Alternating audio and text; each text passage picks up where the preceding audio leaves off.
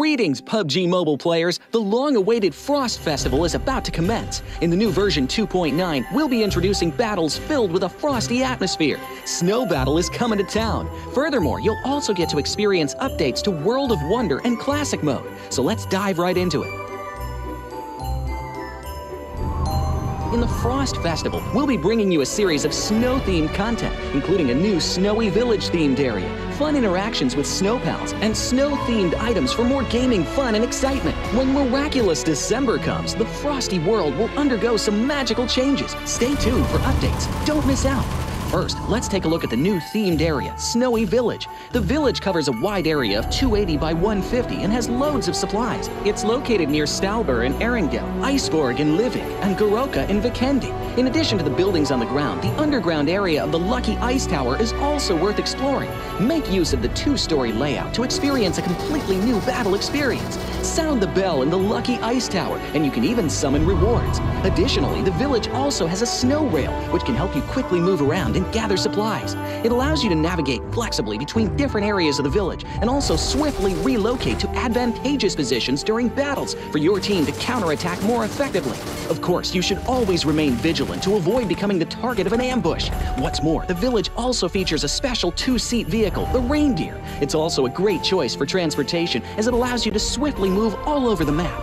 For intense battles, we've also prepared festive and practical battle equipment for you, the Snowball Blaster and Snowboard. The Snowball Blaster can be used in many ways and has loads of functionality. When you aim it at the ground or a building, it can create a snow pile cover for you. When used on enemies, you can temporarily transform them into lively snow pals to restrict their movement.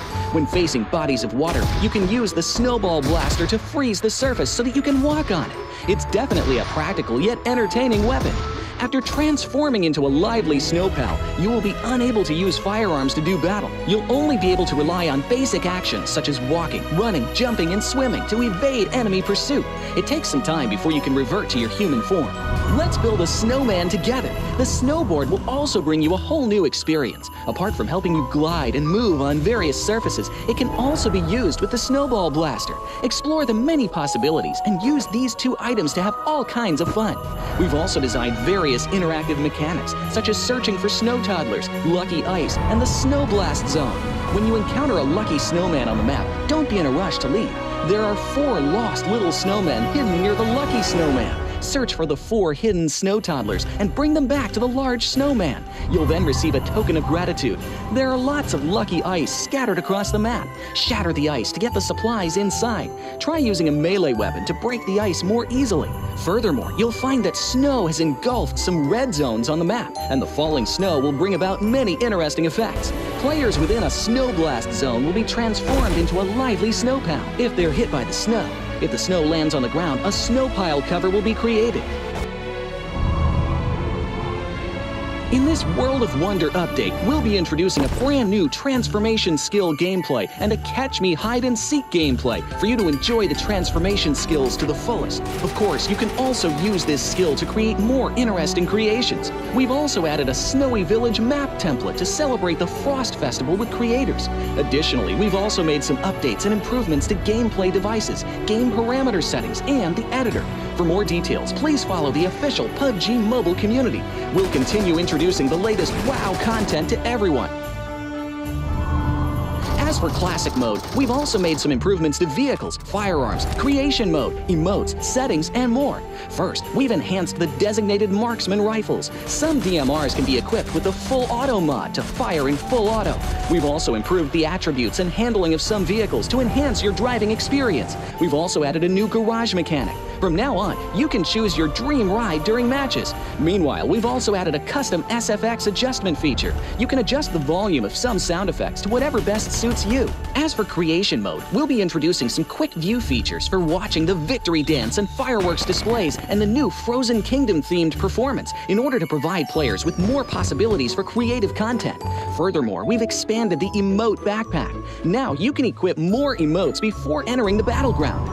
That's a wrap for the main content in this new version. In addition, new content will be added to the Popularity Battle event, Metro Royale, and Season Rewards. For more details, follow our official PUBG Mobile community. Snow Battle is coming to town. Winner, winner, chicken dinner.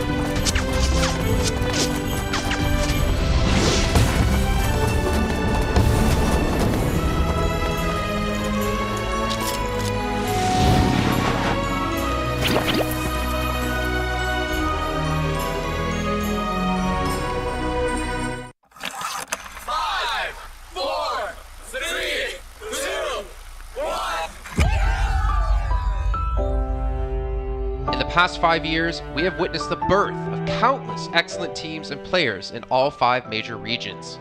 They are still remembered by us to this day. At the same time, we also remember our fans who loved us from the very beginning. On the occasion of this 5th anniversary, let's turn back the clock to the starting point of PUBG Mobile Esports, the Southeast Asia region, where all the stories began. As the first world-class event, PUBG Mobile Star Challenge gathered professional players from all over the world. With continuous development, the 2019 PUBG Mobile Club Open Global Finals is undoubtedly the most exciting event. 2019 Fall Split Global Finals, ladies and gentlemen, give yourself a round of applause! Among the countless rising stars, one shined particularly bright. Bigatron Red Aliens, a team from Indonesia, Bigatron Red Aliens! just got first place in the PMCO Southeast Asia Fall Championship, earning the chance to compete in the PMCO Global Finals in Malaysia. In the subsequent prelim stage, intense competition kicked off immediately. And finally, they advanced to the Grand Finals in 2nd place. BTR demonstrated impeccable strength in the competition. By the end, BTR was leading the lobby by a significant 106 points, bringing the first ever championship title to the SEA region.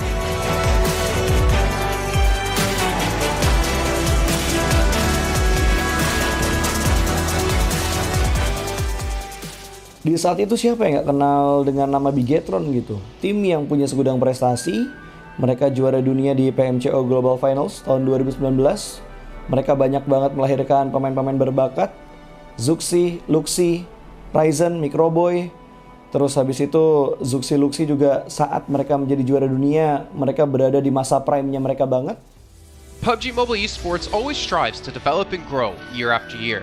That's why we made sure to continue the support and build the SEA region. In 2020, the improvement of the competitive schedule introduced the World League, which later became the World Invitational. We also launched the PUBG Mobile Pro League, where even more outstanding teams joined the competitive stage. In the 2020 PMWL, BTR once again clinched the championship in the East. This had given Southeast Asia the title of the strongest region in the world. They hoped to continue their legacy at the PUBG Mobile Global Championship, the pinnacle of PUBG Mobile Esports. However, BTR was not able to repeat their performance from the previous year. Top 2 teams is going to get goal this round. Winner, chicken dinner, Nova XQL. With the rise of Team Nova, countless brilliant moments were had, but this also left many players with regret. After BTR Red Alien won at the Global Championship in Kuala Lumpur, we thought C region was the best. We thought nobody could beat C region except maybe RRQ Athena, maybe Illuminate the Murder, maybe Mega Conqueror. But C region was the best at the time. And we get to the league. We heard of a team called Nova. We thought maybe this team is not that good. On the contrary, they owned all the teams. They were very good. Let's move forward to the year 2021. With continuous efforts, more teams and players joined the Pro League. For example, Xavier, who placed 3rd in the 2020 PMWI East League, also secured 2nd place in the PMGC East League. FaZe Clan also made their debut on the world stage. Có thể nói 2021 là năm thành công nhất của Dingo Xavier trên đấu trường quốc tế, khẳng định vị thế và tên tuổi của Việt Nam vô cùng mạnh mẽ. Còn với FaZe Clan, đây là năm đầu tiên họ đặt chân đến với giải đấu cao cấp nhất của PUBG Mobile, nhưng lại khiến tất cả những đối thủ khác đều phải dè chừng và e ngại. Undoubtedly, the year 2022 has brought the greatest changes to the SEA region. Vampire Esports emerged, dominating 2022 PMWI, winning both the main and after-party tournaments, while also setting records for most chicken dinners, most eliminations, and more. They were not only facing competitors from the SEA region, but from all over the world. Everyone was talking about VPE and wondering if they can maintain their performance at the Global Championship or if it was just a stroke of good luck. On the last day of the 2022 PMGC Grand Finals, VPE won 3 chicken dinners alone, moving from the bottom of the table to 6th place, achieving the best result for the SEA region. They pulled off another miracle, but sadly, it was not enough to win it all. In 2023, VPE continued their impressive performance. They once again won everything at the 2023 PMWI. 2023 PUBG Mobile World Invitational Champions, Vampire Esports!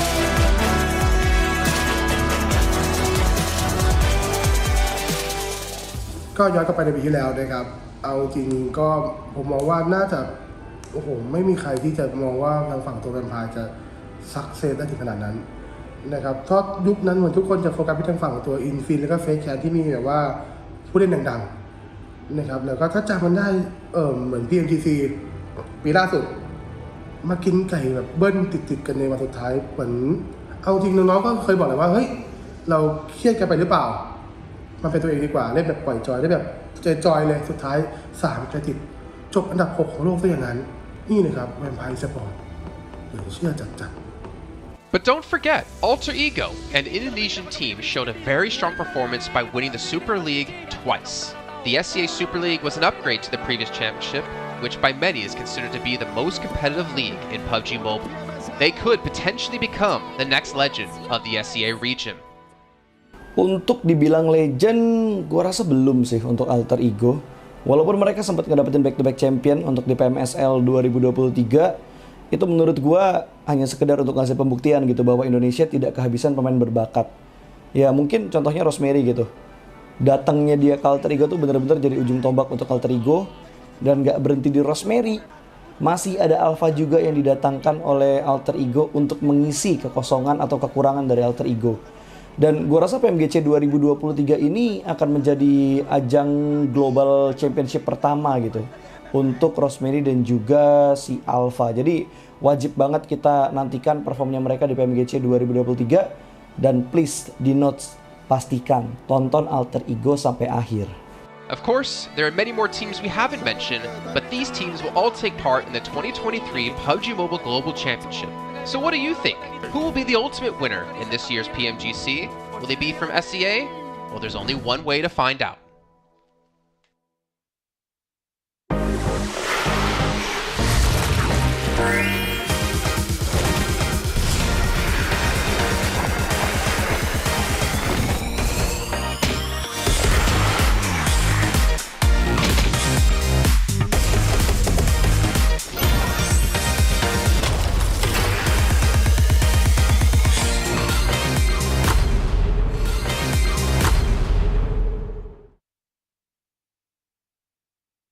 이제 한국에서 잘하는 팀이기 때문에 네, 이렇게 넣겠습니다.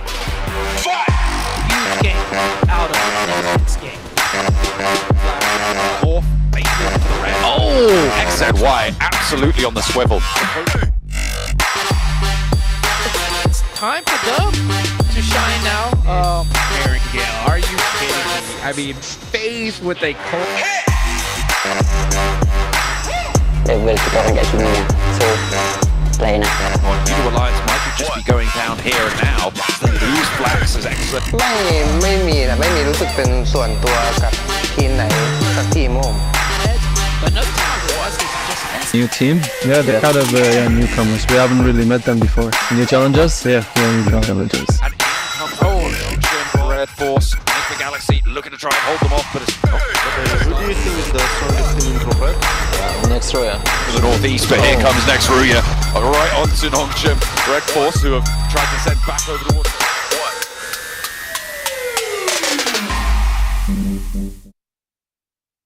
In 2020, while the eyes of most PUBG Mobile viewers were focused on Southeast Asia as well as other regions, there was one region in particular that went under the radar, the 2020 EMEA League. Numerous teams from different regions were fighting for a spot in the 2020 PMGC. Among them, the teams from the EU region were the most dazzling. Kanina Power, which had previously won 3rd place in the 2020 PMWL West League, managed to break through and eventually won 6th place in the 2020 PMGC. Class Dilge Athletics from Turkey also successfully took 8th place. For the entire EU region, this was a great start, and in the future, the EU region would grow into an even stronger region. The EU region seems to have endless potential. They always have a number of astonishingly talented newcomers. In the 2021 PMWI, in addition to the veteran team Kanina Power taking second place, the newly reorganized team in 2021, Next Ria, Xenox in the smokes, the solo by themselves, surprisingly won third place. The EU region seems to just have endless potential. There's always a number of astonishingly talented newcomers coming up through the ranks, developing their skills, and in 2021 at the PMWI, you had some of the veterans there for sure. Kanina Power taking second place, an incredible performance coming through from them to get that second place. But not only that, you had the reorganized team for Next Ria in 2021 who won PMPL Turkey. They came first in their region and then were invited on the back of that to the PMWI West to take third place. So these new talents working as this new roster at the time, a phenomenal resurgence there, and there's so much more left in the pipeline, I'm sure, for this region. I'm really excited for what the future has, and I can't wait to see what they've got. In the 2021 PMGC, teams from around the world gathered once again. First of all, worth mentioning is that among all the participating countries in the Grand Finals, Turkey had the most with 3. Among them, teams like S2G and Next Ria finished 4th and 6th respectively. This was a massive achievement. The efforts of the EU region are constantly bearing fruit. Now they just needed an opportunity.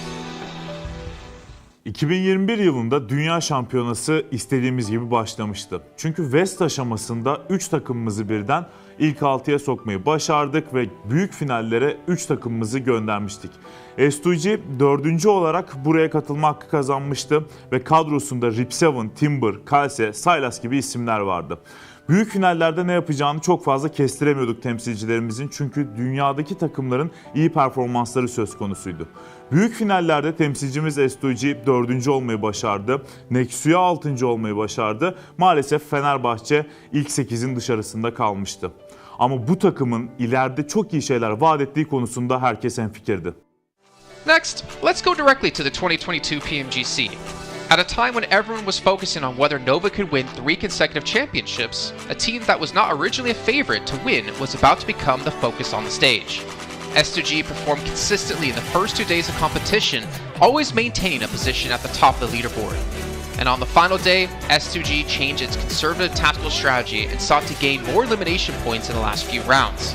And in the last round, S2G secured the championship with 15 elimination points. PMGC champion of 2022, it is S2G!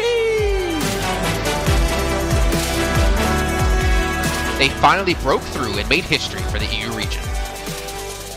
2022 Dünya Şampiyonası bizi büyük zaferler getirdi. Tabii ki Dünya Şampiyonası başlamadan önce bu zaferlerin geleceği konusunda çok bir fikrimiz yoktu.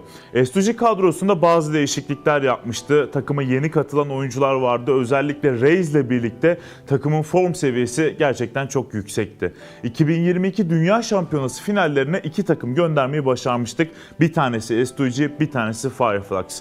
Maalesef 2 takımımızın kaderleri birazcık farklı oldu. İlk günden itibaren S2G sürekli olarak zirveyi kovalarken Fireflux için işler iyi gitmemişti. 3. gün geldiğinde S2G güzel maçlar geçirdi ve şampiyonluğu Türkiye'ye getirmeyi başardı. Bu Türkiye e-spor tarihindeki en unutulmaz başarıydı.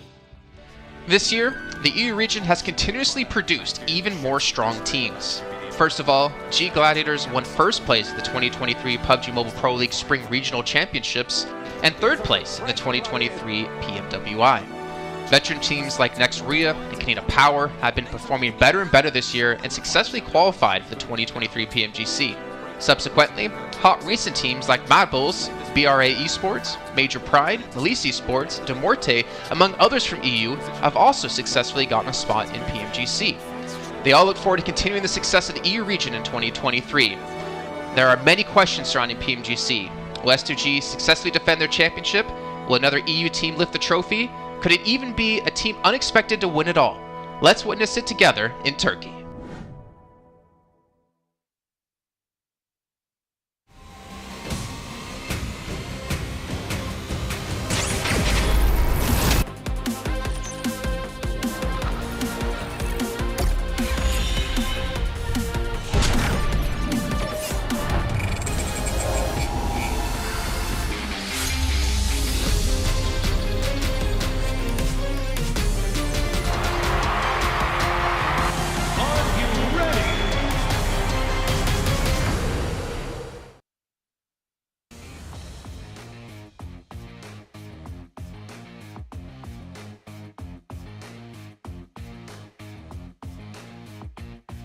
Hello everyone and welcome back. If you guys weren't watching yesterday, Day 1 showed us some of the most devastating circles we have ever seen in PUBG Mobile history, alongside the prowess that all of these teams here in Group Yellow has to offer. Tash Bunny here over on ground for the PMGC 2023 PMGC, in fact, where there is a lot of high expectations for Vampire Esports, the back-to-back PMWI winner. But it seems like they seem to struggle to find their footing yesterday. And with me, I have Tony K to share a little bit about what happened yesterday. First of all, Tony K, how are you feeling on day 2? รู้สึกยังไงบ้างคะในวันที่ ก็รู้สึกพร้อมที่จะกอบโกยคะแนนคืนแล้วครับ So today, Tony K preparing for get all the score come back today. The score come back today. So let's talk a little bit about your performance on data number 1. And I think a lot of fans share this sentiment alongside the panel yesterday that it was not Vampire Esports' usual performance. So can you share with us a little bit about what happened?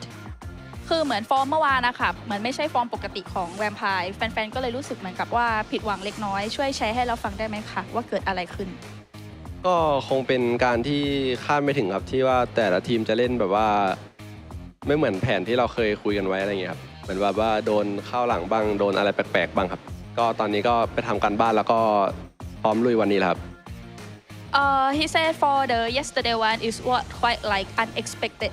So some of the plan they have planned before. It's not like they have prepared. So but today they change order everything and then they quite well prepared. Speaking of that, I mean, like one of the, you said about not planning or things not going according to plan is that yesterday you were entering compounds without scouting. And as a result, you guys lost a lot of fights. So what adjustments are you guys going to be changing? And or at least how much can you share with us about that today? ค่ะก็เหมือนเมื่อวานที่ว่าแผนของเรามันไม่ได้เป็นตามที่เราคาดหวังเอาไว้มันมีอยู่ช่วงประมาณ 2-3 จังหวะค่ะที่เราเข้าไปในพื้นที่แล้วหน่วยสเกาต์มันไม่เพียงพอทำให้ท้ายที่สุดเราก็แพ้การต่อสู้ดังนั้นวันนี้เรามีการปรับเปลี่ยนแผนยังไงบ้างเพื่อที่จะไม่ให้เกิดเหตุการณ์แบบเมื่อวานขึ้นอีกค่ะก็คงเล่นด้วยกันให้มากขึ้นแล้วก็รอบคอบให้มากขึ้นครับแล้วก็จะเซฟคนให้ได้เยอะที่สุดครับHe will go through together for all his team, and then he will try to save a fight with others. Saving fights with others, and a lot of changes have happened for the team, and this is going to be very exciting because usually, when we talk about this sort of stuff, if you look at trends from previous years, even this year, in fact, from PMSL, is that VPE tends to have very slow starts on day 1, all the way maybe day 2. So and then suddenly you guys would pop off and just catch up in terms of points. Is this intentional, and why does this happen? คือเหมือนกับเทรนด์ของ VPE อะค่ะในช่วงเริ่มแรกของลีกเนี่ยเรามีเทรนด์ที่การเริ่มที่ช้าแต่หลังจากนั้นเนี่ยเราสามารถที่จะไล่ตามคะแนนขึ้นมาได้ทันอันนี้ช่วยบอกเราได้ไหมคะว่าทำไมถึงเกิดอย่างนี้ขึ้นก็ทีมเราเป็นทีมที่ถ้าการแข่งขันยังไม่จบก็จะไม่ยอมแพ้ครับbecause of his team train that if it's not the end of the game they will not give up if it's not the end of the game they will not give up Tony K, good luck for today. Looking forward to see your pop-off moment, hopefully today.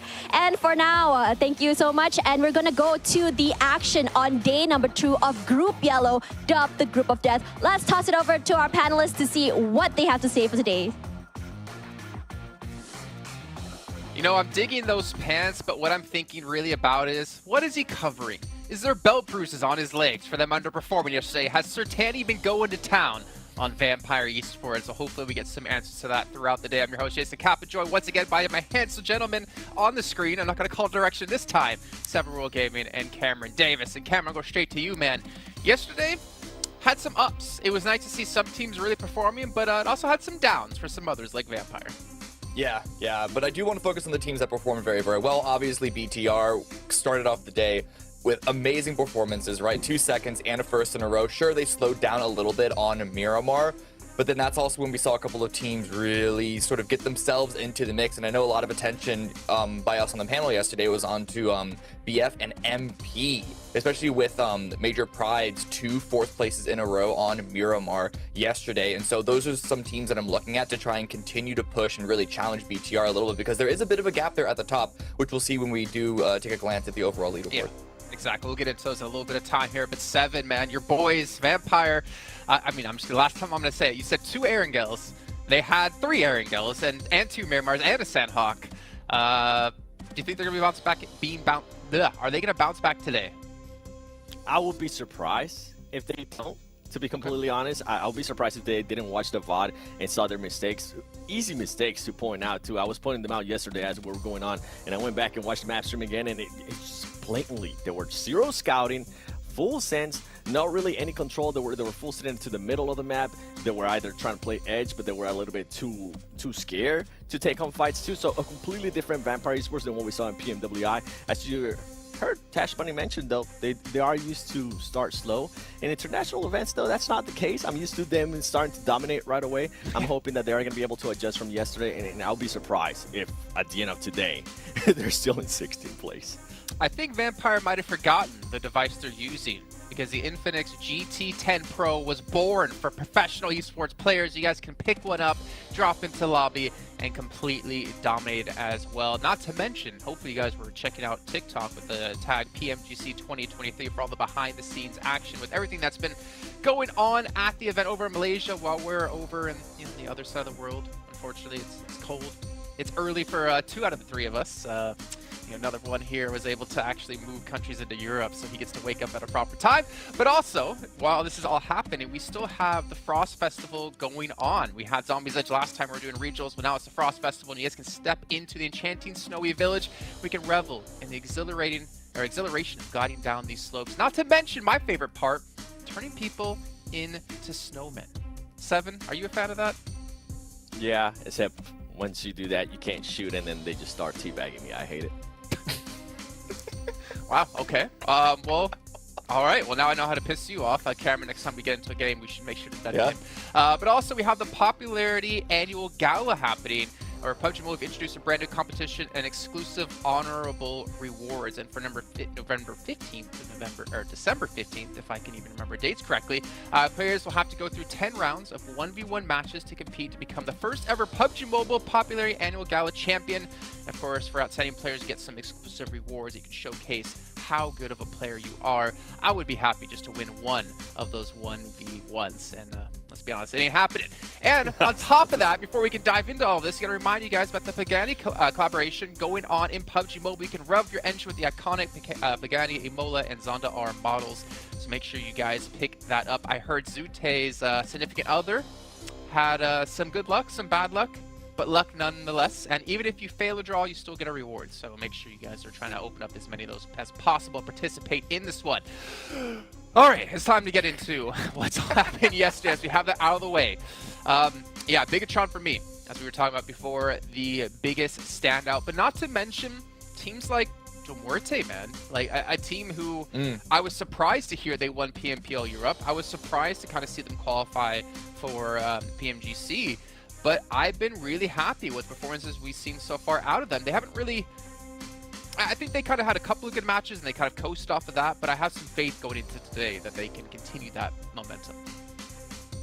Yeah, I mean... you were mentioning, 10th place, only one elimination went to Sandhawk, giving it Sandhawk, right? And then we were giving a lot of teams a bunch of excuses, too, when we went to the 2 Miramars because of the circles that were pretty much post with 8th place, 2 elims, 14th place, 5 elims. So you can see this team at least is not finishing those matches with 0 points, which is usually when we start getting a little bit worried for some teams if they're not able to secure any points. Now, something I do want to point out here from Brute Force, you guys were talking about them earlier.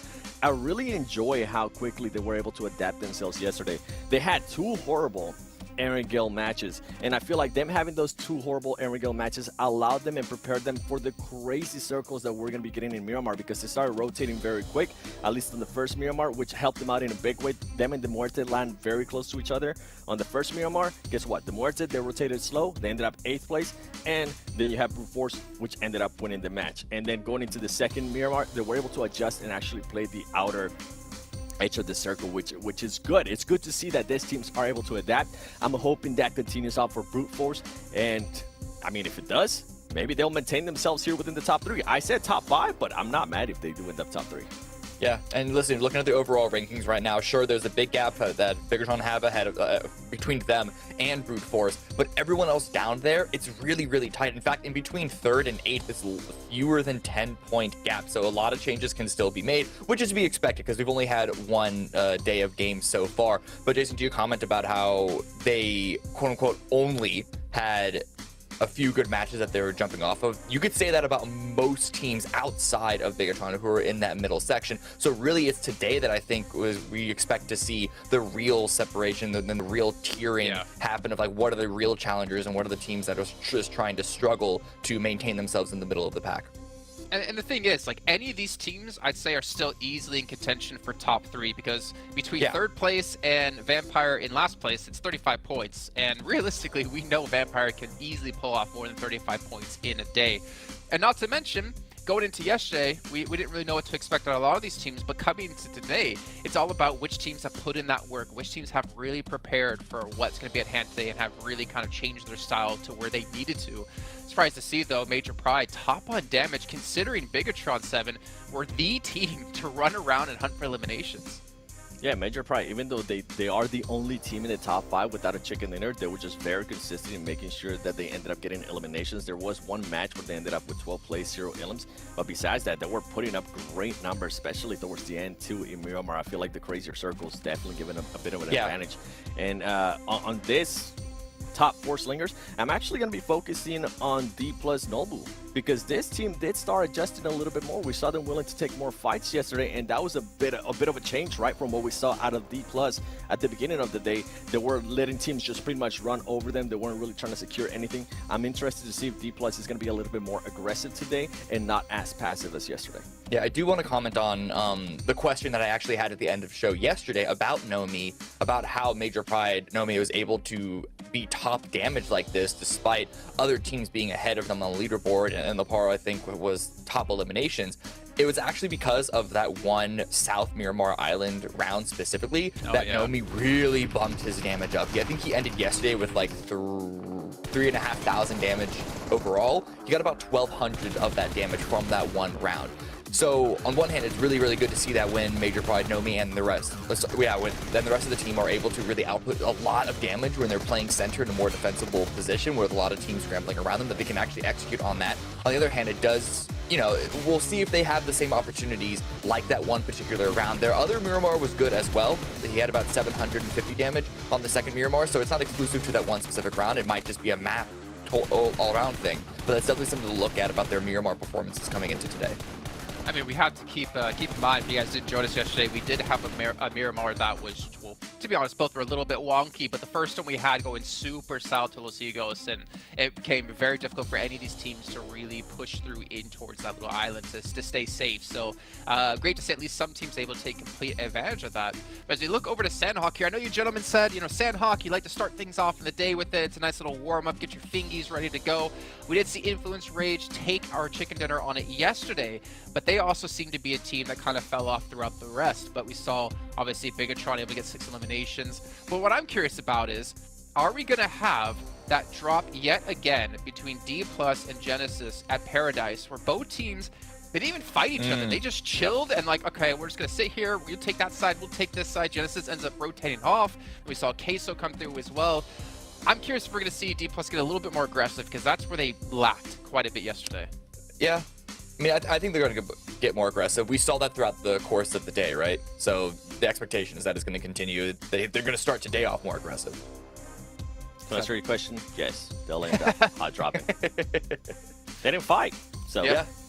You can fit multiple squads into a Paradise Resort. GE being able to leave is pretty understandable. And you also remember that the circle was in that area, which gave them more incentive to try and leave because they had priority on getting a different position in the center of the zone. So if the circle is somewhere else, this first Sandhawk, that, you know, might incentivize them to try and fight because they're going to have to rotate way off of it anyway. But yeah, I don't think it's an issue of them dropping in the same spot. And I think with Sandhawk, it's such a small portion of like all the battlegrounds that we, that we play, right? We have 3 Erangels, we have 2 Miramars. I feel like you don't necessarily need to be extremely strong on a map like this. If anything, it's just kind of let's look for limit, like we saw quite a few different teams do. But I'm trying to look towards some other teams here that were maybe a little bit of a surprise, maybe a little bit of a letdown. I mean, we can hit on DRS as well in particular. We got to hear the interview yesterday before the match started. Obviously, a special invite team when they did say for everyone in the lobby to watch out for them. Though the results didn't really prove to go that way. But I think for a team like them, the pressure they have out of almost, I would say almost every team in this group, I think they have the most. The only representative from Nepal, they have consecutively done extremely well at PMGCs. But this is not the DRS that we're used to here.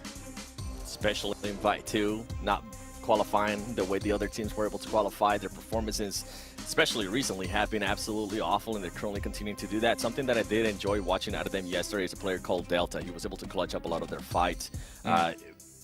Multiple times, which was quite impressive to me because the team overall, I mean, we're talking about it, right? The performances weren't there. The one thing that they do have going in their favor, though, is that we're starting to put up ilims there towards the end. That we're able to at least win some fights, and that's what I'm hoping in for today. We'd start seeing a little bit more of Delta. He becomes more of a main character for that team, and maybe everybody starts rallying behind them because this team, yeah, it is DRS, right? They do have that presence, but if for some reason they don't end up reacting today, they still maintain out of the top 5, they end up in the 11th to 16th place. I feel like it's gonna start to get into them, the pressure, and just everybody having them on a microscope. Why did you even get invited here if you were gonna be performing like this? I mean, that's a fair question to ask, Cameron. It's a little mean, but it's completely fair in my books. Like, you have to prove you're deserving of that special invite. And even for me, I was super critical about G Gladiators back in EU Regionals, that they looked horrible. And the question in my head was, did they know they were already qualified or were getting invited to PMGC? Well, you know what? That's a question that doesn't need to be answered right now. The question for me is, who's going to perform here in this first match today on Sandhawk? And so we're going to send it on over to our commentators to kick off the day with John Allen and Zute. Of course, another day dawns here in Group Yellow. A real fast opening from Bigatron. Can they keep up the pace? Can Vampire step up to the plate as well? Because right now, they haven't been seen, and maybe it's their time to shine today. Yeah, Vampire, they got to shine extremely bright. Maybe step out onto the sun and really get that shine on. So, I mean, that's how far down they are. And Bigatron Red Aliens, I don't think they're, or Red Villains, sorry, I don't think they're stopping anytime soon. Yesterday we saw like the last 2 matches, Miramar, they didn't get too many points, but those Miramar circles were just disastrous for so many teams. I think coming back today is a little bit of a reset. And BTR are going to pick up right where they kind of started off yesterday.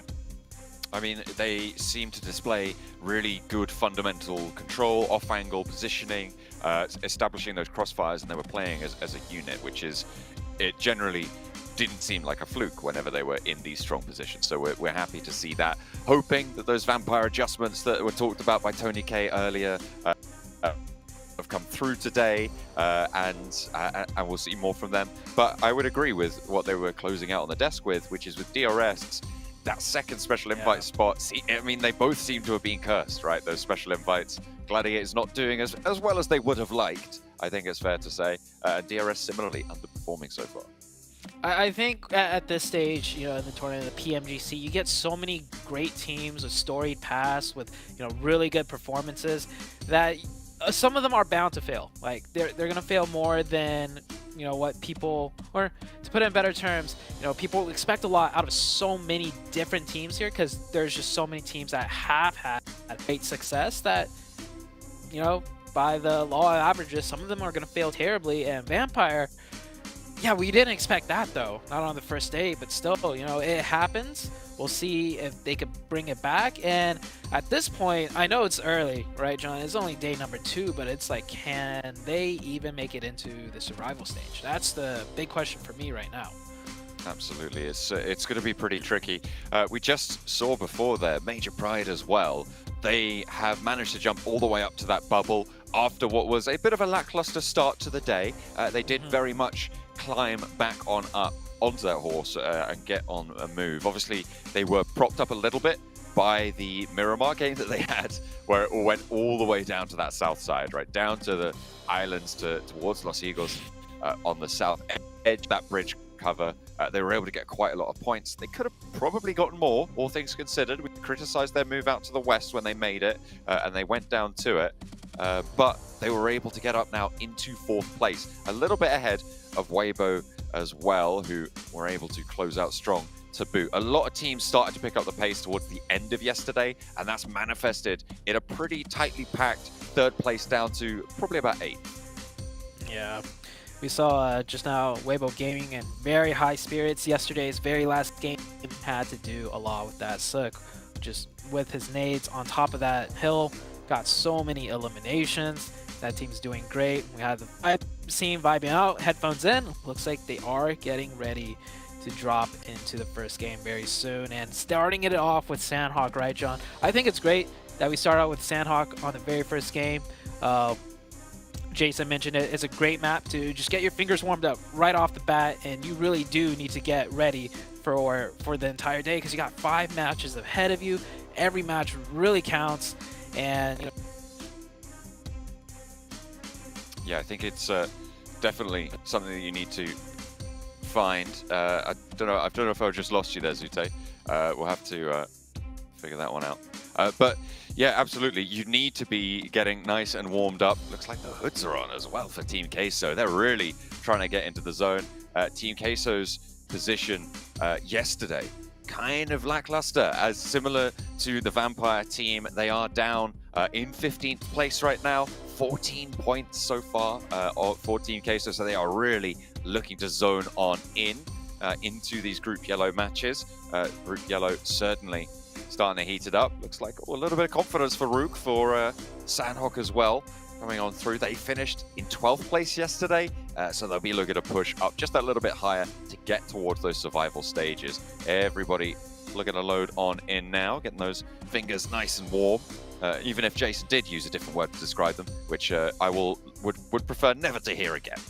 So we'll move on swiftly from that one. Everybody locking and loading 13 seconds before they get in that plane. Sandhawk, here we go. Yesterday was action-packed. BTR, of course, just leading the charge, getting so many eliminations. And honestly, as far as gunpowder goes and in individual mechanics goes, that player's got the best team out of all 3 groups, in my opinion. They're just a step above, especially with that DBS, right? So many players, almost everybody, I would say, using the DBS. But yesterday, BTR in the DBS, every time they took a shot, every time they took a quick little peek with that DBS, shots connecting instantly. Let's see if some of the other teams could start picking that up. And it was the very first day yesterday for many of these teams, and we see it all the time. Day number 1, some teams just aren't warmed up yet, and it really takes that whole day. And come into day 2, 3, and 4, things really do always change up. See those changes manifest, I'm sure. One of the things that hasn't changed though is Vampire's drop spot. They are going to maintain that ruin split area. No one really contested them on it yesterday, and it wasn't really the problem. I don't think any of their drops were the problem. It was just their paths on out. Bigatron might be kicking off the bidding close to Pioneer, down towards Vibes, central area, and he does manage to catch him there. Ooh. Should be able to get this flush on out. Dropping the nade backwards. Okay, I mean, if you're that confident, just throw it on out. See what happens. Has it even gone off? I'm not sure. Yeah, he just, that was definitely on accident, but BTR, well, I said it, they're going to start off hot today, and they are picking up the first point. The drop and Paradise Resort, the hot drop that is, between Genesis and D+. It is happening once again. Yesterday, we saw a stalemate. This time around, it looks like it might be the same thing, because yesterday they dropped a little bit closer on top of each other, and it ended in a stalemate. This time they've created some spacing. There's a potential, though, for, you know, lines of sight, different angles to get that opening, and they're going back and forth, but you can tell D+ not really wanting to commit to this. They're taking shots back and forth, but both teams probably not going to give way to a free knock to the other team. I mean, both of these teams will have looked at the hold that they established on Paradise Resort yesterday and seen where those lines of divide changed. But look at the off angle that happens right now for D+ on that northwest side. For Fabian, who's on that northwest corner of the compound, he might be able to catch a player or 2, spots 1, and it's West Carry to go down first. The question is there backup for the rest of the team? Do they try and push on through? But they've lost a player to Fabian on that corner. Yeah, I don't know if my eyes deceive me, but when West Carry got knocked, it looked like he was able to get knocked and then scooch into the corner, and then he pops right back out. Not sure what was happening there. We do have Major Pride here picking up a point also. So a lot of just scraps back and forth. And wow, the first circle actually didn't even get to talk about that one. It is on the Northwest Island. Now, it could shift off it, but good majority of it is on that Northwestern Island. Team Queso have Camp Alpha and a little bit at the top of the hill. Weibo have Hatin. So a lot of that crucial area already taken up. Of course, Vampire near that Ruins Bridge. Going to be looking across soon. Influence Range actually swimming across from boot camp in the meantime. Very fast. But BTR are a little bit ahead of them with Superboy, the renamed Yuhai, already on that island. But it's going to have a face-off against all four. So BTR need to respond to that aggression if they want to keep control of the compound on the Northwest Island. I saw this same exact rotation out of Americas. A Brazilian team took boot camp. I'm not sure if it was Influence Rage specifically. I think it might have been. And every time the circle pops up, they rotate so quickly and they catch that player off that plays split. You know, the team that drops south of boot camp with that 1-1-1 split, it's a strong split, controls a lot of territory. But yeah, you can't stay split for long, not in a circle like this, not with Influence Rage charging in. The fight right now in Paradise still continues. D+ know they have the advantage, so they're not going to give up this fight for free as Superboy is getting pushed now. Not expecting that fast push. He's stalling as long as he can, but he's got that DBS. Oh. We'll see what BTR can continue to do with the DBS against the 4 players of Influence Rage. I don't know if he's noticed the player going out wide. He hears those steps, spots the shot on the windowsill, opens the door. Law gets into a bit of danger there, bit of hot water, but they do manage to handle business. And another knock went over to Genfos as Ferral was watching that crossing, stopping BTR from responding to this position. He overextended past this engagement and a beautiful hold for Influence Rage. They know exactly what to do on this position. That's 2 knocks over to BTR and Influence Rage handle them. Ooh, yeah. BTR just a tad bit slow. If the homework was done really in depth, if the coach or players watched every single game in the PMPLs leading up to this, they might have known Influence Rage would do this very fast rotation in this zone like this. But, you know, hey, that's details to the tiniest amount, and it might cost BTR, but they do have a huge lead, so you know they could start off with one bad game. They have 1 point, they still have 1 player up. Maybe that solo could pull something off here as Genesis still continuing the fight, and now Bino Storm I think is close by. Taking a look at my mini-map, obviously one of the players, just right around the outside. They actually took down a player from D+, who was trying to move out on that south side. The solo player, Divine, moved on in and caught out one of the D+ players. And now they're flowing into the back of Paradise Resort. I mean, they'll know that this standoff happens, this stalemate, right? So that's what they were looking for, the rags of the fight. They managed to find just the 1 point so far, but on the south edge, they might even just be able to skirt around and go for a position closer to the circle, because they are going to have to leave Paradise Resort eventually. Yeah, the stalemates in Paradise Resort, just too costly. That is why Sandhawk of all maps, if you start a fight, you do have to finish it quickly. And I think it was D+ that kind of dropped that ball. In a 4v3 situation at this level, you have to know how to play aggressive and close it out. And at worst, just lose 1 player. I know Sandhawk is tricky, especially in Paradise Resort, but you have the numbers advantage. And at this caliber, you should be able to execute that pretty cleanly, or else this happens, right? You get third party, you take too long. Bino Storm now picking up a 2nd player off of D+, and Bino Storm are, you know, getting the loot too, as Paradise Resort does have a lot of loot. Yeah, D+ losing too, not ideal. Not quite living up to the mark of Nongshim Red Force from Group Green in the last week's gameplay right now. The Korean brothers are not going to be quite as powerful this time around, unfortunately. So far, D+ sat in 9th, 30 points.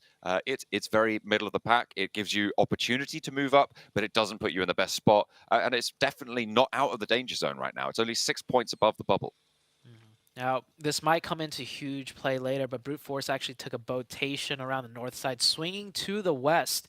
So they have made it onto that northwest island with that rotation. And I only mention it because Brute Force did really well yesterday, so I am paying way closer attention to them today.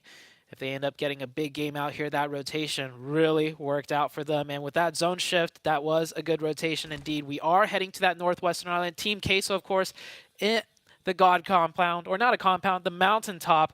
no team could really push up there if they are playing that split correctly. But sometimes the circle just does not end up there, which happens more often than not. So we'll see if Team Queso gets favored here. Nice shot from Divine to find even more. This match, they have been a little bit dangerous so far. They're bearing their fangs for Bino Storm. Divine able to pick up 3 eliminations already on his own for the roster, so they'll be pretty happy with him. That is not a good start for Vampire as they try and move up the west coast. They do find a trade, but 2 of them have been knocked and Tony K gets flushed out. Mind moving into position to find the final players. This is not what you want to happen at the start of a reorganized Vampire day. If it's just Newsy now left remaining, Schweppes and Ravenclaw both out, disaster strikes again.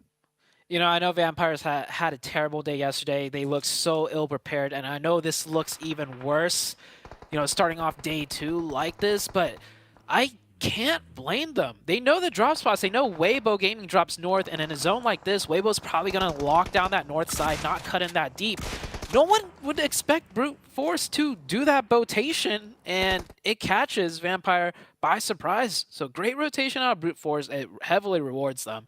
So we do have Major Pride here, down in the water, down to just that solo player.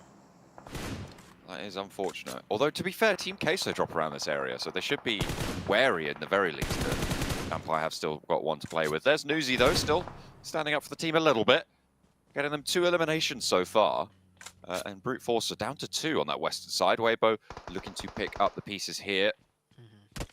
And, you know, Ado is quite low there, but Sook kind of isolated with that high ground position from Team Queso. There's a very difficult maneuver to make to actually go for these peaks. Yeah. Laser sight trained right onto that magnet of bullets right there. And oh, well, Sook does get a good peek, gets the knock, and that player is not going to get revived. More shots coming in here. IHC in the outside of the blue. We saw Divine take out one of the IHC players earlier. Fight's continuing. This is way out to the east. I can't blame these teams. Getting to that northwestern island is going to be difficult. So if you could get those elim points, go for it. Bino Storm losing 2 players now. Divine and Nanokuni both out of the running. As rocking your way, got to readjust for that. Realign. Figure out how you're going to make your way to this zone, because it is not going to be easy. Ziol and Demo also caught out. This is over on the East Island still, so they still have to get past boot camp, still have to get over that crossing and get to that Northwest Island. The area around Camp Alpha is a lot more full than maybe you'd expect, so that north side completely open for Genesis. Yeah, and Genesis are taking their time. They're not sure exactly what's happening. But with what's happening in the elimination feed, you know, you saw Weibo Gaming chime in, you saw Brute Force, you saw Vampire, you saw a lot of teams engaging in combat, and if they haven't heard gunshots yet, they should have a decent idea that this must be way further inland as to like where all the commotion is. Of course, we have the map feed, so it's easy to see that for ourselves, and we do head into the next circle. It does pull down south very hard. Very good for Demorte on the south and the Vibes team and the southeast at the Trifecta compound. It's also pretty decent there for Influence Rage, who have managed to get a nice central spot along those hedges, those ridges, those ridges and hills on that west side of that main mountain in the middle of the island. So they will have a lot of control over the teams trying to push more central. But that scrap between Weibo, I imagine maybe towards DRS as well, could be pretty tricky. Newsy being rolled up on, though. 4 players alive for Weibo. Only 2 are close by, so Newsy has a chance, has that DBS, but all 4 of them manage to coalesce in time, and Newsy goes down without too much trouble. And Vampire eliminated 2 points on the board. Ooh, that's not going to take them out of last place either. Even with those 2 points, every team is still ahead of them. And Vampire, the downfall or the downward trend continues. Maybe they'll bring it back on Erangel. We'll see. Here on that south side, Bino Storm does finally push in to the edge, but Demorte playing very close to the blue zone on the backside. Smart idea on Sandhawk. You'll never know if there's a team trying to wrap around, and that is often the case on Sandhawk. So they keep their backs clear, pick up 2 quick points. Next circle, if it does shift north, though, they do have their work cut out for them. Demorte, they play from the south side on these circles very frequently coming from Hudson. So they'll know how to navigate these bridge engagements. Corker trying to open up towards Sem9. Sem9 lost a player earlier, I believe.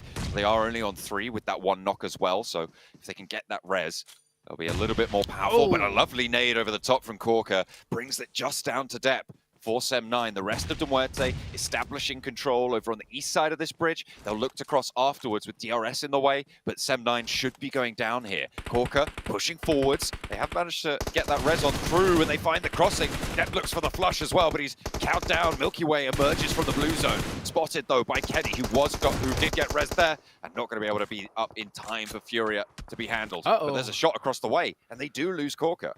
Oh, that's Vibes from way down the roadside. Hearing all the gunfire, gets a nice sightline, gets a knock too, not just the thirst. And is Vibes gonna push this now? Well, they're going for it. If they get a second knock, I mean, they are for sure going in for the final blow. Vibes down to a 3-man, so they only have 2 players pushing. The last player in the way back to make sure they're not getting flanked themselves. They look for the angles. They might decide to call this off. We'll see where the zone goes. If Vibes had 4 players up, this would have been a definite finishing blow for the side of Demuerte. They aren't able to get that revive. The point gets confirmed, and that might just prompt the Vibes team to push even closer towards them. And with that circle, I think so. Vibes will take that fight with Demuerte. They know they have a 3v2 advantage. Getting onto that bridge could be really, really useful. DRS will have their work cut out for them now in their central compound to fend off everybody turning their attention their way. So it will be not the easiest thing to hold, although they do have that inside position. They do have that cover advantage, of course. So they won't be able to as effectively guard out that bridge to the south. But they will stop a lot of players moving to that bridge mouth, giving that crossing opportunity a little bit further on. Demuerte trying to get a little bit of a lead on the swim, it seems, as they throw their vehicle into the water. Take every little advantage you can, even if it's just a little bit of a boost from the car into the water.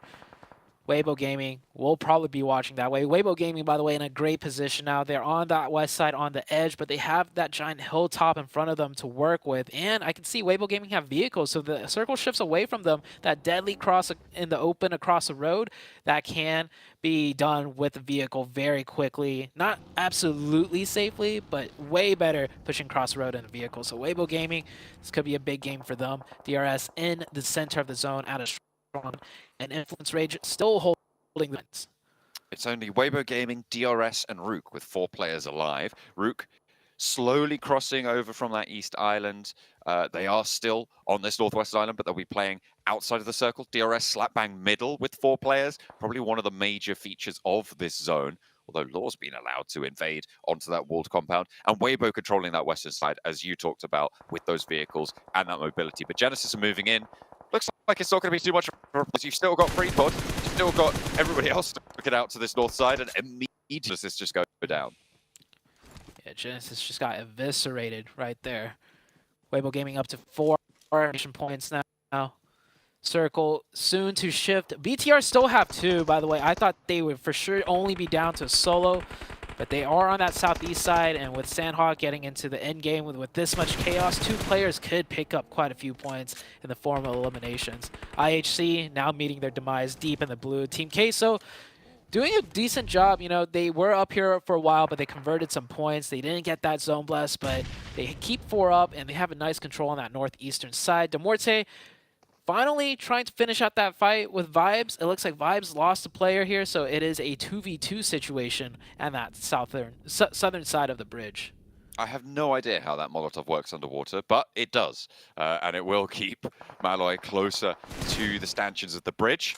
Looks like we've still got a little bit of life left in Bigatron at the moment, as they have found 2 knocks over towards Rook. Remember, one of the 2 teams with 4 players alive. Nade forwards, a lot of damage, and an answering nade as well. Forces a peek with the nade, and the Molotov over the back. This is pretty well played right now, but you still need to avoid the shots coming back through from Bigatron, and Vibes cross the river. Might be the team to open up here. Another nade towards the backlines, and it's going to find the knock this time around. Just Satala left standing out for Bigatron, and he's got a decent sightline out there. Might be able to pick up a point or 2. Doesn't go for the instant thirst. He knows there's only 1 player up and his teammate is pinging the location. So if he gets this one, that will be a team wiped out, and the points from all the knocks will get converted. If it doesn't get stolen, that is. He's watching it. He knows the player's there. Patience. Goes for the quick point. Sitar Last one up for BTR right now. Only one player from Rook to go down. It looks like that point went over to Vibes, though, that second flush that happened. Finally, Prepod goes down, and that's Brute Force out. Team Queso, this is a Northwest Island finish. As the team that drops here, they should be racking up points, right? They should be getting value for matches like this. And they have already managed to get 6 eliminations, as you highlighted there. Will be seeing if they can move further in, because Influence Rage, their position got taken down by that. But with Law a little bit further ahead towards that DRS compound, they are still in it for now. But Weibo Gaming take a shot out their way towards Arturas. Oh, and a confirmation. That was a very long distance knock. I thought for sure it would just be a knock, but a confirmation. I think that Team Queso player that got knocked probably maybe tried pushing down the hill because they don't have the zone up there. So forced to run into open sight lines. No more safety on top of that high ground. BTR running in. Satar, the last player, dodging and weaving. Oh, he's not going to make that cross. Yeah, he does get taken down. Vibes and Dormorte on the south side just calling a truce, it seems, as neither of them really trying to bother each other at this point. That's like an impromptu 4-man squad, and with that zone, well, I mean, I think they're both happy with it. Yeah, you just want to last this one out, right? Weibo, at the moment, though, I think they have got the best position for this one. For sure. With that duo position on the south side, they just regroup there after the blue zone start to push their northern point. They've got safe rotational paths around the back of that compound if they want them. It's looking pretty good right now for the Chinese team. Oh, long range shots coming out here for Gap. That 6x closing the gap onto Team Queso, getting that knock. Won't be able to get the confirmation, but puts a lot of pressure. Doesn't give Queso as much time as they would like to prep to make it in to that zone. But honestly, with a zone like this, I don't think Queso's making it in regardless. From that northeast side, will be pretty tricky to navigate for Team Queso, but they're still going. Default goes down. That was the last player from Rook, and 3 players still active. Big Milo, though, spotted by DRS, who've been holding the center of this compound for quite a while. And they will look to try and hold them out fully. Indeed, they do. And it is Team Queso to fall. 7 eliminations, and they will have that central compound that was theirs for so long, but a lot safer now on that eastern side. Clearing out Law as well. That's going to be a little bit more mobility. But Vibes and Demuerte both finding angles to stay alive on the south. Yanti with a really nice burst fire right there. And oh, DRS with another one, getting a knock. I don't think they're going to be able to close that gap, though. That is a huge open ground to cover. Plus, you have the teams with, you know, an S at the bottom, or at the end, at the bottom of that zone, because that is 2 different teams. They are just acting like a 4-man squad right now. Surely Vibes and Demuerte are going to clash here and take each other out, but with that knock, DRS is covering a lot of ground. Just off of one knock, the player has managed to run across into the open. I don't know how, but he made a lot of ground, and he's on the ridgeline side to nade and suppress the entirety of Weibo Gaming. DRS have moved up with another duo as well, so they're now all playing around this hill. The south side of it a lot more treacherous as the move in comes first from Vibes. Demuerte will likely be soon to follow, or at least attempt to. Killer suppressed by the nades around the edge. We saw what Suit could do with a nade in yesterday's end of Miramar. Killer goes down first. That's a spray coming on through. Gap is able to land that nade finally. Weibo controlling the low ground here. They're really much more worried about that than Rules and Delta up on high. Ming is there on that ridgeline to try and control it, but they're losing players pretty fast. Yeah, DRS just a step behind. They needed the players to get closer to the top before they can answer back with nades, so they do trade it 1 for 1. Oh, Ming from distance gets the confirmation. So DRS will be down to 3. Weibo Gaming getting the reset, and on that south side, looks like Vibes did win out the fight between them and Dormorte. A solo out of Vibes is all that's left. He could play spoiler. He could look for that 2nd place finish if DRS and Weibo Gaming engage here, and the fight is about to break. DRS cresting very close up to the hill. I mean, with a decent set of nade knocks, it could go their way. I mean, there is a chance, right, for Doc, but as much as a slim possibility as it is, I think Ming is on the hunt right now. Over the top they go, and Delta quick on the trigger. 7 was highlighting his clutch potential for this roster. Looks like he won't let it go down just here. Won't even fall to that nade either. So able to stay alive. Sook is now down, and that gives them a little bit more mobility as two of those players now out of action as this res is enacted. Delta pushing forward through the smoke. He wants the fight. There's Ming on the off angle as well, but can't quite land the DPS this time around. There is a trade coming through in the meantime, however, as Gianti has to step up. The last player for DRS is in, and there's only one player for them to go, and it's a 1 versus 1 versus 1. Doc now has a real chance going into this fight as DRS only have the one player alive. So do Weibo. And he's crawling forwards, he's creeping on in. Can he find the shot? They just are spotted over the top. Surely. Step up and get Gianti. DRS are out. He gets the spray, he gets the shot. Oh! He's on the swivel. Now has to handle Sook with the DPS. He's moving forwards and it's Doc with a 1 versus 1, but can't quite stand up in time. And Sook closes it down. Wow. Nail biter at the very end. Doc decides to spoil DRS's day. Did not go left, went right instead. What a game. A three-way battle at the very end. I think all three teams happy with the amount of points they got. I think DRS picked up a lot of eliminations. We saw vibes on the south side. Yeah, I think all three teams towards the end picked up massive amounts of elim points, but Weibo Gaming is the one though that will get the chicken. You can see what it means to them. That's 2 wins in a row. Sure, it's separated by a day's rest, but still 2 chicken dinners nonetheless.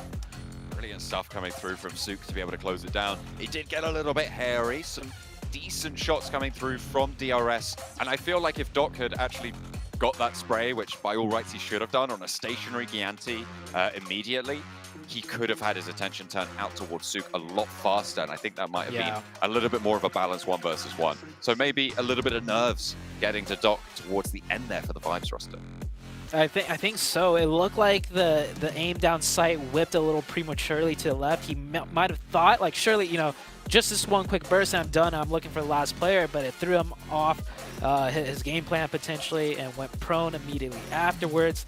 Weibo Gaming, I would say, getting a little bit of a lucky break there because Doc could have easily swung to the left side and it would be Weibo Gaming going out in third.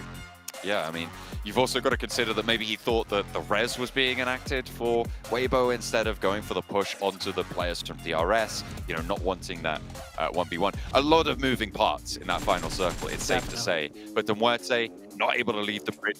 Five were able to get up to second, but nobody to take down Weibo on top of the hill.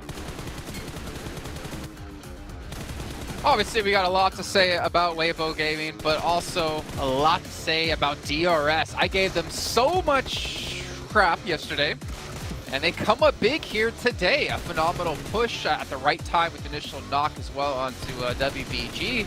Just unfortunate that obviously Doc went towards them instead of the other way around. But Gentleman 7 and Cameron 7 in particular, you were very happy to see the way DRS ended up pushing that. I was. I don't mind admitting when I'm wrong, and I was totally wrong watching that Sandhawk because I kept thinking, all right, DRS is just pretty much going to be a sitting duck. They're not going to be doing anything. Boy, did they prove me wrong. First of all, I need to point out, Rules, his scouting was exceptional. Not only being able to cross that bridge, being able to push his team towards the West Island and making sure that everything was clear for them to be able to find that position. And then at the end, whenever they actually got a knock, he was the first one making the push towards Weibo and making sure they had a chance to even have an engagement, to even have a chance at winning there towards the end. So overall, DRS, a big surprise. I'm hoping this kind of continues on as we're going through the day. Obviously, Sandhawk is sometimes a bit of a mulligan for some of the teams that they are able to do a little bit crazier things, but overall, DRS, very impressed with how they played this Sandhawk. Yeah, and then obviously, Cameron, as we look towards how the rest of the match ended up going on here, I know you were a big fan of like the split we saw out of Weibo, the position they had on the Northwest Island to cover all their bases. Yeah, I mean, it's a weak position on the map in regards to seeing a lot of play. If on that island you need to go to like the actual mountain of that island, it's pretty weak. But in this position, they found themselves at a good spot to hold it, and those two hills combined together give them so much vision. And that is assuming the teams that were all coming in from the east weren't torn down by DRS before it got to them, so which gave them a very healthy position, not just in terms of physical body health, but also all their utility, which is one of the big advantages they had at the very end against DRS and for Miracle Vibes. Well, speaking of ups and downs slightly here, we got to talk about Vampire a bit yet again. Yep.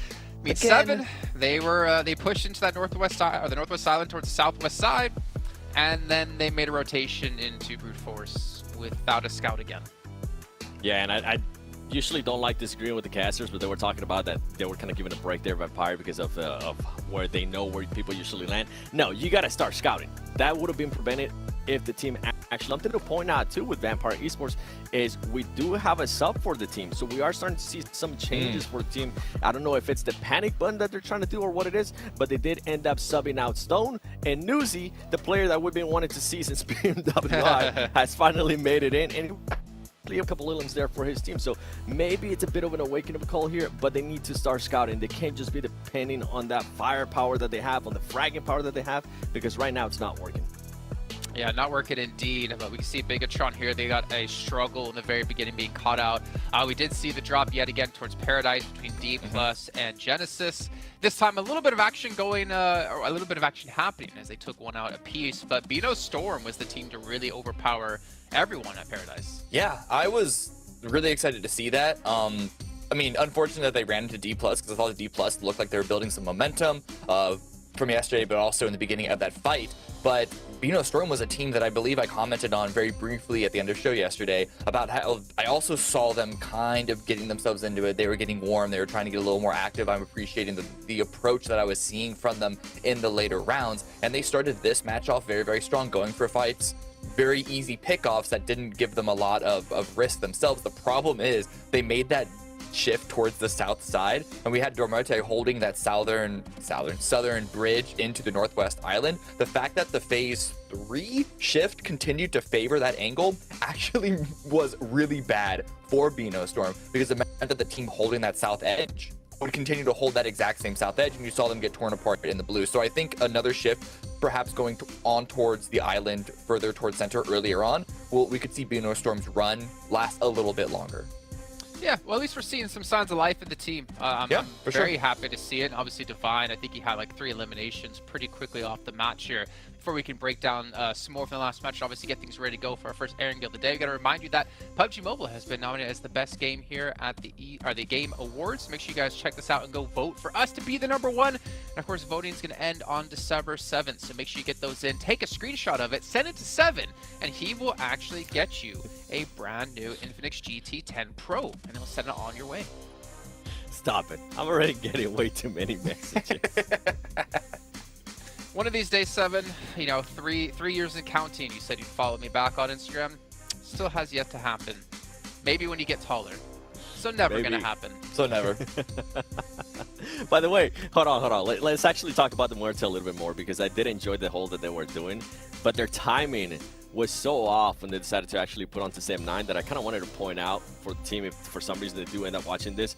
Their timing was so off because Milky Way had the angle, the off angle, and he decided not to shoot. That caused one of his teammates to get knocked. He got flushed. Bad timing there for the team.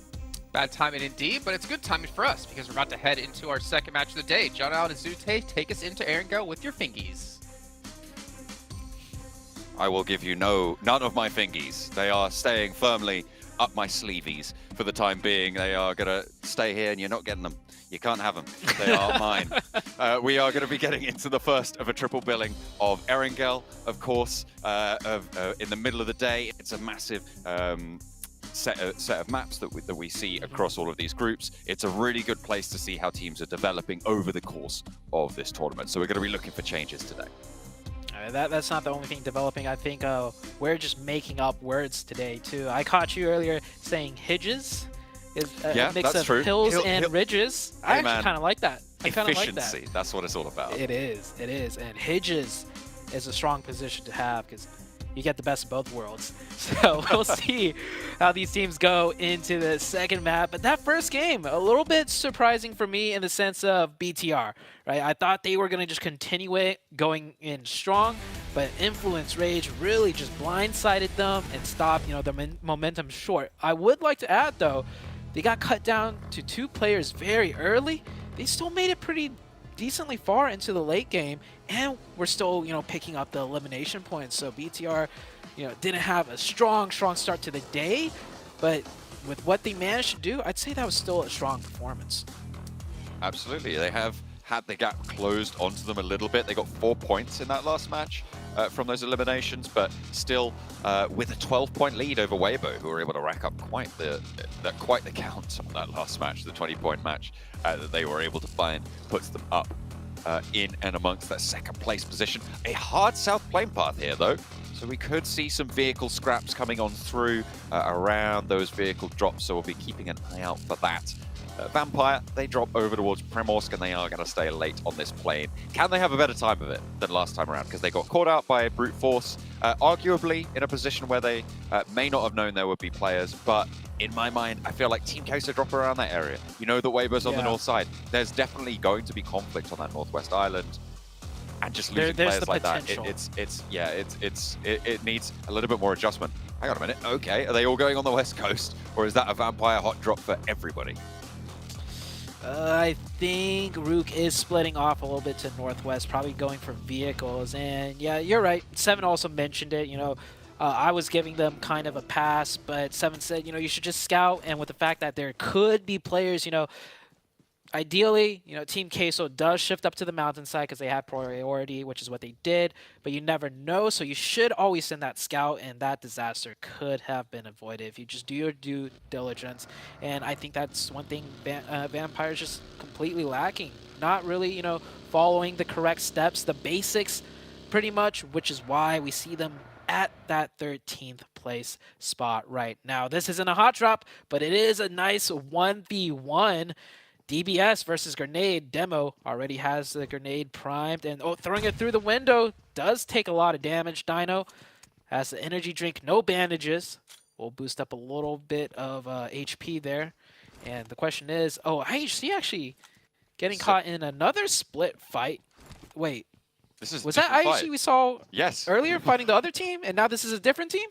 This is a 2 versus 3 technically, although it's in the building, it's a 2 versus 2. IHC currently have a 2v2 going on and a 1v1, which means that there is no backup moving to that 1v1 for IHC, remember? So there could potentially be backup moving on through in that other side of the 1v1. So we'll have to see if that comes back to bite them. I think that's close to a Major Pride player, and I think Effect for Major Pride is moving in to help that 1v1 if they aren't just going to get out of there. Yeah, Effect is getting there, but I think it looks like the other player, not on camera right now, did get in a vehicle, so he's disengaged. So Demo from IHC in the 1v1 we saw in the beginning is fine. He's clear to loot, but this is the focus right now, the 2v3. One of the players of Rook with a pistol, by the way, so not able to really have any strong weaponry coming into this one. We can almost say it's a 2.5 players, but finds a shotgun. That's good. Shotguns, it might not be the DBS, but we've seen players adapt to the shotgun meta. They are able to use any shotgun with lethal force. Vampire have been looting this whole time. As soon as this fight pops off, there is potential for them to hear that, for them to get involved in this scrap as well. So maybe a chance for Vampire to show us something in this match. A strafe spray with the Vector at that close range. This weapon is brutal. Godless able to get the flush as well, which leaves Punisher down and out. So 3 players active. Seol is there. They'll stop any of these Rook players from moving out the back as well, who's going to make it harder nonetheless. Default across the hills. He's been running around outside for a while. Might want to get involved. The players of Rook tagged down a lot right now. No meds for the side of IHC. Man advantage is there. The pressure is on. He dodges so many shots, but Demo finally, and that's Demo, the 1v1 against the Major Pride player. So he did come into effect. It did pan out for the side of IHC. Rook down to just the 2. More likely just down to the 1 player. He has the shotgun. Can he get 1? He gets 1. Can he get 2 and number 3 coming right up here? Right in through the door. A nice pickup by IHC. Down to 2 players active. Godless can get res. Demo is a lot more isolated and there are shots going at his way. That will be flushed by default on the off angle, but there's no way that he goes in for the rest of this fight. It's just too much. We'll get away with the 1 point, but nothing more. That is it. The fight is over. Rook with 1, IHC with 3. IHC, of course, coming out on top with the elimination points. 3 points for 1 player. Could be worse. But I think with a zone like this, IHC definitely would have liked to just had 4 and play more towards the late game because the circle is on the western side. They could have got a really nice position. Vampire, meanwhile, have not moved at all throughout the entirety of that fight. Maybe it's due to the plane path that they're not exactly sure where these teams are fighting. But if they knew, they should have gone for somewhat of a third party, at least send one player to scout safely to see if something can be done. But Vampire instead is just continuing their loot cycle. BTR over towards Melter. Trying to move in from this eastern side. They lost a couple of players early to a really fast rotation from Influence Rage. But this time around, they're nowhere near, and it's unlikely that they're going to get clobbered onto either way. So we'll see if they can resurge as the dominant force over on Erangel that they are. I think they had a 17.7 point average over on Erangel alone, which is disgusting, quite frankly. So they are going to be looking to try and keep up that total, keep up that tally. I think yesterday they managed to get a second and a chicken dinner on Erangel, then finished out in 8th place, which was a little bit lackluster, but they still got 9 eliminations on that match. For the people that missed it yesterday, BTR at, I think, coming into the 4th game, just through elimination points alone, like you take away all of their placement points, which they had a lot of, they still beat out the 2nd place team from elim points alone. So if you missed yesterday, BTR were on a tear. They were just taking out everybody, fight after fight, engagement after engagement. So that is why even after 2 wins in a row, Weibo Gaming is still behind BTR, and BTR kind of finished off yesterday on the last 2 matches with barely any points. So that gap was really big. It's just now being closed, and we're seeing a much closer race for that top 1. Yeah, it was an 18-point gap at the start of today. After the first match alone, that has shrunk to 12, which means that, of course, they are in a lot more danger. BTR on the south coast have spotted Vino Storm on their rotation. Looks like they're not going to be able to find those shots just yet, but they have tagged on a little bit of damage, and they diverted them from their south coast position. BTR playing that split on that south side. Definitely looking to just push players away there, or maybe catch a knock on rotation. Circle is about to shift here. Sam9 coming in from the northeast, close to Demorte. One of their players on lagging a little bit behind as Demorte start to make their way in. Weibo Gaming already set up into the center of the zone. Of course, this is circle number 1. It could go anywhere at this point. I do expect to see Weibo Gaming to make another quick rotation should it be favorable for them to do so. Influence Rage with a nice wraparound from Yasnaya, cutting kind of through multiple teams and cutting right into pretty much the center of the new zone. Okay, a hard west shift. Demuerte moving past the south point of Pachinki now, close to Bigatron. You can see them just on that southeast side of them. So Demuerte a little bit ahead, but Team Queso also in that same position. Weibo going to be looking to guard out. The chopsticks are going to start to be a major feature. I don't think I've seen a Gaka finish in a while in these group stages, so it'll be nice to go back to these fields for once. Yeah, this is a circle that happens quite often, but so far, not from last week or this week did we see a zone like this, so I'm excited as well. So many strong positions, and not just strong positions, so many positions where teams, duos, could just kind of stay alive while being very close proximity to one another. This should come out to be a great game, and we might see more players alive than usual into the late game too, given the layout of things. With a lot of those field positions, it will be treacherous. The hills to the west of Pachinki going to be sanctuary for a while. We'll see how long that lasts. Brute Force moving in past the top of Everest as well. Genesis taking shots over to Bino Storm. Bino Storm have been shot at, I think, by about 5 teams now on their path. They've moved along the south coast. They've rotated up to the north of Pachinki. They've moved through, and now it's D+ taking shots out their way. They're somehow managing to duck under this hail of bullets that's just constantly finding their way through them. This is why I love this area of the map. You could have so many teams all around you, but with the way the pathing works, if you find a good pathing, you can cut through a lot of teams, and you'll find something that's open. That's given, you know, the fact that so many strong positions here, like I mentioned earlier. Finally, one of Vino Storm gets taken out, but that's after, what, 4 different teams taking shots at their convoy, so could be way worse. Certainly could have been a little bit more heavily punished, but Razzie taking a little bit of a slow swing there after dropping off Nanakuni and actually going down for it. So they do lose the second player. So there's the worst that it could have been. Yeah, Still could be way worse. You know. You've said it again. Why would you do that? Stop it. Yeah, down to 2. Yeah, I don't know if they're going to be able to even convert a point from this position. They have sightlines to a lot of teams, so all the teams are in, you know, various forms of cover, ridges, hills, hedges, compounds. So with the only 2 players of Beano Storm, that might be the end of it. On the south side, coming in, the stragglers of all the teams, DRS and Vibes. They can engage in this 4v4 if they want to do so. And it looks like DRS cutting the rotation off by driving right into them. Gonna go for the fight and continue this scrap. It's not going super well right now for Vibes, though. This DRS seemingly holding their nerve. Divine has gone down in the meantime, though, so that 4 position needs to get rezzed up. We are stage 3, which means these rezzes can be enacted in the zone, and you can get your players back on in, but 2 knocks sent to DRS. Vibes also similarly disenfranchised, but BTR rolling on out for a third party here. From that quarry position to the east side of the mouth of the quarry, they are going to try and control this ground yet again.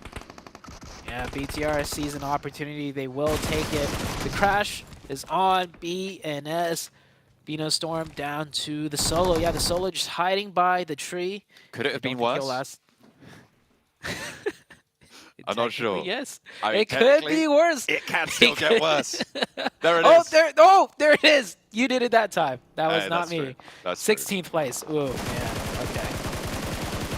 So could not get any worse, really, for Beano Storm. In the end of it all, the day could get worse for them. That was just me. Okay. That was just why would you do that? Right. Like we've done them so horribly so far, and you had to just pull out. Oh yeah, but what about the rest of the matches? Goodness me. You're a cruel curse of the cast of variety on this one. It looks like Vibes are not getting the better end of this fight. So DRS not losing a single player. Am I seeing that correctly? Yeah, they keep all 4 up. It looked really scrappy. It looked dangerous, especially with BTR coming in to maybe third party. But DRS cutting that rotation off from Vibes, getting the better of that scrap, and coming out on top with all of their players up. Somehow, they managed to make it work. 4 players, and they are out of there. Low HP bars a little bit, but nothing a couple of bandages and energy drinks can't handle. They'll be on their merry way up to the east side, close to Sem9 now, who are behind D+ in turn. D+ have got all 4 of their players alive, but they're playing on a bit of a split close to Team K. So Rook going down. That was over towards the north side, close to Brute Force. On the east side, DRS still having to make their rotation in, and almost every corner of the circle has a team set up in it. So DRS, if they continue to wrap, they'll find something open in the north side, but the zone has the zone's still closing, and it looks like they might want to go for this southeastern position. I would like to see them to keep wrapping, because I mean, on the mini map and with the way the circle shifted going north, that does put more teams on the south coming in. So if they just keep wrapping, they'll find something, and that is what they're going to do. DRS with a good rotation. Can they see it all the way through, though? Beano Storm tried earlier, but they met their demise, and they'll come in at the safety on the very edge as we head into the next circle shift. Stage about to close still. Keeping the edge of Gatka in, and it goes over to the fields. Demuerte's positioned on the west side of these fields in the hills. Might just be very, very valuable for the next phase. It'll be difficult to make their way out after that, but we'll see if they can maintain that control, or if they're going to look to reposition. Maybe take control of the areas just at the bottom of that hill, at the base of that ridgeline. The crash is good. 4 players do breach in, and once again, this is the second or third time I've seen D+ do a split, and they are not readjusting fast enough to when the circle shifts. Yesterday, they had a strong position, the 2-2. They didn't group up, and it looks like it might cost them once again. But a third party from DRS looking to take the spoils of the war. They get stopped short real quick by the DBS. It's a scrap. Tam is down, though, in the meantime, and DRS have lost 2 players in the fray. Everybody's starting to burn here as Molotovs light up pretty much every single corner of this compound. Kenny getting tagged away as well. Look at the red bars crawling around on the floor. Sem9 just on the 1 player. Gyanti on the inside with Mikiao cooking the nade. Could be under danger, but he repositions on the inside. Now gets out for this res. D+, they've managed to find a little bit of a respite here. The reposition actually starting to maybe be thought about, actually going to be turned back. I think they have given up on that. Fabian too low to commit for this res. DRS get everybody back onto their feet again, and now they're going to look to move forwards to get rid of the remnants of Sem9. Oh, a self-molly right there by Killer. That is not good, but DRS can get that reset back up to 4 again because Sem9 only has 2. DRS definitely playing way better today. Yesterday, they did not have a good go at it, but today, great game on Sandhawk. And this one, definitely doing decent with 4 elimination points. They could get ruined, though. D+ deciding to go aggressive now with their 3 players. No vehicles, though. Looks like they got to run over in the open. Decides better of it, starts running back. That smoke line. They committed a lot of resources to this and decided to, you know what? Let's not. I think a lot of that resource was actually to get Fabian back up. Remember, he was crawling from this compound, and I think he got all the way back over. So I think a lot of those smokes were for the res, which I think is a lot more worth. You are correct. And they were trying to figure that one out. Genfos just went down to the blue zone, got knocked out there. I think it might have been Vampire taking shots out down south because BTR did knock Tony K on that angle, but Tony K did get res. So BTR down to 3 players, so losing Genfos. Far from ideal. I think it might have been a re-knock onto Genfos, actually. No, it was the full flush. He is gone. Yeah. Getting Gay kept out of the zone. Vampire not even playing in the next circle yet, but the circle's right next to them, so they're going to hold that strong compound instead on that far southwest. This battle still continuing. DRS maybe not have the full info that it's only a 2-man team of Sem9 that they're dealing with. Brute Force and Influence Rage on the northwest. This is a strong position. Sure, it's on the edge of zone, but it will give them control of some of the hills. Around the baseline of that console. Not quite able to tag with the DBS here. Brute Force not quite able to stem Influence Rage. 5 eliminations already for Influence Rage. Koyoski looking to pick up this player around the door at the moment. But the blue zone envelops the fight. That's going to be a lot more pressure on. In stage 5, you do need to be making sure that you're outside of this blue zone. Brute Force on the outside of this building, though. Koyoski opens the door, drops the molly, shuts it again almost immediately, forces the player into the corner. We'll see him by the buggy. And a nade over the top. That finds the player out the window. Mind falls first. Brute Force too split to do anything about it. Good nade by little boy there. And you see Koyoski still playing this very careful because he knows the rest of the team must be holding the angles for them to exit this compound. The smokes are good, blocks a lot of sight lines, and Brute Force looking like they're going to have to back off here. Yeah, the players deciding better of it. That buggy missing a wheel, so got to put it in reverse mode right now as Influence Rage make it out of the satellite tower with all 4 players up. And a hard shift out their way as well. This circle has shifted west, I think, 3 times in a row to keep the hillside in, to keep this top of the hill that Influence Rage have in this match. So a really good turn up for them. They're up to 6 eliminations now. Demuerte sequestered themselves down to the bottom of that ridgeline into the areas there, to the dips that they hold. And you can see now they're getting rolled up on by BTR, who think this is a good spot, but unfortunately, it's not going to be that good for them as they are now out. And Demuerte going to play on with 3. Team Queso are going to have a go now. And 2 of them go down almost immediately. That's a 3rd as well. Malloy holding face brilliantly. But everybody else on his team going to go down a 1 versus 1. And it will be just a little bit too much. However, Team Queso losing almost everyone. Big Milo, the only one to survive the explosion. Big Milo getting revived here. And there's so many teams every which way on that southwest side. No team really able to third party. Both teams almost went out with that car explosion. That would have been some ending. D+ now rotating in. They're coming in from the far east side into the fields. Almost no cover. They will meet that opposition. Weibo Gaming with 4, but 2 are knocked. Vampire Esports, is this their time to shine now? 4v2 scenario. They should be able to clean this out quite nicely. And with this southern position, Vampire could finally get their big game.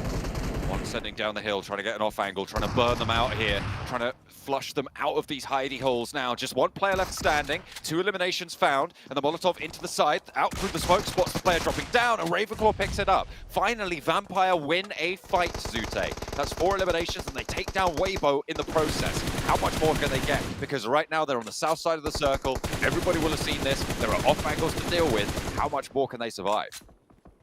I think they're good for at least one more zone shift. These players with the off angles can't get too much done because that tower does have decent hard cover for the side of Vampire. Vampire will recover themselves right there, get all their players healed up. New zone is about to shift. Right now, we're down to 8 teams, right? And the 2 teams with 4 players alive is Influence, Rage, and Vampire. DRS driving straight in, taking the 1v2. Does not shots. Yeah, does not convert that. Not quite able to get into this ridgeline. Demuerte went into this position very, very early on. We saw Demuerte go down there. We saw the remaining players of BTR go down there. We saw a lot of Team Queso go down there, and now more players have fallen. There is a lot of utility on that position right now. If you take it down, if you use that as a stepping stone, Vampire could resupply really, really effectively and get so much on board to keep them nice and alive. The nades over the top, and Tony K is starting to open up the bidding. 5 eliminations now flowing into the pockets of Vampire. This is what I like to see. Tony K taking initiative for the team. This is the Tony K that has been talked about so much. Picking up those 2 quick points, and now they got to turn their sidelines onto IHC. IHC with only 2, so they've been playing very quiet. Gives away his position. Godless will try to readjust quickly. Wants to run away from the nades inevitably coming in here as Vampire make their way ever so closer to their true challenge, which is Influence Rage, who get the circle once again, and they have all 4 players up on that northern side. I'll be interested to see what Major Pride can do here, because there's open ground in front of them. I don't know how many vehicles they have at their disposal, but they have to move. It's going to be really, really hard. Influence Rage, you're right, is their major challenge. With Law playing on that off angle there, it's really difficult to move out in the open against this roster. You're not going to commit to Law's position, so you are just going to have to deal with it. Hope you win that trade, get that pick. That will make your approach easier. But it's only really teams like Major Pride and Vampire who are going to have the resources to be able to even think about doing that. I'm waiting for Major Pride to make their big move. They need a knock, and that is a terrible time to go down there. That revive should not be coming through, not with the blue zone closing in on them. Smokes are down. How many vehicles are up? Actually, blue zone closing very slowly. They could get that revive. Then they got to hop in the vehicles quick if they have any left alive, because from that position, it's really hard to keep all your vehicle tires up. That's 1 car. There's a second. There's a third. I see them all driving out. Where is the shots from Influence Rage? This should be free points for them. They aren't going to be looking for those shots, seemingly. I mean, Major Pride have managed to get forward, but now the rest of the teams in the center are going to start to open up the cannons. There it is. There's the spray over towards Nomi, who goes down first. Major Pride, I mean, they've lasted a little bit longer than I thought they might have done, but they have managed to get 1 player into position, but that's not going to last very long. 10 eliminations now for Influence Rage, and Vampire up to 9, but I think they've had a knock sent out back their way on the south edge. Just Newsy is there down, but they can get that res. Ravenclaw looking for the heal first. Godless backed off, and Ziol not in the position to go for these nades. Of course, being down already, can't really do anything about it. So Vampire should be able to play on us for that 10th elimination added to their tally. 10 and 10. Influence Rage also with 10, I think. About to make that 11 for Vampire. Doesn't get the confirmation there. Does get a lot of damage, and more importantly, he knows exactly where he is. Tony K with the nade.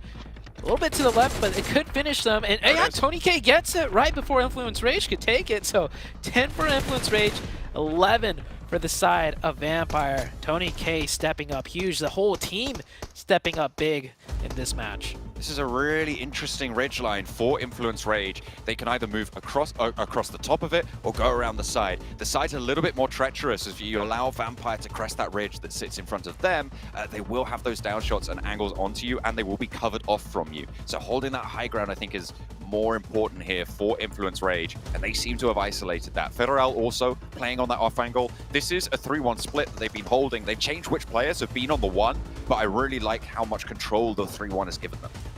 Yeah, all the players so diverse. They know each position from the previous position. They know how to adjust. It doesn't always have to be a singular player doing the off angles. I think everyone's skilled enough to recognize which positions to move into. Of course, Influence Rage get the zone, and Vampire pushing right past the likes of Brute Force, and this is terrible. They forgot to check, maybe not their corners, but check who they might be driving right past. Brute Force, he's hiding behind the tree, and maybe he realizes, wait a second, let's not do anything here. There's a chance that these two other giant teams might engage and we could get the third party. So Brute Force holding their fire, but Federal finds one. And now Brute Force down to just the solo player who definitely should not make any noise, but it's too late. It's a 4v4 for the end. 12 eliminations for Vampire. This is the sort of game we wanted to see from them from the start. Can they take down Influence Rage, who have been on the warpath so far? A full 4v4, it is not something we've seen from this roster. The PMWI champions for 2 years running. Not really having to find that momentum here at PMGC, but this could be the start to it. They've already had a good match. Influence Rage, they've been out in the open a little bit more. At 1 point behind on the eliminations. Vampire, though, they are way more isolated to their position. There's still one more circle, though, John. So this next shift, east or west, can decide a lot here. Circle closing in. I don't think anybody's going to get knocked, not yet. Not until the circle shift, until something has to be done, until one of the teams have to make more of a push. Kayaski swinging off to the side, though, trying to get a leg up onto the competition, and that instantly presses Vampire to one side of the ridgeline, corrals them with their backs towards the blue now. Law is a little bit isolated, though, and the nades are coming out. Schweppes and Tony K with nades primed. That's the thing. You give them that ridge side, they have a lot of lateral movement. And Nuzi holds down the backline onto Kayovski beautifully. Ravenclaw turning the corner, but Law's still in it. Tony K for the backup, cooking a nade to try and launch it forwards. Ravenclaw's still there. The backline continues to be dismantled. Vampire marshalling their forces. They have moved across this Erangel. They have had return to power on this map, but it is only the one match. Can they find Federal as they lose Ravenclaw in the process? One player from Influence Rage stands between them and their first chicken dinner here in Group Yellow. And they will be able to find the spray down. It is Vampire to find what they've been looking for so long. Relief thrown into the Vampire camp. They will be happy with that, but they need to keep it rolling. That is a huge resurgence from Vampire. The 4v4, not just against any team. Influence Rage were the champions of Brazil, followed up with the champions of the entire Americas region. So that was a very tough team that they just went against 4v4. Also, Influence Rage had majority of the control to begin with, so they had all the play options, but Vampire come out on top, and well, with Tony K being the MVP, it does have a lot to do with it. 8 eliminations on Tony K alone. An incredible player. We haven't really seen him turn up so far. And the Vampire logo with smiles behind it. Haven't seen it yet, but there it is. You love to have it come on through. 8 eliminations, but the damage is fairly evenly distributed there. 4 knockouts for Tony K, so he definitely did go up on just getting those flushes. Yeah, and it was Tony K just really dealing with teams. He was like the spearhead. He would get the opening, and then the rest of the team would follow up. He puts himself in the most dangerous positions, too, each time the camera's on him. But Tony K, very aware of his surroundings. He knows what he can get away with. And it's a big win, but Vampire were last place coming into this. They still have a long ways to go. Influence Rage much higher up on the leaderboards with another solid finish. And that is the Influence Rage style. They just get these consistent games back to back, and it could be enough to put them in the top 3 at the end of the week. I mean, they got, what was it, 12 eliminations right at the end there, and a 6 points for that second place as well. Influence Rage doing incredibly good stuff. I praised their 3-1 splits, the amount of control they had over the open ground. But they came across Vampire in a newly reformed, reinvigorated strength, and they weren't able to take it down in the end. Nuzi held the backline. Schweppes and Tony K were able to sweep them aside. Vampire find a crucial chicken dinner. I never had a doubt in my boys from Thailand here, able to come up big in the first Erangel of the day. I wasn't like my analyst here, 7. He was counting them out after the first 2 Erangels of day 1. I knew they would bounce back. I knew they would return to true form. 7, what do you got to say for yourself? You know what? I expected this. Just kidding. For them, though, this is the Vampire that we've been hyping up. This is the Vampire that we've been talking about since PMWI. They landed back on Primors. They had the option to land a Melta Power. They decided to not go do that. They decided to land on Primors. They decided to take it slow as well. And the big difference as well against Weibo, they decided to do a little bit of scouting, and it wasn't just 1 player, it was actually 2 players between Tony K and Ravenclaw.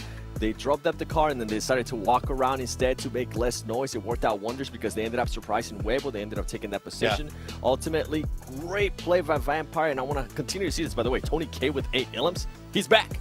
He's back.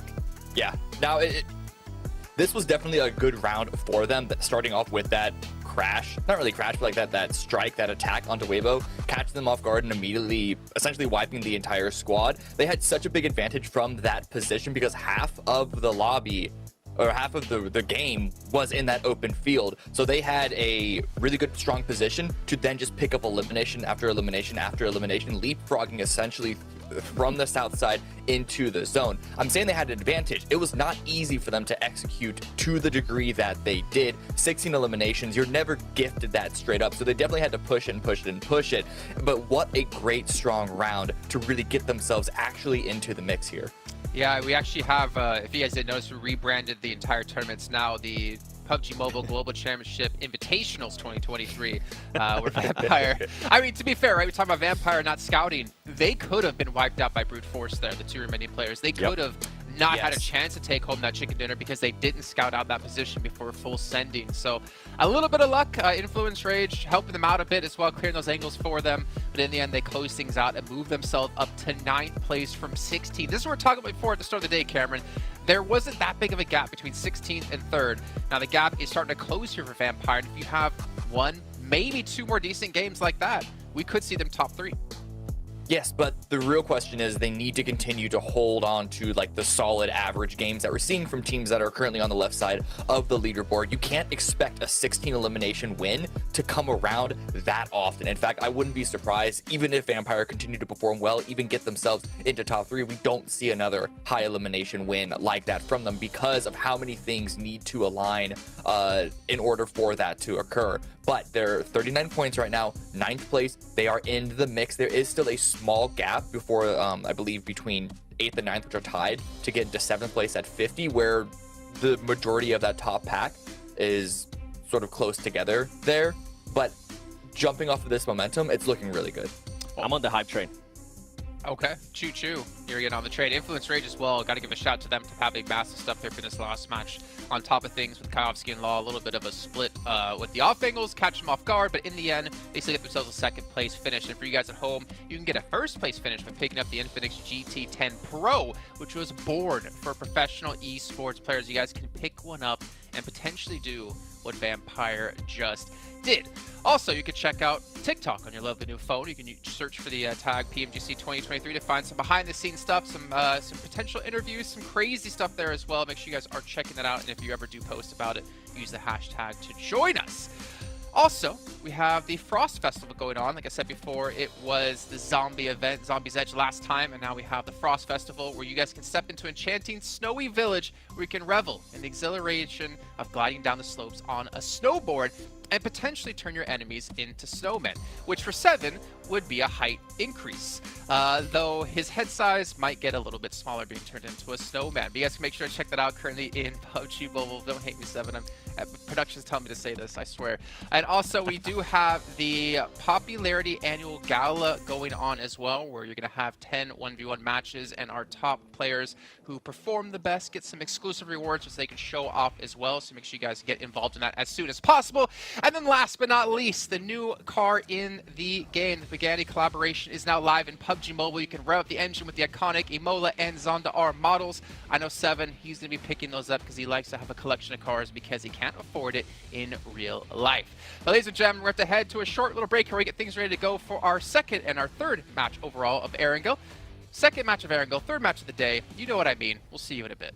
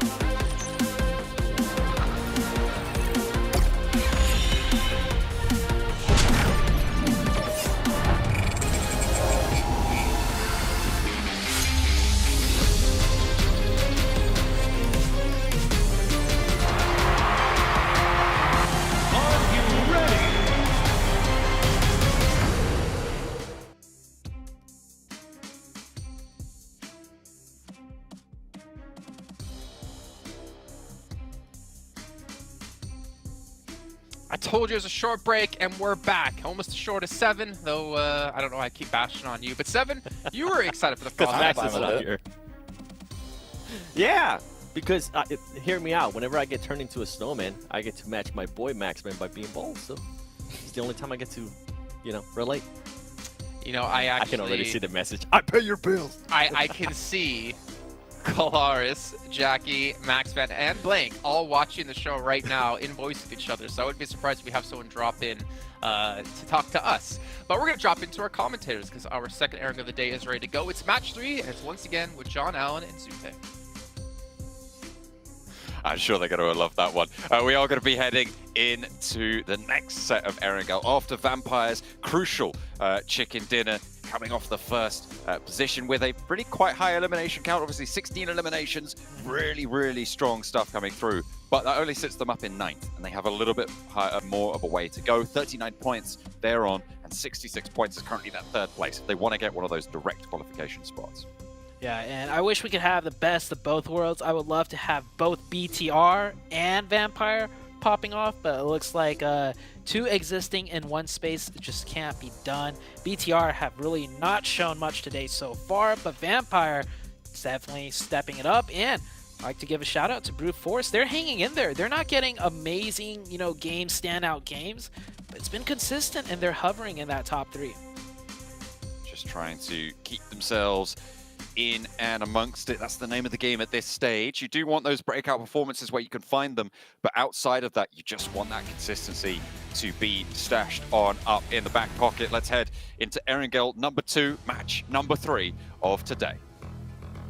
Playing path towards the southern side. Players will have to stretch a little bit if they want to head north, and so far, every time the playing path is even if it's a little bit skewed, we see altercations coming out.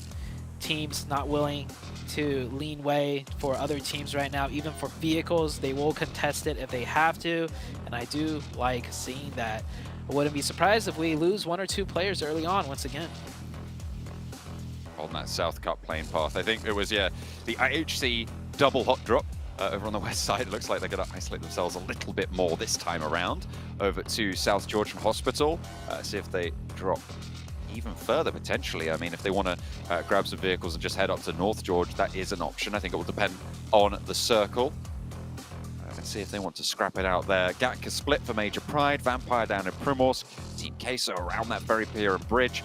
Nothing too dramatic in terms of change-ups for the teams over on that western edge. We'll see if there's any more hot drops over towards the east side. Eastern teams now dropping out of the plane path. It looks like a good spread amongst all the teams, but that circle going hard to the south. Team Queso is going to be liking that one. Same with the Vibes team and Bino Storm. Those will be the 3 teams quickly onto the military base side, and Vampire as well. We've seen a lot of teams rotate into military base from Primorsk and have had a successful end game with that. So I'm looking at Vampire to pull something out in this match as well.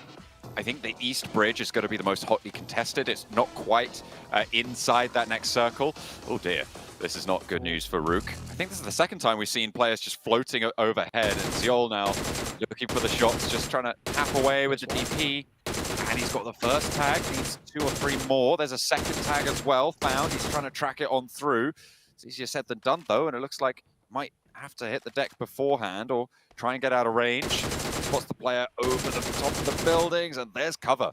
So Rook do manage to keep themselves secure. But that Eastern Bridge, I think, is going to be the most hotly contested. It's right on the edge of this first circle, so teams are going to be a lot more worried about getting across that fast than over on this West Bridge. Team Queso will cross that West Bridge first. We'll see if they hold up for a push in the meantime, if they set up for a bridge camp. Wow, look at this. De Morte.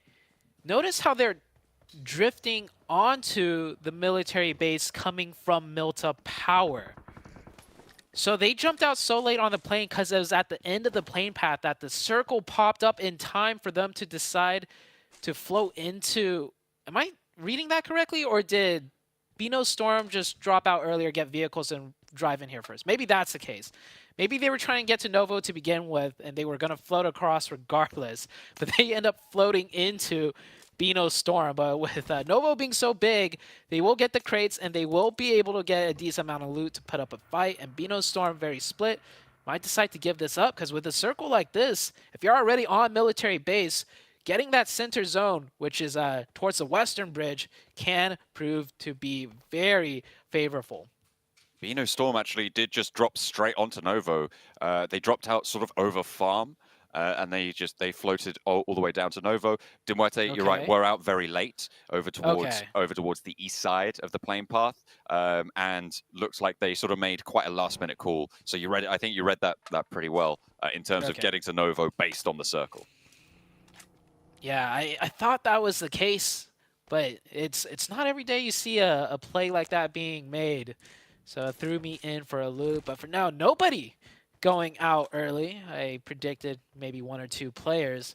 That is not the case. BTR rotated from Milta across. So BTR have made it onto military base with all 4 players. DRS swimming across, and they swam across very quickly and found vehicles even on the roads of the military base island.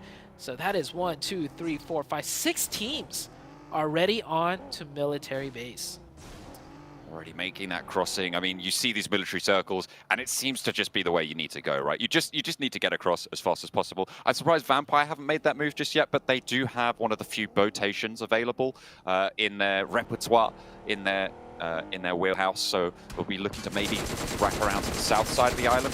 Okay, so probably going to look to spot that. In the meantime, Demuerte are still holding on to Novo. The top of the crates will be their playground, and Divine goes down, gets flushed away as well. D+ trying to move in behind Sem9 on this eastern bridge that I said was going to be really quite interesting, but nobody's even stopped to think about holding it out at this point. They are all just getting out of dodge and immediately getting across as far south as they seemingly can. BTR already south side of military, playing neighbors with Team Queso right now. Yeah, a bridge camp is just too risky in the sense that a team that you're probably looking to bridge camp, you'll get maybe 1 point off them, and then they're just going to turn around and find another way across the bridge, and then you end up wasting your time. We see it quite often here, and it ends up being both teams, eating a lot of blue damage.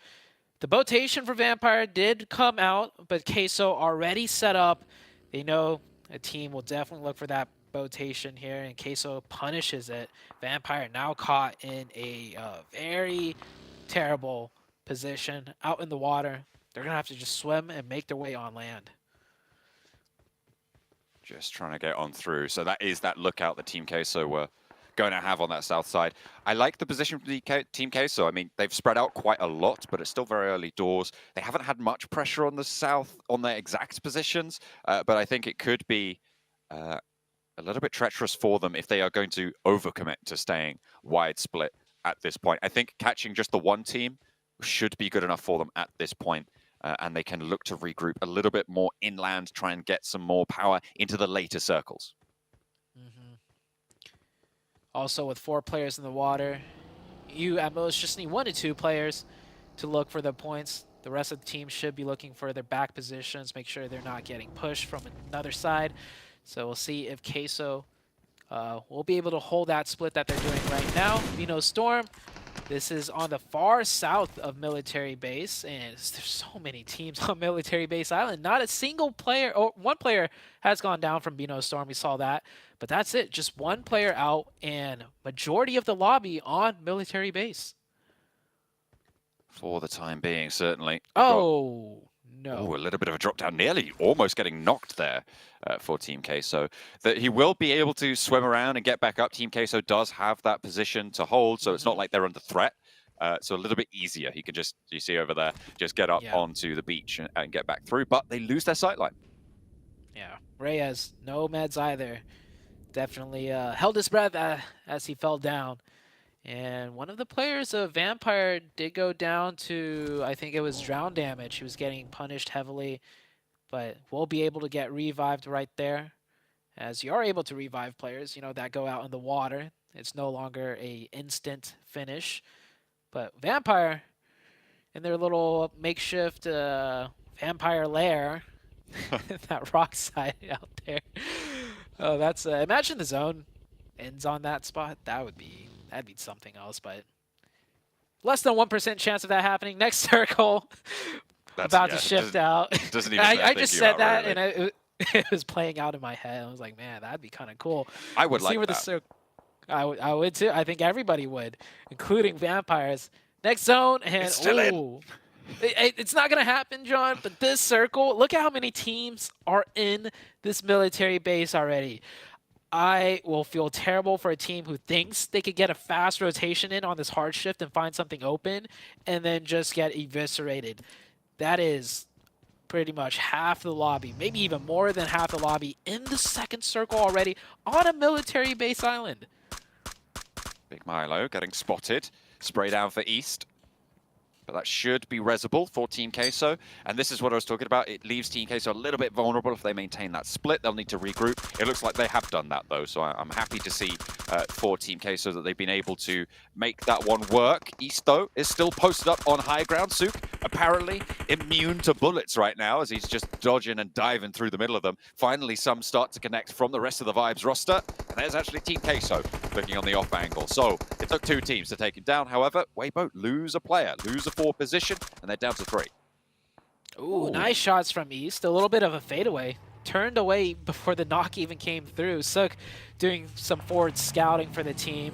Got a little bit greedy, and like I mentioned, I feel bad for the player or the team that thinks they can do a fast rotation on that hard shift and find something open, because everything is taken. Weibo Gaming will have to settle down in this compound. You can tell from that mini-map, from all the teams around them, that they are not going to be able to move around much more.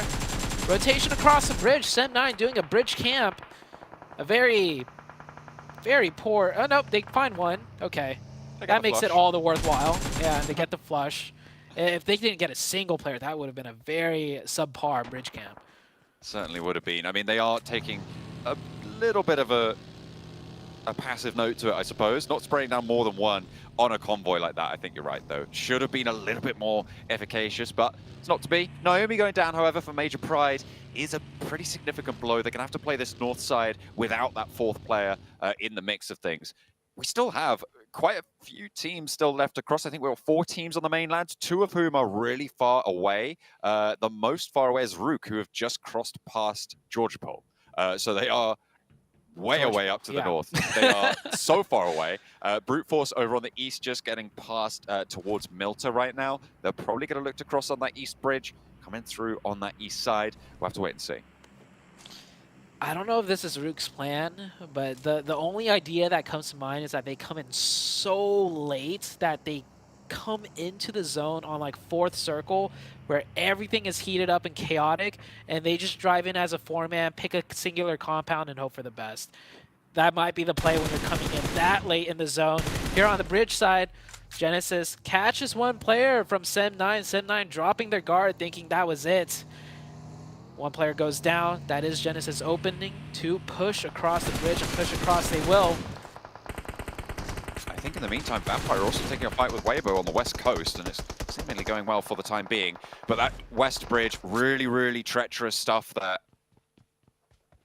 And it's going to deny Rook the opportunity to just sail on through, like you were talking about, potentially just playing late, playing slow, keeping those health bars topped up, and seeing if you can stay alive for as long as possible. Brute Force, their health bar, you can see on the right-hand side, the health bars for Brute Force, very, very low. Gonna have to be very careful there. Get those bandages on board as nades start to be traded. No one going down fully just yet. Sem9 trying to hold the bridge still. One player gets confirmed. Tam down to 1 HP. Yeah, that barrel's not big enough. And Sem9 trying to do that bridge camp. All it takes is just one player to go down, one player to stop watching the bridge. The other team, in the form of Genesis, with all 4 players, well, 3 up. Smile could get revived here. Pushing across. That nade doesn't connect, but the push should be good here. Unless he gets a double with that nade. Oh, huge nade for Depp. Able to find one knock and take the other player super, super low. Now has the chance to get this first aid off and get these flushes as well. Pick up the points for Sem9. I think that is probably the most important spot. Murnat tries to move on forwards now. The last player active for the roster of Genesis. He's moving on in, but he's spotted across the way. SEM9 still have that high ground position, that off angle, and it might come through here, but Mikiel's very, very low. I don't know if he has any meds. Doesn't seem like it. Murnat launching the nade over. That should be spotted. Still has his teammate crawling forwards in the meantime. And Depp launches another nade forwards. Pressure onto Mernat now. Nade in hand, but swaps to the Bison. Knows the push is coming. Baits him out for the spray. Depp dancing back and forth, and Mernat descends back down the stairs. Spotted on the walkway. Can he leverage his teammate's high ground position? Mikiel needs to be there. Needs to be in with the angle, as the Bison is going to spray down a lot of bullets in that magazine, but it's just not happening. They're just not landing the damage. Mernat steps up, and there's the knock. There's the flush as well. Depp trying so hard to play for his teammate. And sometimes, you know, team synergy is good. Playing to your teammates, you know, sightlines is good. But sometimes you just need that killer instinct, that moment where you just will take the 1v1, even if you know if you wait a little bit longer, a teammate might be able to help. In that case, waiting was not the play. Maybe Mikel dropped the ball a little bit, not being able to find the angle, even though he had so much time. Sem9 learned a valuable lesson, though, in bridge camping, and that's to always expect at least one more team to cross that bridge before you turn your backs as we head into stage 4. Many teams on the island taking a look at their positions now. BTR looking like they could thread the needle and get a nice spot in that circle. Circle condenses right into the middle. That hill that Vibes currently hold, a lot of high ground advantage there for them. Maybe difficult to hold from the west side. You've still got like 3 or 4 teams there. Actually, you still have IHC crossing the bridge now, but Rook are still beyond them. I don't know if they've gone for a flank around to the east bridge or if they are behind IHC on that west bridge, but there is still 2 teams looking across. Yeah, there they are. They've just poked into the top of the mini-map there. And you can see Rook will be behind. IHC looking to push on past. So the bridge camp alleviated. In the meantime, Influence Rage have been spotted. A lot of their players starting to fall. Looks like most of that goes over to Brute Force, Lil Boy on the south side, towards the airstrip, close to DRS, the last player to stand for them. Brute Force coming in so late onto military base from the east side, completely catching Influence Rage by surprise. Influence Rage's setup looked like they just assumed that their backside was clear, but Brute Force at the last second pops out on the blue and takes out 3 of their players, I believe. 3 players of Influence Rage are out. I don't know if all 3 are confirmed to the side of Brute Force. The match will continue with Influence Rage solo out of Lil Boy. IHC, they've made it across, coming into the zone late. Same with Rook. Rook will be able to do so as well. And there is still 47 players alive on stage 4 in a military zone.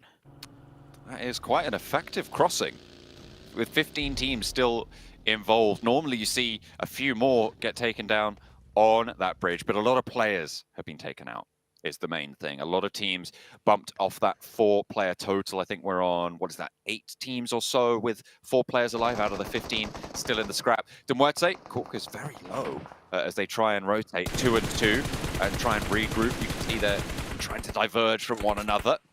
I think that might have been 1, 2, and 1 actually. So De Muerte very much in a convoy, which is nice to see. Corker might just be able to get away with it, but it looks like DRS have other ideas. Is under pressure, but there's a backup coming on through. De Muerte might be able to get away with this one. They're going to be in sightlines the whole time, though, as it doesn't look like we can go much further. So DRS have the advantage. They have the angle options. Blue zone is closing in. Rook, a self-molly there, or a team molly. Didn't catch that quite clearly, but Rook on the northern side will get the opening and we'll get the spot in the zone. And DRS with the advantage here, yeah. They have the angles to work with. Blue zone is on their backside, but it is closing slow, allows them to find another knock. Doesn't look like De Muerte should be able to get out of this one. Pretty tricky stuff for De Muerte, but Malloy most likely going to be flushed here. Milky Way may be a little bit more resible in the area, and Delta actually goes down on the top of this hillside. So attack onto the back line of the rotation for DRS. Milky Way, you could see if Fury can get across there with the smoke cover that exists, potentially looking for this res.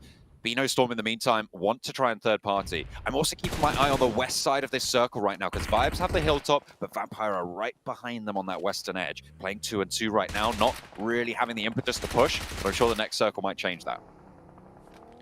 Next circle, shifting here, as Bino Storm trying to make something happen with that third party, and that might be the opening that they need. De Muerte catch a nice knock, and one of their players goes down. DRS down to a solo. Actually, it looked like they were in good control, but De Muerte hold They hold the line.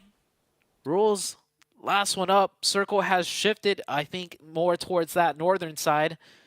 As these teams will have to start moving again. And Weibo Gaming, with that shift, forced to push in the open a 2v4 through the open, the fields, through the smokes.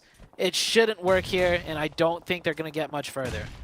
Gap is low, but isn't down just yet. Ming also shredded as he tries to step in through the door. That's just not going to work. Reyes for the final blow, so their Weibo will fall. Team Queso playing as 4. They held that southwest coast for a while, and now they'll look to try and establish a little bit more control to this hillside. A really difficult ascent for this team, but if they time it right, there could be a third party on the cards, because IHC have just tried to move up towards Vibes. Vampire most likely going to try and do the same. Vampire, I don't know how many vehicles they're working with because they swam across. So not many vehicle spawns on that beach side. They might just be forced, like you mentioned, to push up this hill. Vampire with 4 players, so in a big chicken dinner win in the last match, that might give them the confidence to go ahead and do this push uphill. IHC helping them out a little bit, you know, pushing in from the north side, and Team Queso could come in from the south. So this hilltop will be heavily contested. How will Vibes be able to handle this situation? On the rooftop, they've got that one player, but the more angles that get assaulted onto, the less viable that rooftop position is for Baron. You can see him up on the high ground. The more angles he has to hide from, the less valuable it can be. So he might want to drop down in a bit if Team Queso make that move. You can see them in the vehicles on that south side, just on the corner of the mini-map there, in the top right-hand side of your screen. So they're figuring out how to make this move. They haven't really gone for it just yet. They might be waiting for this to get a little bit more dicey, because they shouldn't have seen any knocks in the feed. Nade from Baron towards IHC. Falls too far. That sloping hillside not making it easy to land. Here comes Queso coming in on the south. Now, Queso can play on that south side uncontested. They'll be close to Vibes, but if they don't want to take the fight, they don't have to. So Queso might play this a little bit slower. I see shots and damage raining through, though, so they could find that potential opening. But yeah, they have cover to work with. They don't need to press this unless they want to. And this is where Baron's position gets a little bit more treacherous, a little bit more dangerous. Vampire, instead of going straight up the hill, maybe looking to put more pressure over onto IHC or just reposition for this ridgeline, which has a little bit more cover for them to make the approach. But the nades have already been expended, I imagine, for a lot of it from Vibes over towards IHC's location. We saw a lot of bombardment out that way. They were able to get a flush through earlier as well. There's a lot of the players from IHC have fallen. The nades forcing Baron off that rooftop right there. He caught some damage. Ooh, a little bit of a side angle right there. Vampire will find one onto IHC on the north. Rook might chime in here too. As you can see, Rook very close by. And with that new circle shift, all the teams on that west will have to engage in one another. And it is going to be a 4-way brawl. Certainly going to be difficult. A nice find onto an outside player for Vibes. As they go down, BTR looking to try and hold down their quarter of that military base in the meantime. Schweppes marching forwards. Vampire still all alive, but their meds have been torn to shreds. One player trying to go for this res, trying to cover off with the smoke. Ravenclaw's close by, and they still have maintained their strength all together right now, but the meds definitely not there for them. They'll need to conclude this fight as fast as possible until that med drought comes back to bite them. They're repositioning around. They've allowed that res to go through, and Vibes are back up to 4. A nade over the top finds Ravenclaw, and that could be disastrous.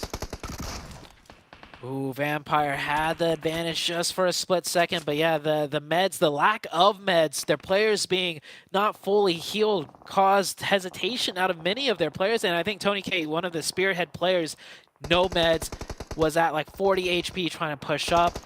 Who didn't feel confident enough, and they will start falling. Vibes will hold true with 4 players. It is not done for them yet, because now here comes Rook, a 4-man team out of Rook, heavily equipped. They didn't have any opposition coming in from the north side, came in so late, so they have all the util to work with. It's all up to Tony K for Vampire if they want to convert on a good performance, but Doc on the inside goes 1-for-1 on the DBS trades. Now Eugene for Rook on the outside, default as well, right up to the wall. A lot of the Rook players have fallen, and it's Apex to stand strong on his side of the building. 4 Vibes, Eugene super low, and he will fall down as well. Apex mashes them against that wall, and it is everybody falling in the face of the hold for Vibes, but Vampire still have Tony K. What can he do? Because he's not got a lot left in the tank here. No util, nothing but bullets, and a dream for Vampire. He gets a knock. Still 2 more to go. It was a tough task. It wasn't going to happen. Good pre-fires, though. If the player wasn't committing to the revive, those were timed nicely. Vampire not able to continue on their hot streak, or not even streak, just their hot game from the previous match. It was close, though. If they managed to close that out, they have that hilltop position. They'd be up so many elims, but they fall short at the very end. Vibes with 7 elims, 3 players up, and like I said earlier, Queso didn't have to get involved unless they wanted to. Now Queso, or 4 players up. Same with D+. D+, how many? D+ have picked up 4 eliminations so far off screen through all the chaos. They have managed to keep themselves together. Dino dropping the smokes for Major Pride.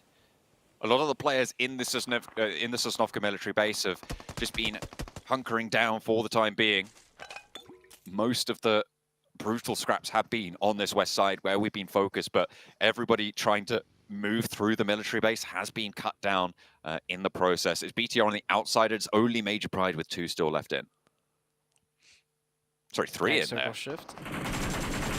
Next circle shift about to come out here. Nobody able to play in the center of the zone. Barren wasteland, some trees, some rocks. Those crates might come in huge for cover. And BTR and Major Pride get that circle. Team Queso's got to make a big play here. They have 4 up, but they don't time it correctly. D+ from the north side could just get a side angle onto them. They need that res first, and they have managed to get it now, but it slowed them down somewhat. Major Pride fully oriented in their new position. D+ starting to move as well. Papi Potro needs to go for some heals.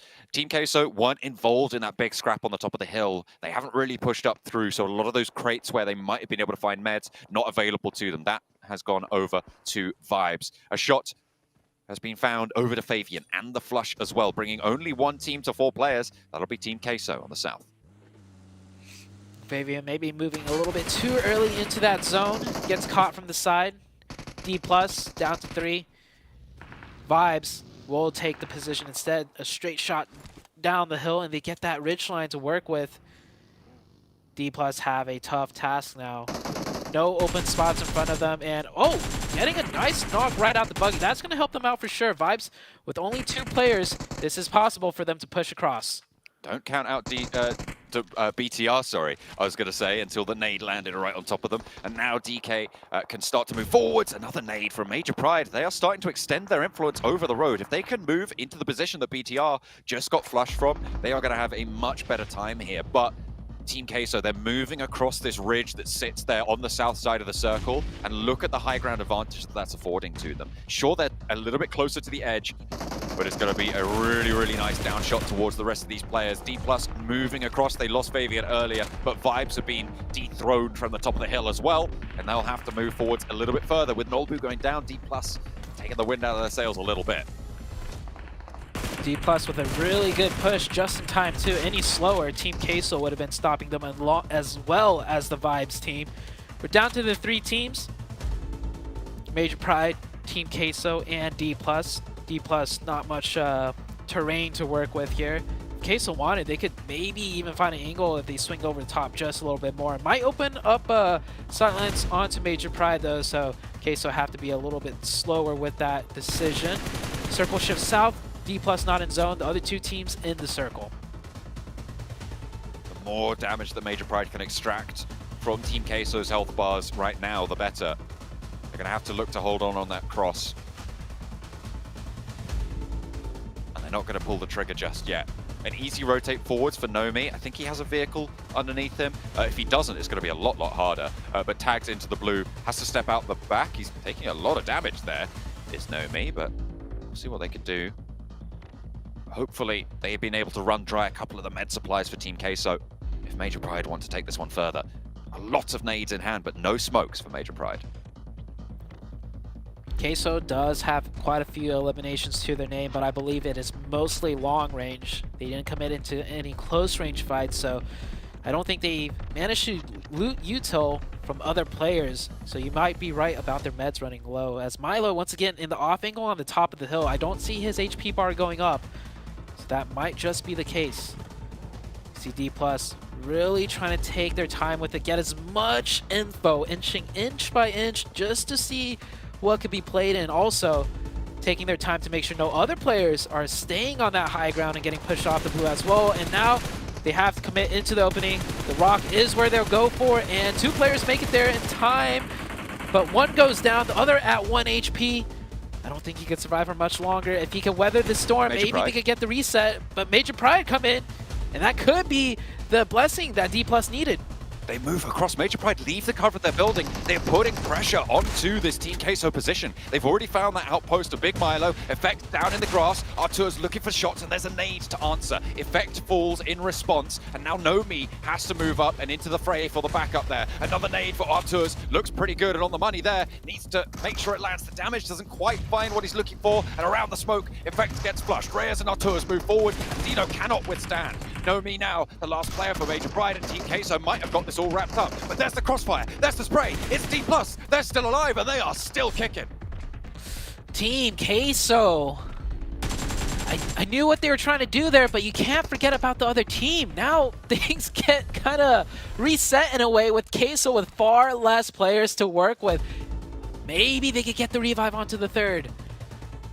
Blue zone closing in. D+ will have to push over in the open. D+ did lose a player. So D+ not able to work with 2. Queso resets back up to 3. There's no meds. There's only 1 for the side of Major Pride.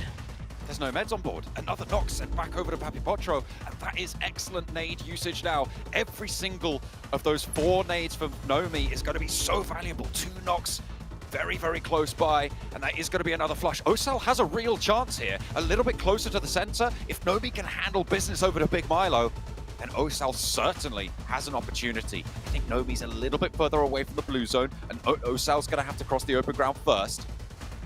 I wonder if they read into this. You could just see the meds are dry for Team Queso. Osal forced out. The nade from Nomi lands out in the open. The spray to the window. It's going to go for it. Big Milo might not even stand up. And now it's all Nomi versus Big Milo. Major Pride want to close it down. A nade out front to stop the push. Looking for that smoke. Looking to bobble it through. But Big Milo's close up. And Personal with the spray with the UMP. And he's able to find it. Big Milo descends for Team Queso. And right the close. Nomi falls. And what a way to close it down. Team Queso made the mistake of crossing without dealing with D+ on the northern flank, and they T-pose for dominance. I like that T-pose at the end. Queso definitely have not had a great day 1. Day number 2, they are coming out looking much stronger. Even before this match, they were looking better than yesterday. So an upward trajectory for them. Could have ended terribly. It got dicey. It got very close. That no meds really put a hamper on their potential to close the game, but they still get it done.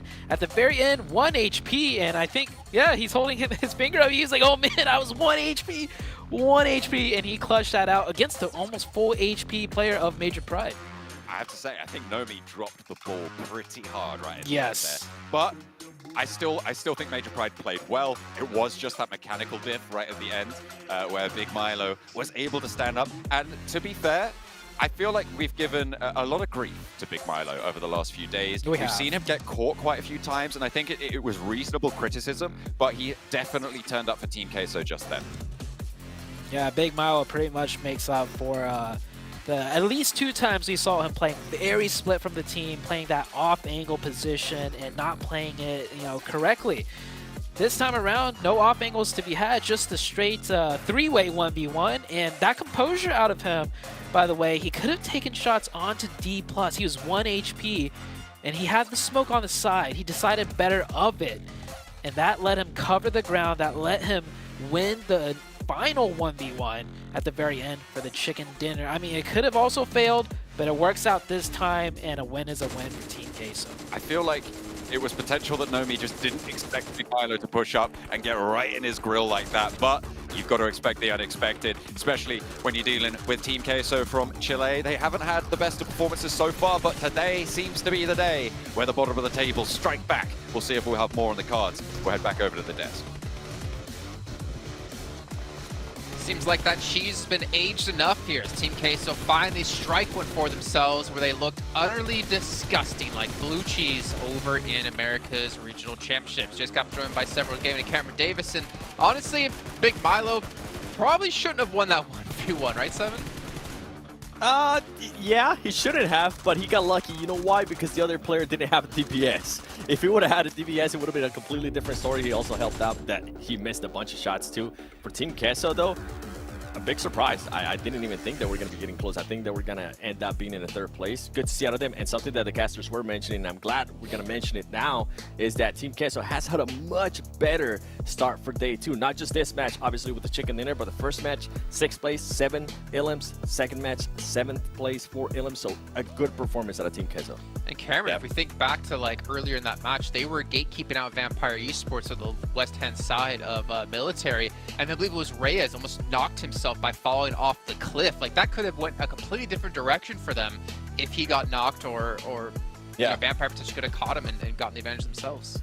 Yeah, I mean, Queso picked up a lot of their early eliminations just by third-partying from long range, and this was a salvage round for most teams, similar to that crazy island Miramar that we had yesterday. The nature of the first couple of zones mixed with the south plane path meant that especially the teams that had to loot towards the north were coming in very sporadically, a lot of chaos, not a lot of options for half the teams to really set up in a way that they would want to, in the way that we saw teams like Major Pride, which allowed Queso to really just pick off teams one at a time and just make sure that they could keep themselves relatively healthy and make sure everyone else was wounded going into these final fights. It did get hectic at the end, especially with D+, just like really edging it out towards the end. It got very, very close, but you really have to give it to Milo. Again, that final 1 versus 1, taking that opportunity to rush forward and take the fight directly to Nomi, who perhaps wasn't even expecting the last Queso member to be right at his door when he was.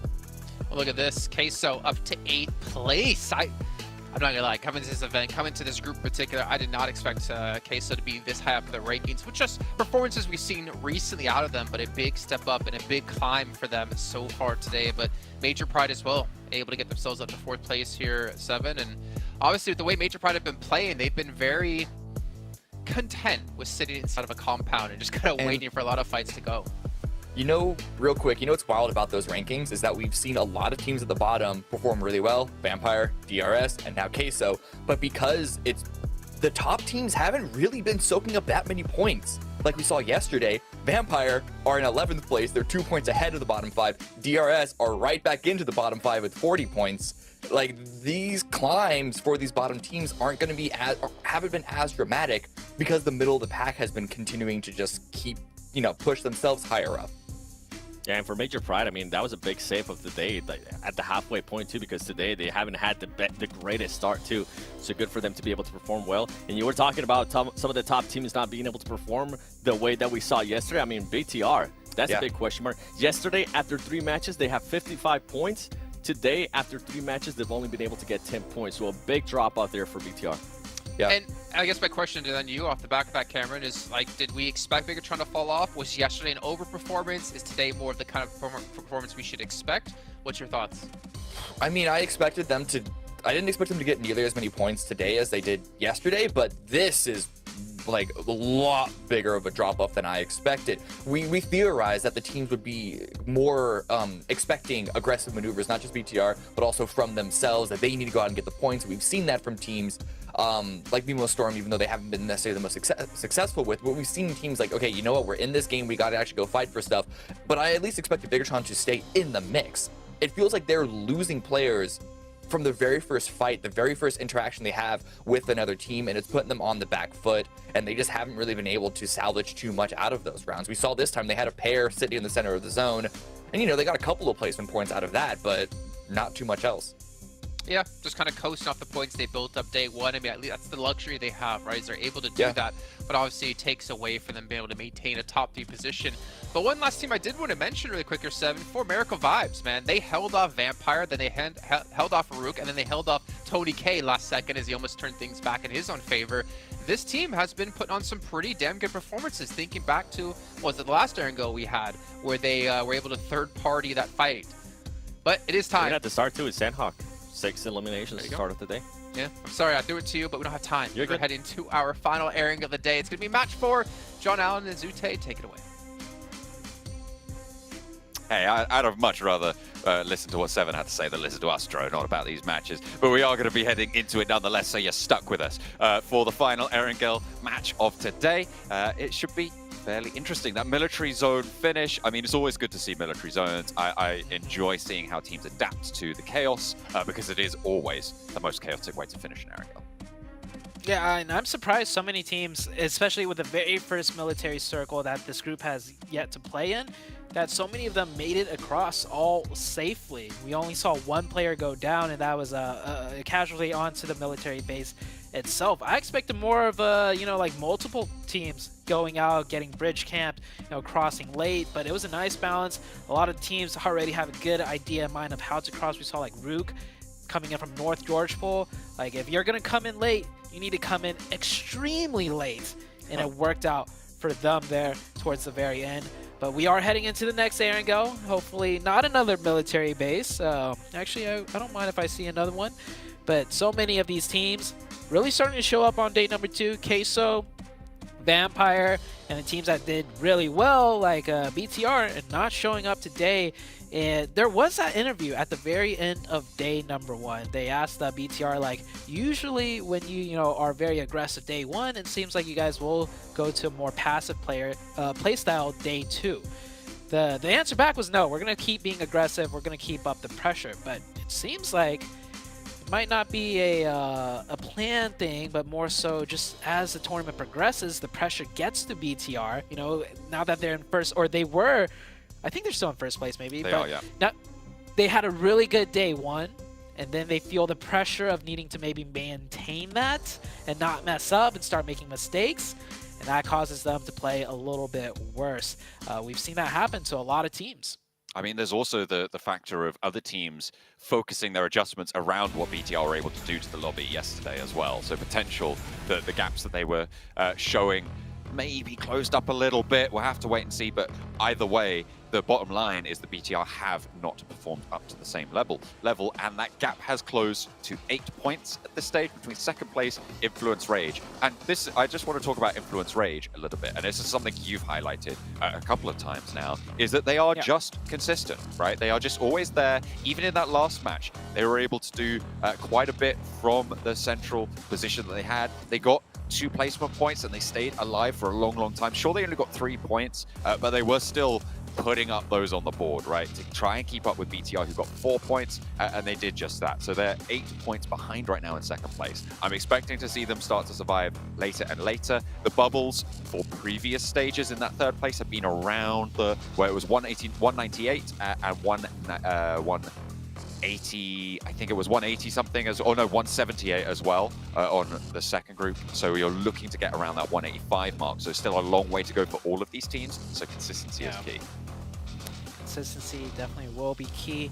One thing you mentioned was that gap closing, right, with BTR now just 8 points separated from second place. That to me is not even the important thing. It's the fact that so many other teams are closing the gap as well, because most likely it's the second place team that will pass you up, like, numbers wise, statistically. But now the fact you have all of these other teams to worry about, because their point gap or closing that point gap as well, is the biggest threat of all. And so many players just really going for this far parachuting plane drop. We haven't seen anyone get knocked out of the sky just yet. This is the most likely way it will happen. Oh my goodness. And BTR. Yeah, that'll do it. And they'll get the second one too. What are you going to do? He's already got a UMP and a Scar as well. I don't think there's any way you get away from this. Lepar just hops out. He forces the player to strafe out from the rock and the vehicle, the secondary weapon. Is he going to hop into the back? I don't think so. I feel like that would be a little bit of a risk too far. But they get the knock, they get the flush. 2 points early for BTR. Found as Mikiel most likely also going to get flushed. Kenny hiding. He's going to be a survivor on the outside. Doesn't have any weapons, so he's happy that they turned. Hang on a minute. Have they smelt something? Do they know? Oh, no. How? Was someone else looking out? I think they know. Look at they have an off. Oh. I think they spotted it. Oh my goodness. Hide and seek at the start of the match for BTR. They pick up 3 points, and there's your return to form. Okay. I mean, BTR are a very aggressive team, and that is pure aggression right there. Sem9 losing 3 players down to a solo just like that. Lepar padding the stats for sure, picking up those 3 UM points, and also, getting the damage numbers racked up. So good start for BTR. Also, good zone for BTR. I didn't even catch the circle. It is a hard eastern circle, and where we just saw BTR, dead center circle. So that should give you a good idea of how far that eastern circle has popped up. Yeah, that's right on that shelter area, that high priority set of positions, and they'll have their pick of the litter with 3 points on board already as well. They can commit to maybe a little bit more riskier plays that have a higher potential into this match. I'll be interested to see if they just want to keep it consistent or if they are going to maintain that aggressive ideology that we are expecting and that they stated that they were going to maintain. We'll have to wait and see. DRS on that south side, currently by Farm, maybe branching out towards Milta as well. Bino Storm over towards Novo, staying in that drop spot as they will look to cross that eastern bridge, I'm sure, in due course. Demuerte over in Lipovka. Remember, they diverted to the south side previously over to Novo based on the circle that popped on that military island, but they are back in Lipovka now on the eastern side. Demuerte on that eastern side, like you mentioned, they will have a good position too of their choosing. And BTR have rotated into Milta to loot because the off plane path drop, that is not a lot of loot to be had. Getting those quick eliminations early might slow them down just enough to cause a timing issue with them thinking they could get a nice center spot still and another team might already be there. So we'll keep that in mind. As many of the teams still looting, no one even has committed to a rotation yet. Taking a look around the map, everyone's still on their drop spot. Demuerte with that split on the east is the team that looks like they're about to rotate out of everyone else. Of course, given the fact that they have a nice position, they should look to get a stronger one. And Weibo Gaming, done looting Pachinki, just now starting to get in their vehicles and make their ways towards the east. Trying to find their way on out of there. I'm sure they'll post up, leapfrog through Potato Hill, try and find their position out to the east. Influence Rage started to break south from Yasnaya as well, breaking towards the mansion area, towards that god compound as well. But I think we saw, if I'm not mistaken, was it Demuerte? I think it was Demuerte yesterday in that god compound who were able to fight off against Vampire, who tried to crash on in, and Demuerte just took them down. It was either Demuerte or it might have been Major Pride. I'm not entirely sure. I have to go back and double check. But either way, a really, really strong position if they want to take it. It's a little bit towards the edge right now, so maybe not as high a priority for them at the time being. Definitely more off-center. D+ on screen, rotating their way in now, as Weibo Gaming has got a little bit more ahead of them. We might see a altercation if D+ still continues towards center. That rotation trajectory should just put them right into Weibo Gaming's path. Sem9, wow, playing that position as a solo? Maybe just looking for a knock and a finish and then getting wiped, but he's picked a strong compound to hold solo. I wouldn't be surprised if another team rolls up on that spot just as a jumping off area to go to further rotations. To be fair, at the moment, with Influence Rage already far south, Genesis might look to go to this position, but they've already got a position in circle, so maybe not right now. It's only really Brute Force that I'm looking at could potentially go on into this position, but if they go over to the east side of Yasnaya, it's more likely that they're going to run down the coastline and into Demuerte and Influence Rage as well. Yeah, he might be able to get this first spot all to himself in the first zone. It's a risky pick, though, as Genesis, yep, stretching out a little bit, want to get more center. And the issue with this spot is that if the circle shifts, even if it's a little bit north, that position all of a sudden becomes a key power position. So even if you're like, have a spot a little bit, to the west, this spot is insurmountably better. And I think Genesis knows this, and he thinks it's clear. He thinks no one's here. And he's telling his team, yeah, this compound's free if we do want to take it next zone. So Dep will have to look for that quick knock and point conversion. Is there a vehicle in there that he spotted or something? Because he is still taking shots. Nah, it's just to make noise. So other players or other teams, rotating close by will be like, oh, I hear shots there. That position's already taken. And, keep the fingers warm, aim at those little small openings just because, further on later on in the match, you are going to have to do those quick reflexes when players are peeking out at you. He's still going to hold on to it. Brute Force actually moving to the east side of Yasnaya right now. Influence Rage have broken out even further to the north of Kayovsky, scouting out that direction. Quite a wide split, and I don't think you want to hold that against Brute Force right now. With Duarte moving in on that mansion side as well. Could be pretty tricky. Goodness me. Depp is really holding his nerve down here. But it looks like Genesis might not even go for it. Kayovsky might be the next to scout this location. Yeah, circle shift to the west. That will put all the east teams closer, or moves them closer to the western side of the map. And Kayovsky, looking like Influence Rage, will take that compound. So Depp, good luck. Maybe he could catch one real quick and convert it. But, oh man, I'm just waiting to see what happens to Depp here. We've built a little bit of a story around Depp, but there is fighting elsewhere. It's BTR. This is the team that I really want to see start popping off. We've seen Vampire pop off.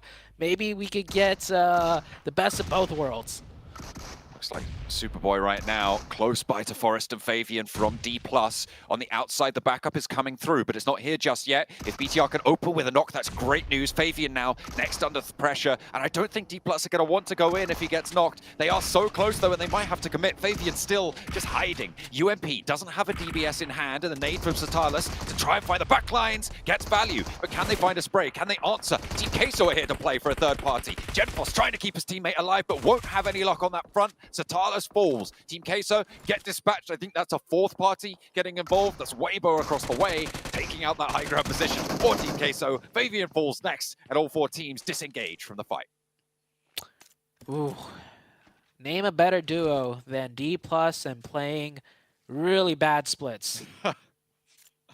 Yeah. Not even, yeah, like the 2-2 they had were like the two power positions, one of the two power positions on this map, and they were trying to get both of them in this zone. Like, I don't know what D+, I don't know what they're thinking. Well, evidently, maybe not much at the moment, because it is not working out for them, and the results... More is not better. Kind More of, power positions is not better. Not if when we you're have holding a more split. locations on the map, there's a greater chance we get the final circle, right? That's how it works. It must be. That's how it. That's how it goes. And they haven't readjusted that viewpoint for the time being. I'm sure there is a lot more machination going on behind the scenes. Yes. Behind that, we are being a little bit trivialized on that viewpoint, but it isn't working. You're right. You're absolutely right to point that out. And something will need to change if they want to keep up the pace. They're in 9th place right now. But they've only got 45 points on the board. And you look down to 12th place to 13th place, it is so easy to drop like a rock in the ocean through these tables, because it is still so tightly packed. Definitely. BTR up to, I think it was like 7 eliminations now, so a very strong start for the team. Circle condenses once again, pulls a little bit further to the west. I think this is pretty much the zone all the teams were getting prepped for from the previous circle. So I'd like to see some nice execution plays here if a team does want to take a fight somewhere or push their way in, as many teams now getting into sight lines of one another.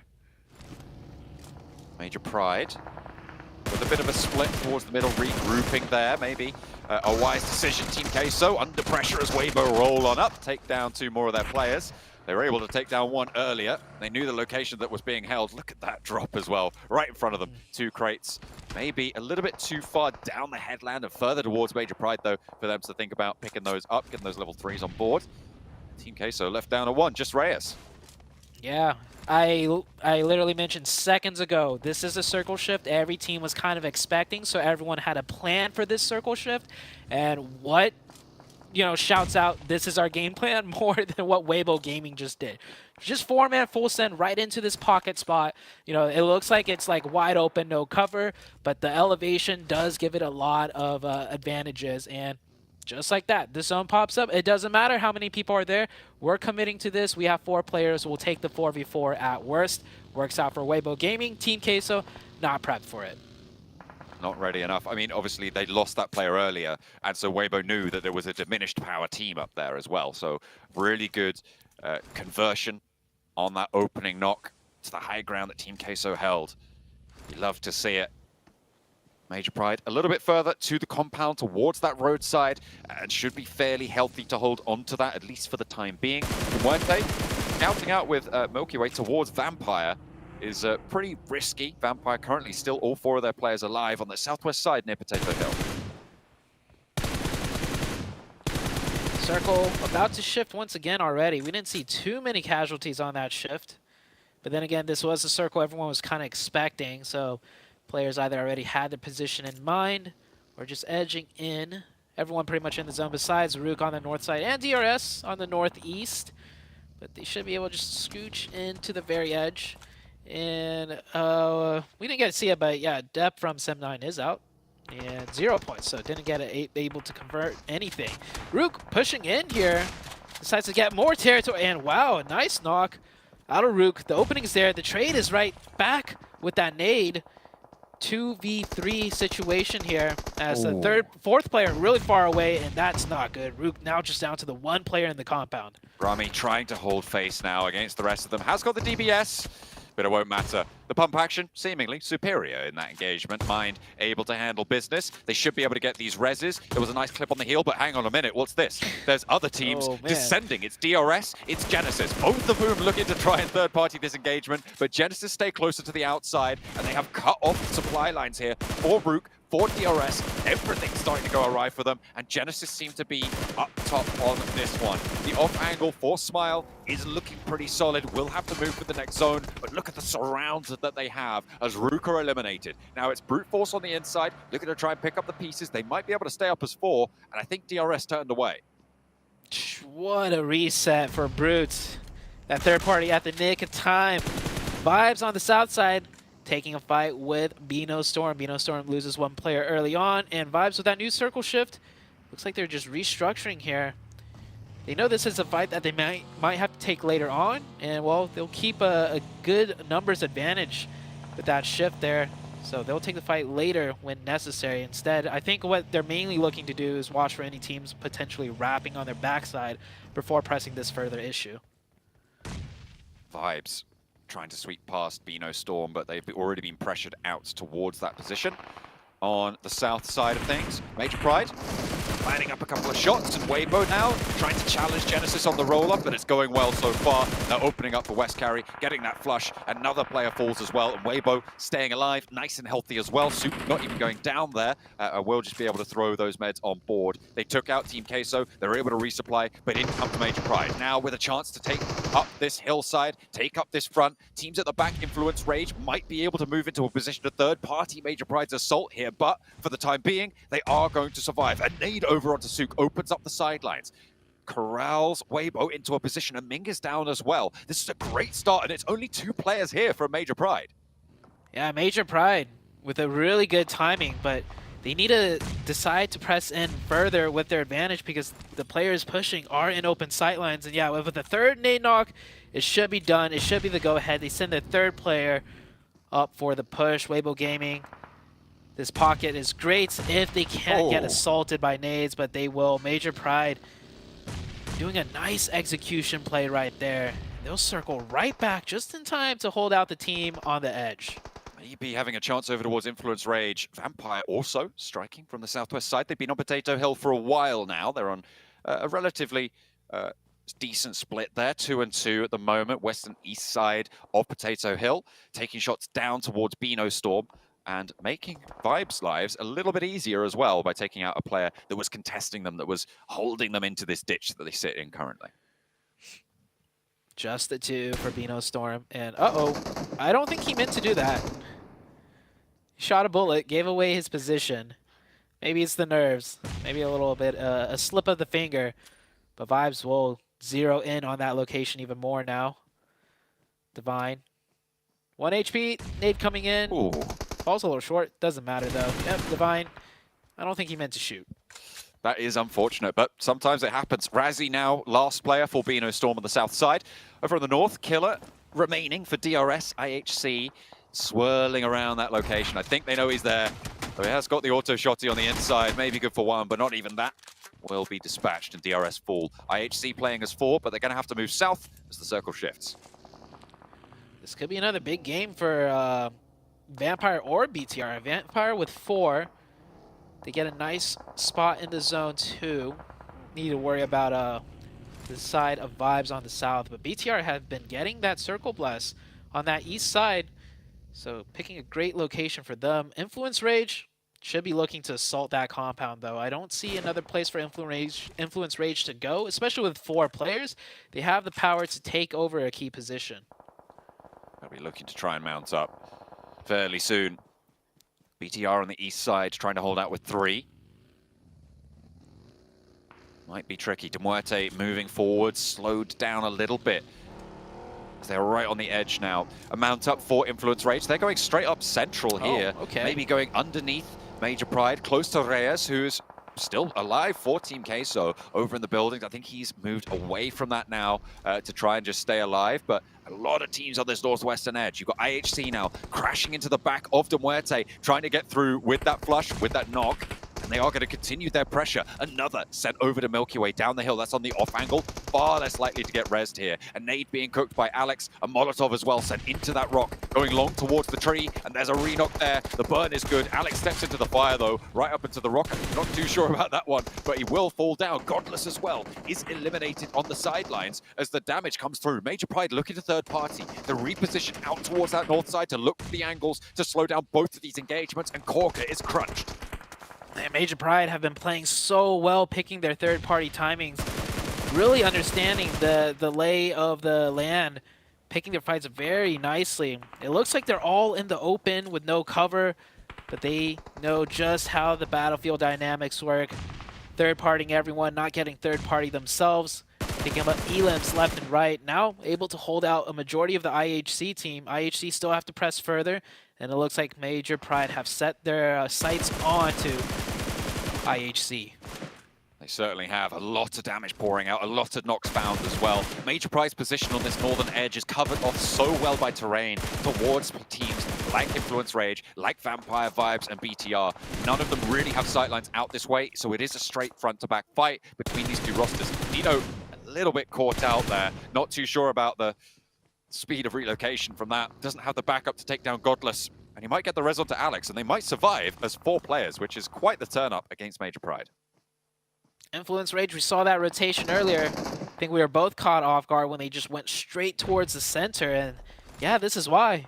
I mean, it's a pocket that they could play in, but this pocket, very exposed. Vampire will lose that player down to 1 HP. Yeah, we'll get confirmed, and it is East. East has been playing phenomenal so far this week for the side of Vibes. And the push from IHC, you give them a little bit of a breathing space, and they will answer right back. It's still I think it's a 3v4. No, they have all 4 players up. It is a 4v4. Major Pride taking a knock, so 2 players now left for them. They had to sacrifice Dino down on the low ground after he got knocked in that buggy. And then aid over to the tree to suppress them. A lot of damage. IHC really marshalling their forces here as they get that flush onto another player from Major Pride. Effect and Nomi now, 2 very, very powerful players, have 4 of IHC to try and hold out on this side. I've liked Major Pride's decisive and aggressive plays so far today, and they are keeping up pace with the top of the tables, but they might have bitten off a little bit more they could chew with IHC on this angle. Effect trying to spray down with that Grozer in hand, maybe fading back as Nomi's a little bit far away for that re-knock. Nade over towards Effect, not really going to have the impact it wanted. All of this started with that nice knock from IHC onto the buggy, the DBS, Nomi, the 1v4. Yeah, not gonna happen. IHC up to 10 eliminations. IHC finally starting to show signs of life. You can see right there on the bottom right, they are currently in that 13th place spot. And so every team, even if you're in last place, yeah, you gotta be careful because there's a reason why they're at this stage in the tournament. Give them the right cards, give them enough breathing room, and they will come out strong. Vampire still slowly working their way in. It looks like Influence Rage have survived the brunt of the force, and they will stay alive with 4. That crazy cross that they went for has definitely worked out. Team Queso finally eliminated. Rez going down after a long run as a lone survivor. We'll add a couple of placement points to their tally. Influence Rage in this central, well, more central than any other team right now, to be frank, position that they were able to claim so early on. Very, very valuable. And this is the consistency that we've talked about. They're able to get these decent spots. Even if they don't win here, they should get a lot of points added to their tally and extend their lead over brute force. In the meantime, though, Bigatron, 8 eliminations on the cards as Vampire are getting shredded. They try and make their way forwards. It's not going to work out. But Bigatron, 8 eliminations. 3 of those were early into the game. Sure, hang on a minute. I'll take that back. Vampire, they were getting shredded, but they've just taken down a couple of players or 2 over towards that central area. Influence Rage are 2 players strong now after that crash. Make that just 1, because another player just got knocked. It is all down to Federal to stay alive.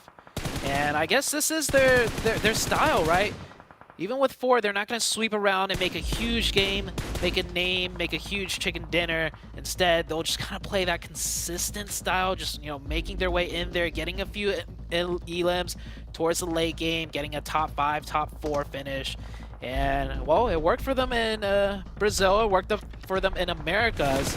I don't know about PMGC because it is a different stage. You kind of have to do something to set yourself apart, but we'll see by the end of the week as battle rages on. A lot of scrap fights, long range, no real damage being done just yet. Federal finally taken down, Influence Rager out. Vibes playing as 4, trying to play off against IHC on the northern side, who are 4 themselves. They've been fighting through a lot so far. I think they're up to 11 eliminations, make that 12, as they have been through the wars, certainly.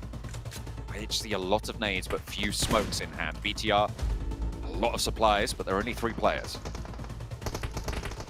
New circle favors the side of Vibes on the south side.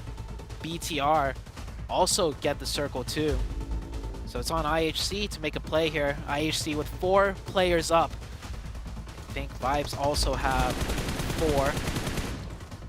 Actually, it looks like Vibes have just the... No, yeah, Vibes has 4 players as well. Let's see what BTR here can do with 3. I mean, with 8 elims. I think they'll surely get at least 1 more, if not 2. Hoping to go double digits on this match. But IHC have other ideas. They'll have to make their move sooner rather than later. Vibes are just encroaching, making their way forwards and gaining control of the south side to give themselves that powerful position, to give themselves that overlook. Demo up into the tree. This is the first break. The rest of them trying to line up that train. They do not have a lot of smokes available to them, so they can't go for that big smoke train rollout that you'll see from teams who have got that utility at their disposal. Vibes are breaking out in the meantime. IHC has almost made their way fully into the circle. And if there's no knocks yet, they might be okay. Sightlines are definitely there for all these teams to take shots at each other. Just have to peek around the corners of the trees, the smokes, the rocks. Damage can be done. But with so much distance covering, you know, all of these teams, even with 1 knock, I don't think anyone's going to make a full committal push. Not until maybe going into circle number 8. IHC still slowly creeping forwards. BTR looking to scout out as well, getting a little bit more information.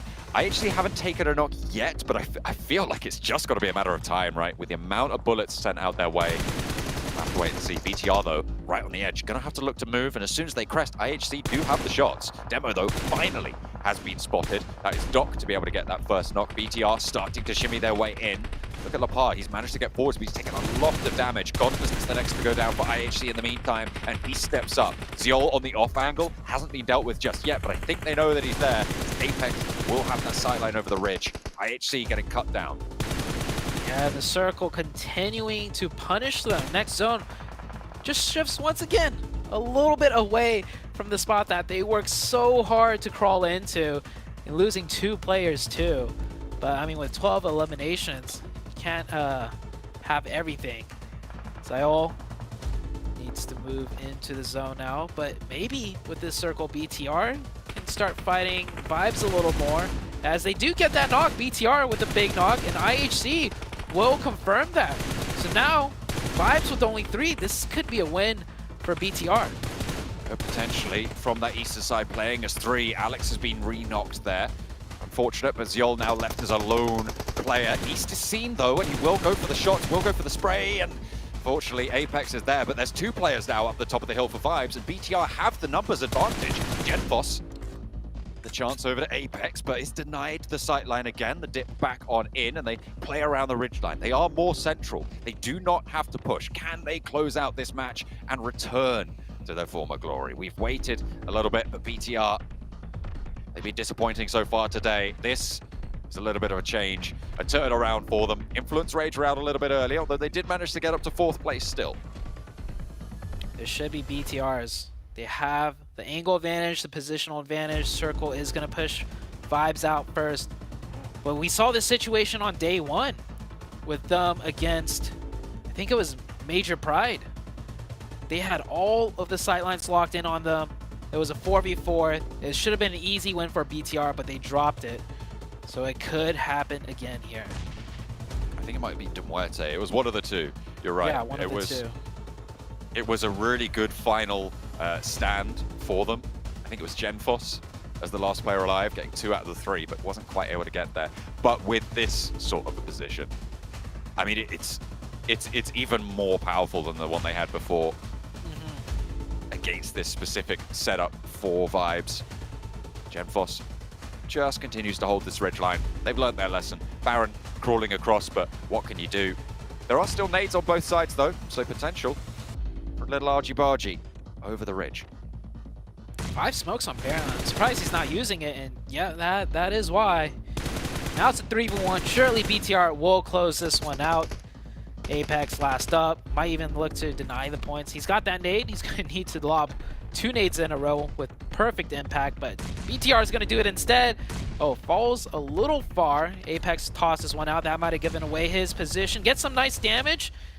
3 more nades. The shot should connect soon. He spotted one, and finally they managed to turn their attention out to Apex. BTR close it down. The start of today hasn't been the greatest for them, but that point buffer has kept them afloat. And with this chicken dinner, it was a pretty high elimination count as well. I think they were up to 12, maybe something around that. They have put another massive leap ahead of the rest of this lobby. A great start. They'll be over that 100-point barrier as well. And this is good to see. So they haven't just fully dropped off. They are still here to play. Yeah, Bigatron is back here coming into day number 2. I believe that is the MVP, getting a nice shot, and that is Lepar. And like I said, you know, when you start off the match with 3 free elims and you pad that damage number, it's gonna help you, especially if you got if you got the chicken dinner, so you will be that MVP. And it looks like we can get the best of both worlds. Vampire showing up today, and BTR as well. Absolutely. 4 eliminations for Genfos. In the meantime, Satalis went down before, which is why his numbers look to be so 0-based right now. And the rest of the 3 were able to leverage that eastern side. So really decent showing from them, playing on that eastern compound, forcing everyone to stay in those hills on the west. Yeah, great execution out of BTR too. And I can't help but to think, though, this could have been Influence Rage's win. I thought Influence Rage would be the team to fight BTR, you know, given the circle we saw in that situation, and Influence Rage could have taken the win. But still, a 4v3 assault on to BTR of all teams. Influence Rage could have easily lost that just as well. So Influence Rage continue to be a little bit consistent, but it is BTR, you know, with that huge win. And things are starting to heat up even more now with BTR coming into the fray, Vampire Esports coming into the fray, and quite a few other notable teams getting some chicken dinners. I never had a doubt that Bigatron would be able to step up today when everyone else, all the haters out there. No, I'm just kidding. I'm trying to talk about what I was doing with Vampire earlier today. It's Bigatron, man. We literally just questioned, in particular Cameron Davis, talking about how we need to see more. What they completely fell off from yesterday. I think they had 10 points on the day going into this match. And Cameron, they do step back up here. They do still show they are a team to mess with. For the record, this was a group effort. We all brought the question up. We all identified that they weren't getting that many points for the first couple of rounds. You two were the ones that did the math. I don't know why you're trying to put this on me, but yes, Bigatron do come right back out on top. The beginning of this was that early game hot drop where they just caught all of those parachuting players off from the very beginning, which does elevate their elimination numbers just a little bit, the damage numbers as well for Lepar specifically. But that I like the idea that they played a really aggressive early game. They caught a couple of other players as well, even past that initial drop situation, but then slowed it down because in the mid game, in the late game, they were actually on the low ground. They didn't have as much priority over trying to take control of the zone, and so they played more to what the resources that they had in order to close this thing out with the 12 eliminations overall. So really good pacing over the course of what they had in front of them this entire match. 7, I don't understand, man. Every player I see, it's like they're, my hand. They're all holding their hands with their fingers up. Gilles coming in from IHC, another team that we literally, while we're like watching this game and talking about like towards the bottom of the leaderboard, we all kind of talked about how IHC is a team that we are quite surprised they're doing so poorly, but for them to step up in this match in particular is a fantastic showing. They were 16th place, now they're up to 11th, and that's how, you know, one decent game can really change the tides for you here, 7. Yeah, and then for them is, can they actually continue on this momentum? Remember, this team definitely has the experience. What was it? PMGC 2022 Grand Finals, they ended up in 5th place. And I feel like that's why a lot of us were like, okay, what's going on with this team? They were able to respond to us before we even started giving them a little bit of BM, but I just want to see a little bit more consistency out of this team. And I completely agree with Cam, what Cam was saying there from BTR. The way they slowed down their play and just used those resources was wonderful. And in regards to Influence Rage, I was actually surprised that they decided to go straight down to the... Actually, am I surprised? No, I'm not surprised. It's Influence Rage. That they decided to go straight down to the middle and just expose themselves from everywhere. Overall, great performances from someone from out of these teams. And also, I got a note on it too. Vampire Esports, they are starting to scout a little bit more. They just haven't been blessed by a circle. I want to see Vampire Esports blessed by one circle and see what they're able to do. You know, I want to see Major Pride have to play the edges a little bit more. I don't know, I feel like a lot of the matches we've seen today out of this team, they're just kind of like, all right, we got a compound that's in zone, we're just going to kind of chill here and wait, and then we'll just drag out as long as we can to play into the late stage of the game, which to be fair, there's nothing wrong with that gameplay, and that kind of gameplay could get you into the Grand Finals, which I would never knock you on.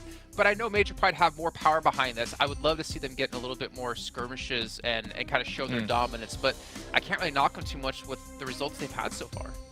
Yeah, I mean, I think it's a good sign that we're able to clearly identify a playstyle from them, and it's working reasonably well. Sometimes when people talk about teams being like center focused, they just turtle into a compound that's said in a little like disparagingly way. But I think Major Pride have a very clear game plan with that playstyle. They can't get punished if they get hard shifted off of. We do have a couple of stinker rounds in the books for them, unfortunately. But the number of rounds, they get a couple of eliminations, and even when their compound that they take early game ends up closer towards the center once we hit around phase 5 or 6, they always get a couple of eliminations out of it before they push into the zone, get a couple of more before they go out. So it is definitely a very clear plan. Their salvage may be weak compared to other teams like Influence or like the super aggressive Formerical Vibes, who, you know, they have their own sort of peaks and valleys to sort of talk about, but still, I'm really liking that Major Pride are committed to their style. I want to see them get a win, the elusive win. Same with very true for Miracle Vibes. They currently are both teams without a chicken dinner. Get that out of your system, please. Hey, I just had a chicken lunch. Let's see if they can have a chicken dinner. But before we head to the short little break here, the Game Awards. PUBG Mobile has been nominated as the best esports game, so make sure you guys go check this out and vote for us to be the #1, the winners. But of course, you have to do it all before December 7th, because that's when the voting will end. On top of that, maybe you can go vote for us on your brand new Infinix GT10 Pro, which was born for professional esports players to not only dominate the lobby, but to dominate the voting. So make sure you guys pick that up, check it out, and help us all out here and be successful. But we are going to head to that short little break while we get things ready to go for Miramar. We have 2 matches left to come today, and you're not going to want to miss it, so we'll be right back.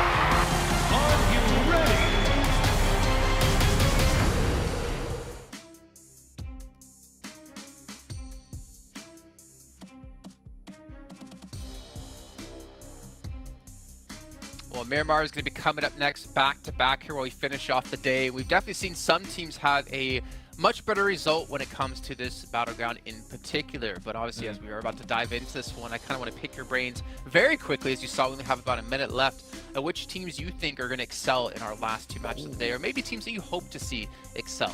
Seven, who do you got? I want to see Vampire Esports, honestly. I'm still riding that train. I want to see them continue to do well. They do bad in 2 matches. I'm calling it. They're out. They do well in 1 match, and you're like, I'm back in, boys. I didn't say that we're gonna be out. I was saying that I was gonna start to worry. That was the main thing after the first 3 matches yesterday. When are we gonna start worrying about the team? But I'm enjoying the adjustments that they're doing. I mean, with the sub, they're playing with Nusi. They're doing a lot better. Cameron, real quick, 1 team. Major Pride. They did good at Miramar yesterday. Okay. Well, let's find out. We're going to head into our first Miramar update. John Allen and Zute, take it away. I've managed to convert Zute as well to the Major Pride hype train. We're really enjoying watching this team, right? So I'm glad that Cameron highlighted them there as well. So they are such a powerful decision team. They're making aggressive, fast decisions. And Zute, you were saying that you feel like more often than not, it's the right one. Yeah, real recognize real. All Cameron, me, you. Like, Major Pride, they are not, like, high up in the leaderboards. They're number 5. But every time we see them make a decisive choice, it's a good one. Sometimes the execution isn't fully there, but it's like this team is definitely worth keeping an eye on. I like how they're playing. Sometimes, you know, the cards are stacked against them, and they don't have the to continue further into a match. But when they do have, you know, the favorable positions, the right cards, they really play it to their chest. They really do as much as they can. And then you mentioned, you feel like, you know, once they get the ball rolling, sometimes it gets out of control, and that's when they start slipping up. Yeah, there are a couple of times where they make good decisions for that current engagement, but once or twice they put themselves in a position after that engagement where it isn't as favorable to them. So for instance, their Dino getting knocked on that low ground position, sure, it might be valuable before, but they were punished for it. So thinking maybe a little bit further ahead in these multi-team engagements might be in their wheelhouse, but they are still performing very, very well off the back of that. I really liked, for instance, last match, their roll up towards the Weibo position, right? Oh, they went up that ridge line. They just utilized the smoke cover, threw those nades in. Weibo didn't stand a chance on that, and then immediately regrouped afterwards to try and hold that influence rage. I think that set of plays, in my mind, is a really, really strong, solid decision, and I wouldn't have asked them to play it any differently. Yeah, and I think even like very veteran teams wouldn't go ahead and do that because there is a risk. When you go up that hill pushing towards Weibo, there's a lot of sight lines onto you. It's obscured by a lot of tree cover, and if they were any slower with it, we would have seen Influence Rage, you know, knock the 2 players from the side of Major Pride, or we would have seen Influence Rage spot that out and push the 2-2 split. A lot could have gone wrong, but the fact is they had an opportunity, they went for it, and they executed it quickly and correctly. And yeah, that is why we are talking and taking a little bit of a focus on Major Pride. But now we're on to Miramar. We'll see what they could do in this map. As Cameron mentioned, this is one of their better maps. They did well in it yesterday. We do have a Southern Circle. Once again, we see a lot of these Southern Circles on Miramar. Yeah, they are seemingly leading to that coast side. Not as dramatically south as we saw yesterday, obviously going all the way down to the South Islands near Los Higos. Very, very dangerous and treacherous terrain. Major Pride picking up a lot of their points from that match, remember?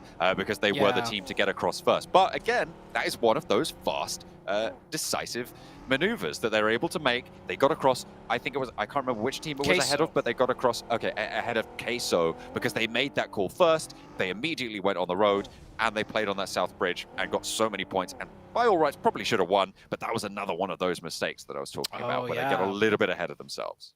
That's a very perfect example of them doing a lot of the right things, and then at some point biting a little bit more than they could chew. We'll see how they do this match. Very Southern Circle, taking a look at the map. The big teams not in the zone or far away from it. BTR on the north side, they will have to make a little bit of a rotation. Influence Rage towards the northeast. Rook, once again, in the far, far north. Rook seems to like their northern drop spots. And where is Vampire on this map? Oh, they're right there in La Bendita Graveyard. So they'll get a, I wouldn't say easy rotation, but they do have a nice one to make towards the center if they decide to do so. Yeah, around that Minas Generalis area. Vampire gonna have to move a little bit south, but no close neighbors. Vibes, they've come off a really strong set of performances today, up into 3rd place as well, tied with Influence Rage, who we've praised for being consistent over the course of their point-scoring career so far in Group Yellow. So for Vibes to be able to draw level with them, a really, really good result for today. They'll be happy with that. 2 matches still left to play, though. And as I said before, that bubble sits for the previous groups around that 180 to 190 sort of area. Obviously, you want to be pushing up to 200 to be fully safe.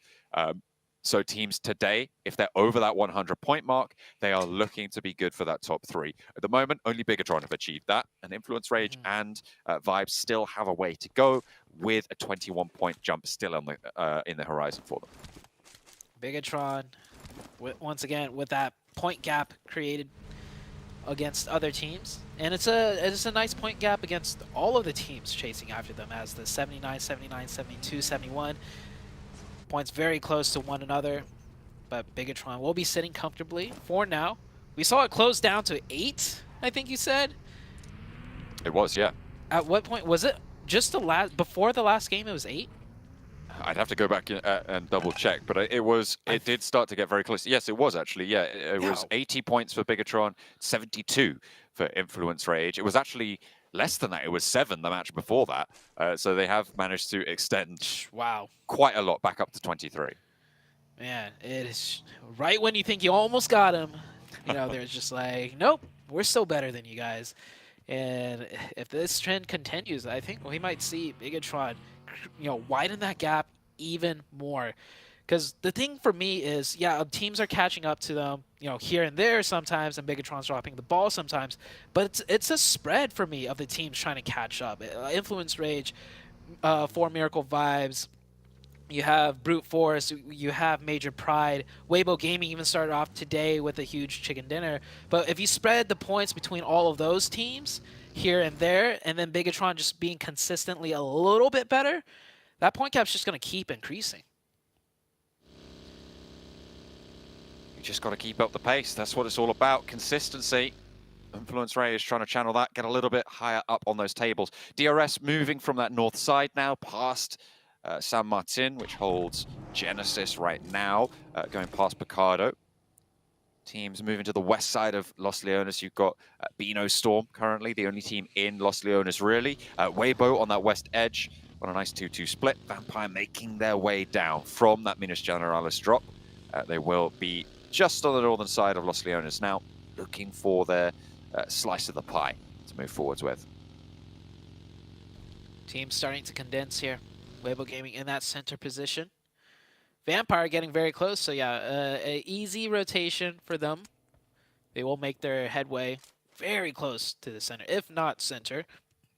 Weibo Gaming will be standing in their way. BTR also getting very close to that central position. BTR, though, will have that church to work with just east of Chumacera, that church with the high ground that overlooks much of the terrain. Circle should be shifting soon, and wow, nice shot for Alex. IHC really good at shooting players out of vehicles, it seems. That last match, a pivotal moment when they overtook Major Pride. It started with a player being shot out of a vehicle. But that last match, the vehicle wasn't fully moving yet. This time around, it is. They can still hit it. And that's bumpy terrain out there on Miramar as well. So to be able to track that, really good stuff from Alex on IHC. To be able to find that knock and alleviate some pressure on the southwest side of the circle. It's a fairly central position as well, which is going to open up a lot more opportunity for IHC to move through that ground in the circles to come. We're waiting for that stage 2 circle, which is obviously a very dramatic circle shrink on Miramar. A very, very big removal of terrain. We'll see if it's a hard shift. Of course, it could go down to that South Island again. Who knows? But we'll have to wait and see. Can you imagine? Could you imagine if it happened again? If it happens again, how would teams even adjust to that? Would more teams like decide to swim, or just I don't even know. I think it's a very it's a very different circle. We're not going to see it, so we probably won't talk about it too much because we're going over to Los Leones soon. Yeah, I mean, this one is almost as difficult, right? You get a lot more options to entry into the zone versus Los Higos, but it's still going to be extremely difficult to navigate once you're inside Los Leones, and that's if it ends in there. The circle could pull away. Like, imagine a hard shift to the east. You get that mountain dividing everyone that did decide to go into Los Leones, and then the high ground cutting everyone off. It could get very tricky. I mean, no matter where the circle shifts at this point, I think it's going to be a difficult game for many of the teams to navigate. A real difficult set of crashes now. Teams need to keep their wits about them. The buildings, the crates, the containers, the concretes, everything will be bristling with barrels soon enough. The bullets will fly if you give them the opportunity. Northwest side, Weibo, they were set outside of Los Leones for quite a while on a 2-2 split. They now obviously regrouped into the west end. Influence, Rage have made their way in on the north side, as have DRS, maintaining that high ground instead of going into the settlement fully. A cache of vehicles around the side will be their stockpile. They'll be able to have a little bit of maneuverability. BTR similarly trying to swing on into that west end that Weibo got in a little bit earlier. Yeah, many teams centraled up. The west side's going to get very compact if we don't see more of the western teams loop around, but I don't think there's room to loop around much more. And for good reason, because we still have 63 players alive. No wonder the map looks so compact with barely any space. You see teams neck and neck right next to each other here. How many teams have committed into Los Leones? I'm counting maybe 5, maybe 6 even. A lot of commitment at this stage. Could all be for naught though. We still have a bit of terrain outside of Los Leones where it definitely could finish, but would need a couple of hard shifts. Vibes a little bit late to the Los Leones party, so they'll be languishing on the outskirts for the time being. Trying to take that high ground, find some picks, find some openings, scout out which buildings are available. In an urban environment, that is the most important thing. If you know that a building is free, it's a lot more likely that you can get there, even with teams around you, than if you spot an open location on an open set of terrain. So making sure you have as much information on the buildings on your side of the settlement, really, really important. Nice headshot out of Lionel there. Put some damage in. And that helmet going to be a little bit worse for wear.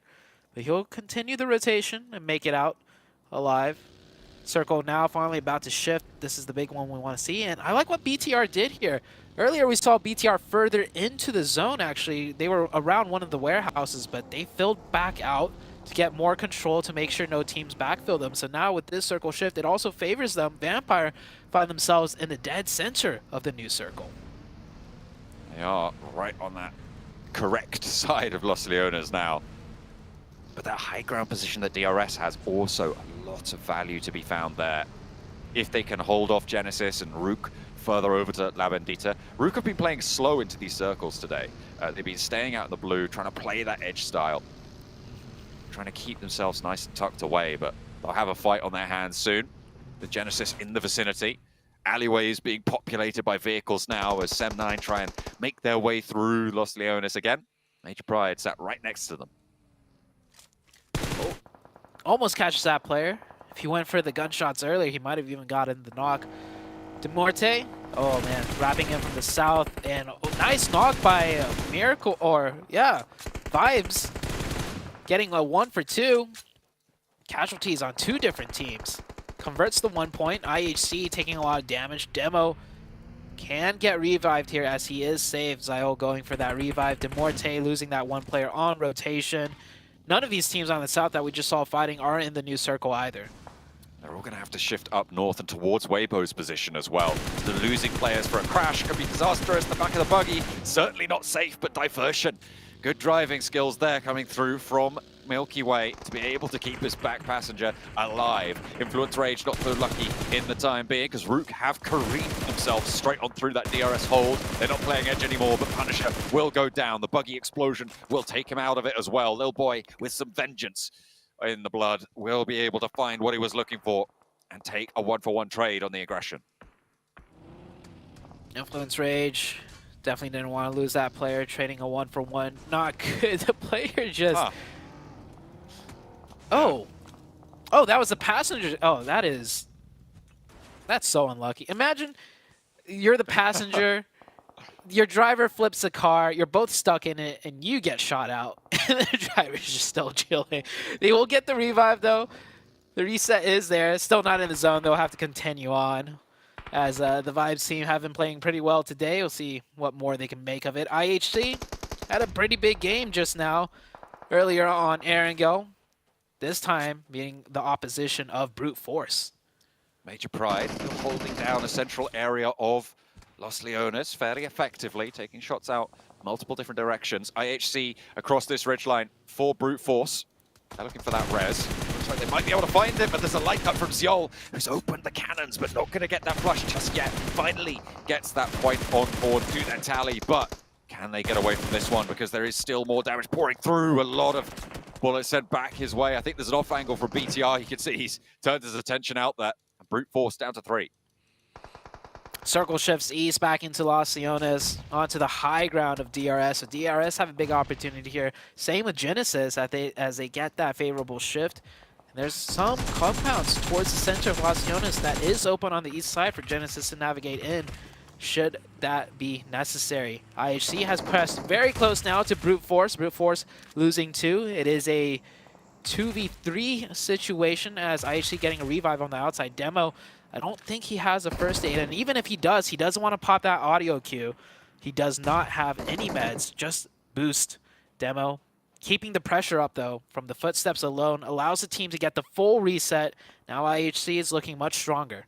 Demo has a death crate in front of him as well by that buggy, so potential to pick up a first aid or 2 there. Drops the smoke to keep him safe on the loot near that, so maybe, if he's lucky, able to find those supplies that he so desperately needs. On the off angle, with his teammates taking care of Ado as well, it's going to leave just Neos left standing for the side of Brute Force. No eliminations either. All 16 teams still alive. They are the worst position for it. They're outside of this zone. Demo does, in fact, get, I think, a couple of bandages there, but that's about it. Neos looking for a spray onto the party bus. 1 and 2 and a third as well. Neos tears them to pieces. There's only one player left in the backline. Ziol keeps them together, but can he go for the reses because the blue zone's pushing in? He doesn't have a lot of time. What is this decision going to be? They're all down, and that is all going to be picked up by Weibo. Christmas came early for Weibo. That's for sure. Might even get the 4th onto Ziol here. And the lay down, Ziol, I think that vehicle was missing a wheel. Runs over. He's running behind the ridge line. Ziol will not get converted towards Weibo's side, but I don't think Ziol is going to make it much further into the late game. He has some open space he can play in, and I don't think anyone should be looking his way besides Weibo Gaming. So if he traverses far enough north, he'll be out of line of sight. He'll be okay, and 5 points so far. Not terrible for IHC, but they just had 4 players earlier, and it went to 0. That is very... Or not 0, it went to 1. Now it's about to go to 0. It's very unfortunate for Ziol to try and move through. I feel like in these urban finishes, solos have a little bit more longevity, but in general, the position that he's in with Weibo knowing exactly where he is, it's just so unlikely, right? And the road up that he's going to have to go through is guarded by Vampire on that position with a duo out the back. It's Tony K and Ravenclaw on that western side to hold out in the 2-2 split that Vampire currently have established. Beano Storm, is that a solo out of Beano Storm on that rooftop? No, there's still these 2 players, all 4 of them alive, but it's just one up top. Oh, that camera shot earlier had me tricked. I just saw 4 players of D+ and 1 Beano Storm on top of their building. This that could be the linchpin position, though, if they get an opening. He could come down from the top while the rest of the team pushes in from the bottom. You see Beano Storm realizing more than likely they'll have to make a move at some point, seeing if they could get any openings now rather than later with the nades. New circle pops up. They're sitting comfortably. Many of the teams are, as BTR just controlling the outskirts with a firm split. They're not going to be rewarded for it, though, as the circle doesn't go their way. Ooh, the push comes through, and at the moment, D+ looking to hold very, very strong. They've lost Osal and Fabian's gone down, but they have taken 3 players with them. And Vino Storm just losing, bleeding out. Just the one. Nanokuni on the staircase will not be able to find it. Does not descend in time. Does not play that off angle. Fabian will get res. They lose Osal, but they claim a really solid spot in Los Leones. The Vampire 2-2 split, though, on the west, still very, very powerful. DRS trying to make their way in as they descend from the high ground, and everybody's going to have to start to lose players, to expend their players in order to get into the central locations if you haven't already made it there. Yeah, they make it in safely with 3. Nades might come through, though. A lot of players close around them. They're safe for now. And positional-wise, pretty center, so they could get another nice circle. But anymore, they'll just have to keep their fingers crossed. Down to 13 teams, 45 players remaining. This is a complete urban finish. BTR with 4 players yet have had to make a move as they're just on the edges of the zone. Demorte catches 1, and they might not even be able to get that revive because that area should be a nade magnet. No nades on Korka, however. Maybe his teammates have some that they could chunk over. Yep, nades coming in. That should be a confirmation. Looking for another one as well. Rules taken very, very low. That next nade will be it. Korka gets the final tag with the M4 as well for that first point for Demuerte on the match. They lost Malo earlier, but they're in a position inside these buildings. At this stage, it's so tough to call a winning position. With these urban finishes, it could really go either way. Major Pride, sure, they have this massive high ground, but if you get knocked there, it's so hard to go for the reses. The 2 up, 2 down position that Major Pride currently have should be fairly powerful, though. Will stop players moving in comfortably on that underneath, and they'll have a lot of control over the high ground. The difficulty will come when they have to move. And I don't think anybody right now would be able to make a call, probably even above 50% certainty as to who's going to win this one. BTR on the outside, though, probably have the toughest time. All eyes on BTR on the next circle shift. And Major Pride, you mentioned they're in a great spot, but that high ground's a little bit deceiving. I've played in those positions before. You have a lot of sight lines, but when players are running towards your location as your recoil is going up and they're running below you, it's hard to, land the shots as accurately as you want. And the biggest thing is your head is peeking up, and that's all the other players are aiming for. And it's almost like the other player's more favorable on that low ground pushing into you. So we'll see if Major Pride can adjust for that if the situation comes. Next circle, shifting out here. To the center, to the south, to the east. Where is it going to go? It centers right up. And BTR might have a little bit of a hill on that north to play with, but not enough that I think they will commit and group up as 4 and drive in and take one of the compounds now. There is a little ridge line that they can look to play around in this area, but I think they're very close to already getting over it. So it's going to be very difficult to try and play, and they'll have to get to the west side of Vampire in order to try and find that. So I think they might have to just move forwards and hope against hope that Vampire don't take too many shots. You've also got Rook to worry about over on that east side as well.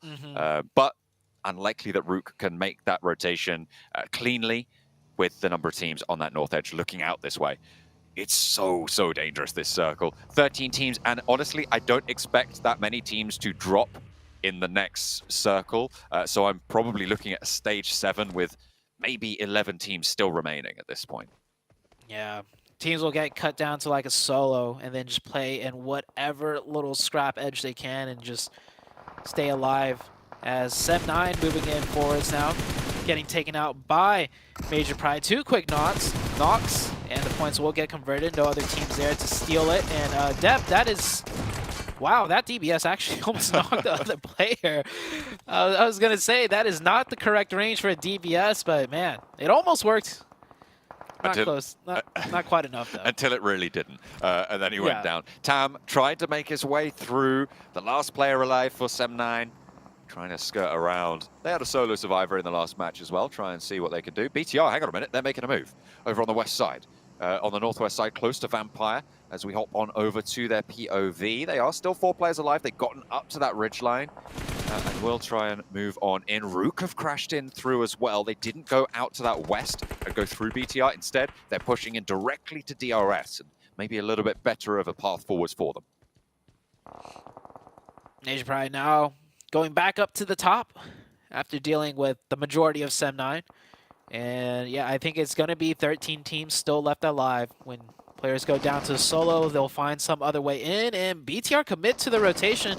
They couldn't find the opening onto Vampire. Instead, they'll wrap around and wrap right into Queso and into the sightlines of Weibo Gaming.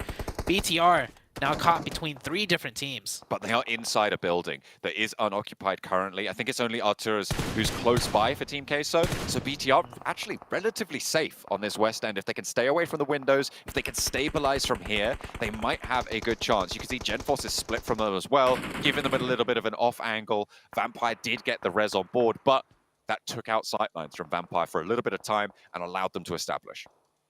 And Arturas just got knocked too. This is, oh man, shooting gallery for so many teams. Yeah, stay away from the windows, like you mentioned. Every single window, because everyone's looking in on that way. Next circle about to pop. Who's going to get blessed? Is it going to center up? Is it going to hard shift to a certain side? We'll see in just a few moments. Vampire were able to land a knock over towards BTR as well. They'll have to take some time and get that res. This is the high ground difficulty that you were talking about, right? They're low up there, and look at the angles that are currently being held by Vibes. On the outside, they're going to have to run down that bare open scaffolding stairs as well. I don't know how likely it is that they can get there. I think the only way to get down there without taking damage is with a vehicle, but you have to have had a vehicle up there in the first place, which is basically impossible. For how long it's going to take to run down those stairs, you're better off jumping off, getting knocked, and your teammate reviving you.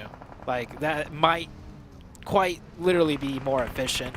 But Weibo Gaming now having to make their rotation convoy in 4 vehicles. They get across the road, they make it into some cover. They got to spread out for the nades, though, as they are distancing themselves a little bit, going for a heavy aggressive push to get as much control as possible before the team can respawn.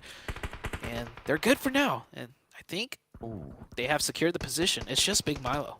There's the knock-on to effect on the high ground from Major Pride in the meantime, so they'll have to figure that out. Big Milo still trying to hold on to the pieces for Team Queso. No eliminations found this match, and Weibo still staying all alive. Effect actually tries to jump off there, but does go down, I think, fully to full damage. I don't know if they got the res before that they went for that. We'll have to wait and see. But still, Big Milo holding on this right side. You've got Influence Rage with sightlines out toward this area as well to try and slow down this push coming through from Weibo. A vault up from Smile. Looking for Doc on the backlines. There's a player close by as well. A nade well cooked could be the end of him. Or wipe the smile off his face. Doesn't quite get the knock that they were looking for. They can't quite find it. This time around, they'll just back off. East, though, pursuing. I don't know how that spray with the UMP didn't land, but finally gets that knock. The M4 swapped onto for the flush. And now turning his attention forwards to Smile again.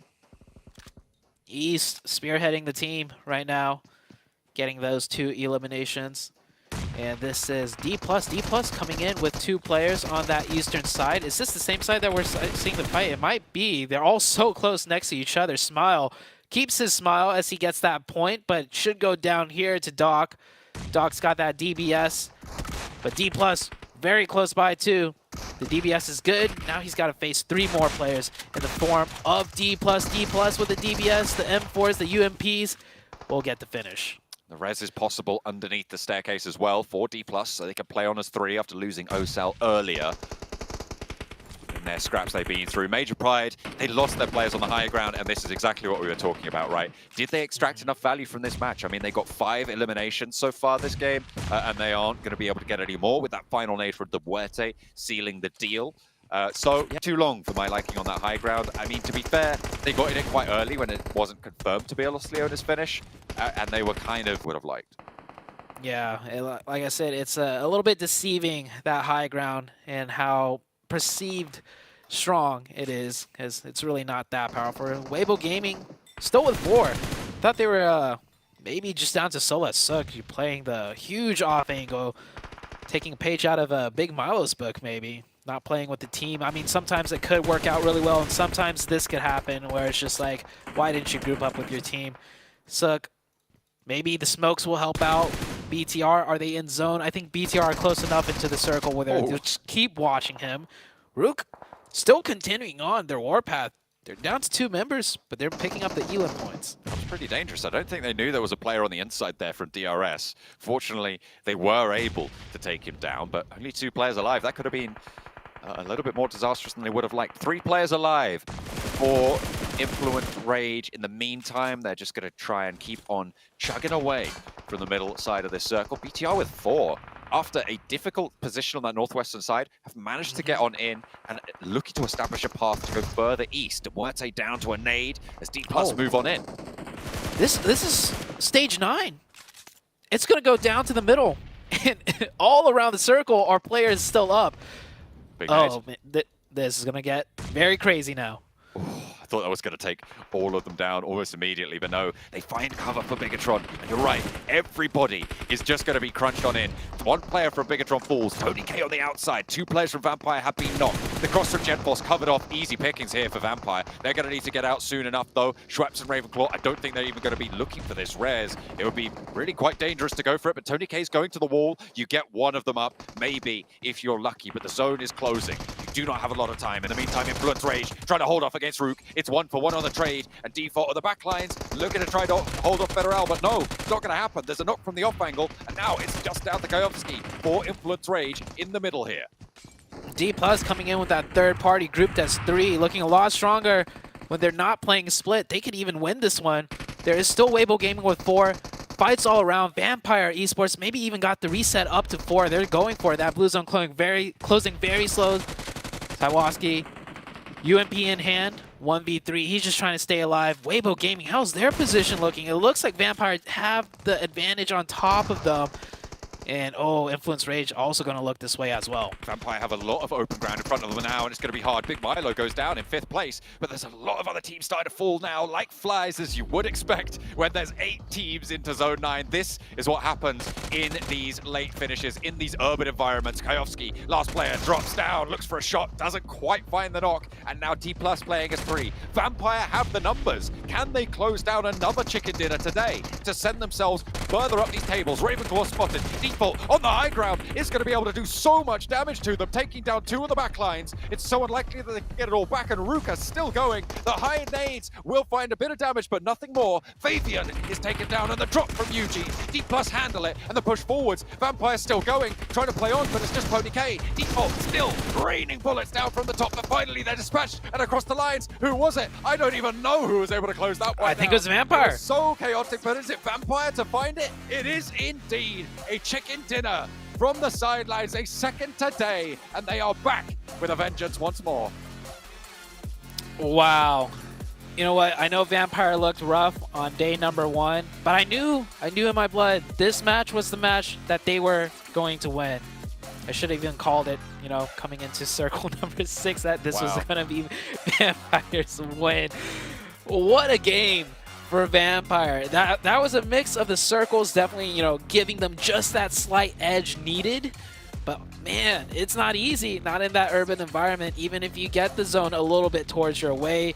But I don't think it was a coincidence that Tony K getting the MVP twice now when they get the chicken dinner. Tony K putting in a lot of work for this team, and he was the one that made that cross, that went for that reset up to 4. If he didn't decide to go for that and decided to just keep himself alive, Vampire would have only had 2, and you saw Default on that little high ground position. That would have been the end of Vampire. So everything coming together for the side of Vampire. Tony K really stepping up once again. And this is the Vampire Esports that, everyone so feared. Rook from the high ground in those final moments as well. So impactful on the dynamics of that final engagement. It looked like Vampire might have just been taken down by it, losing those 2 players behind. But Rook, in the end, were just crunched out by that blue zone. If it was any more towards them, if the center was any closer towards Rook, I think they win that, to be honest, because the blue zone was the only thing that stopped them from taking that one fully. D+, they just about missed right towards the end, but a really, really intense final circle. There were 8 teams alive, like you highlighted. Really crazy stuff for Vampire to be able to come out on top. And this time we see D+ not going down early, playing a split. Maybe, they're going to make that adjustment now where they already have. I like to see that adjustment coming into future games. But for this one, Vampire, they're back. They're back in form. They're putting up points. How many more can they get? There's still just 1 more match to go. Well, it could be 1 more, Zute, since we only have that 1 match left. So we're going to find out as Vampire is still climbing the leaderboards here. A complete resurgence from what we saw on day one. Almost night and day here for the Vampires as we need to continue this momentum forward if they want to break through the top 3. But honestly, gentlemen, Seven and Cameron, this Los Leones finish, there's no way you could have predicted who's going to win that period with how many teams were left alive. We were watching it, we're like stage 8, we're like, okay, well, Cameron's like, okay, maybe we'll lose 2 teams here, but stage 9 is where it's going to be a bloodbath. And obviously, Vampires, they love blood. Yeah, I think the big play to celebrate for Vampire Esports was Tony K going and getting that reset. I was thinking that was silly to even try and go for 1. But really, it's actually D+ that put in the most work here. They got the most points. They got 10 eliminations. Vampire, on the other hand, only got 5. So run that last zone multiple times through. Vampire could easily have gone out with fewer than 10 points off of this one, but the 10 eliminations coming in from D+, I think, was the stronger thing. You also get 8 from Rook, get 7 from Weibo. For a lot of this is just a good round for teams that were really edging closer towards the bottom or already at the bottom to get a whole bunch of points to try and put them back into that middle section. Because one thing we were talking about while watching this game is just how packed that center is. I know that was a conversation, Seven, that we had last week, but I feel like this one's even worse. Yeah, this one's definitely worse. And even though it was an urban finish, even though Vampire wasn't able to put up a lot of elims, I do have to give them props on the splits that they've been working on. They actually been working out great. And they forced BTR. One point, BTR was almost going to crash on them. They forced BTR to just rotate south and keep going, which I feel like if it wouldn't have been because of that, if they would have lost early players with that fight with BTR, it would have been a completely different story. So we got to give them props here for Vampire Esports. And like Suta was saying, could they maybe, win another one? I think the record is 2, right? They will break the record Stalwart. Here. 3? Oh, Stalwart in Group Green. They could tie it then. They could tie it. It'd be very difficult. What I'm happy to see, though, is Forrest, man. Forrest and Fabian. The 2 players at a D+, who I always look to have a stellar performance, and I feel like we've yet to really see Forrest step up until this match with his 1,000 damage done. Maybe D+ are coming back as well. We're obviously talking a lot about Vampire, but we know the power that South Korea has to offer here. And also for Default as well, for Rook, we were talking about how they seem to be the punching bag in the last few games. It's nice to see them have a decent result here. As we look at the leaderboards, Vampire, they've been able to make it into the front page at 8th place. It's still not too far off. Obviously, 21 points to them in 3rd place, but considering where they start the day, Cameron at 16th, I think they'll be happy with this result so far. Yeah, but the last time they had a really good win, the next round, they immediately dropped back down to like 10th or 11th. You're saying it's only like 20 points, 23 points between them and 2nd and 3rd, right? But look also how close it is to just dropping right back down to the bottom. And for Rook, they had a really good game too, but they're still in 12th place. They're still in the bottom 5. This is, at this point, the trajectory that we're going right now with so many teams having good round, bad round, back and forth, no one's really been able to really clear away. In fact, even Bigatron is struggling to maintain their distance in front of Influence. I feel like this is going to go down to the wire so much more than we're even used to throughout the rest of this entire weekend. I'm with you. We've been talking about teams that dropped off. I want to see a little bit more out of Brute Force here towards the end. Remember yesterday, Miramar was the map where they actually were able to perform really well with a 1st place finish and a 3rd place finish. Right now, things are not working out for them. Was it yesterday only those crazy circles that allowed them to be able to position like that? That's what it's looking like right now. I'm hoping that's not going to be the case for Brute Force. I mean, also for Brute Force, they were in top 3 at the start of the day here as well. And they've been following it slowly down the leaderboard. And obviously, you never want to have to go to the last chance of the survival stage. I should say, you obviously want to go to the last chance because, well, it's your last chance to get into PMGC Grand Finals. But you'd obviously like to qualify right off the get-go. But I don't know, maybe one of the things that is really hurting them is the fact that the teams have had time to research and look back at the VODs, look back at the matches, and maybe their playstyle has been figured out a bit. Maybe, like I said, Seven, it is all about the zones, but one thing is they have to change things up here and look to perform. But looking at, Influence, Rage, Bigatron, I feel like we haven't really seen any teams be super consistent today other than Major Pride. I feel like they're averaging like almost... Influence are actually the most consistent team that we've seen here. They're in 2nd place, and they've been holding down that. I mean, even yesterday too, they've been holding down that 2nd place position for the longest time. They're not winning any of their games. They're barely reaching podium too many times, but they're always getting the eliminations. In fact, you can even look back at the previous week and compare their points trajectory like Nongshim. Surely they're in 2nd place right now, but they're always getting something out of each round. Okay. Well, you don't have time 7. we're going to actually head back to our casters to see how things are going to break down in our final match of the day. John and Zute, let's dive into it. Hey, look at that. I mean, we've been talking about Influence Rage as well, though. They are just always there. And you were talking about them as playing in a similar way back in America, Zute. Yeah, and I'll pull up the stats in a little bit, but man, even that last game, after that huge, crazy ending, we were talking about who got first, that blah, blah, blah, so on, and I looked down the leaderboards, and right on the second side, right on the second side, I point out to you, hey, look who got 6 points. It was Influence Rage, just like sitting there, you know, nonchalantly, don't mind us, you know, we'll just pick up our points here and there, so that is how they play, and Cameron pointed out they are the most consistent team out of all of the teams. And you know, in Americas, it worked out for them. In Brazil, it worked out for them. They got first in both. I know I keep mentioning it, but it's like you have to mention them in some shape or form if they're not going to get the big games, if they keep sneaking in. I mean, what else can we say besides they're just consistent? Absolutely. I mean, they are currently 43 placement points, 42 elimination points. Very, very level, very consistent on that front as well. In fact, they are the most closely matched team in terms of placement points and eliminations, with a 1-point difference between the two, which is not seen anywhere else on the tables. Fantastic setup for these players. And you're right, you do have to keep talking about them, because if you don't, people will forget about them in a way that came back to bite teams like Alpha 7 and Loops back in the Americas region, right? Because you were saying that in the final days, you were talking, oh, Alpha 7 have this major performance. Oh, Loops having this incredible performance. It was between Intense Game, Inco, Alpha 7, Loops.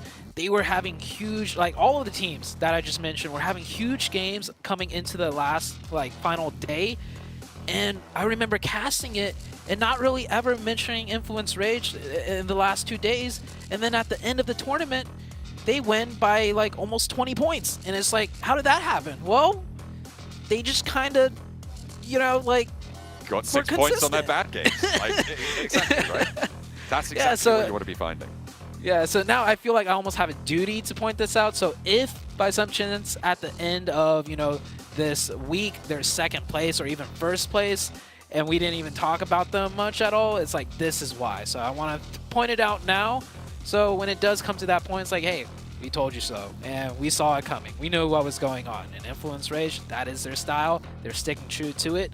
Vampire Esports, though, they're coming back with their own style of these huge, massive games. Let's see if they can keep that up. Absolutely. And I just want to wrap back for a final congratulations, I suppose, to Influence Rage, is that there isn't much you can do about it, right? Like, it's not like they're doing plays that leave them exposed. They're playing safe, consistent playstyle, and because of that, there are very little weaknesses in that playstyle. Sure, you can pick off players, sure, you might be able to get an early engagement, but beyond that, the counterplay sits at be better with a gun, and that is not easy at this level.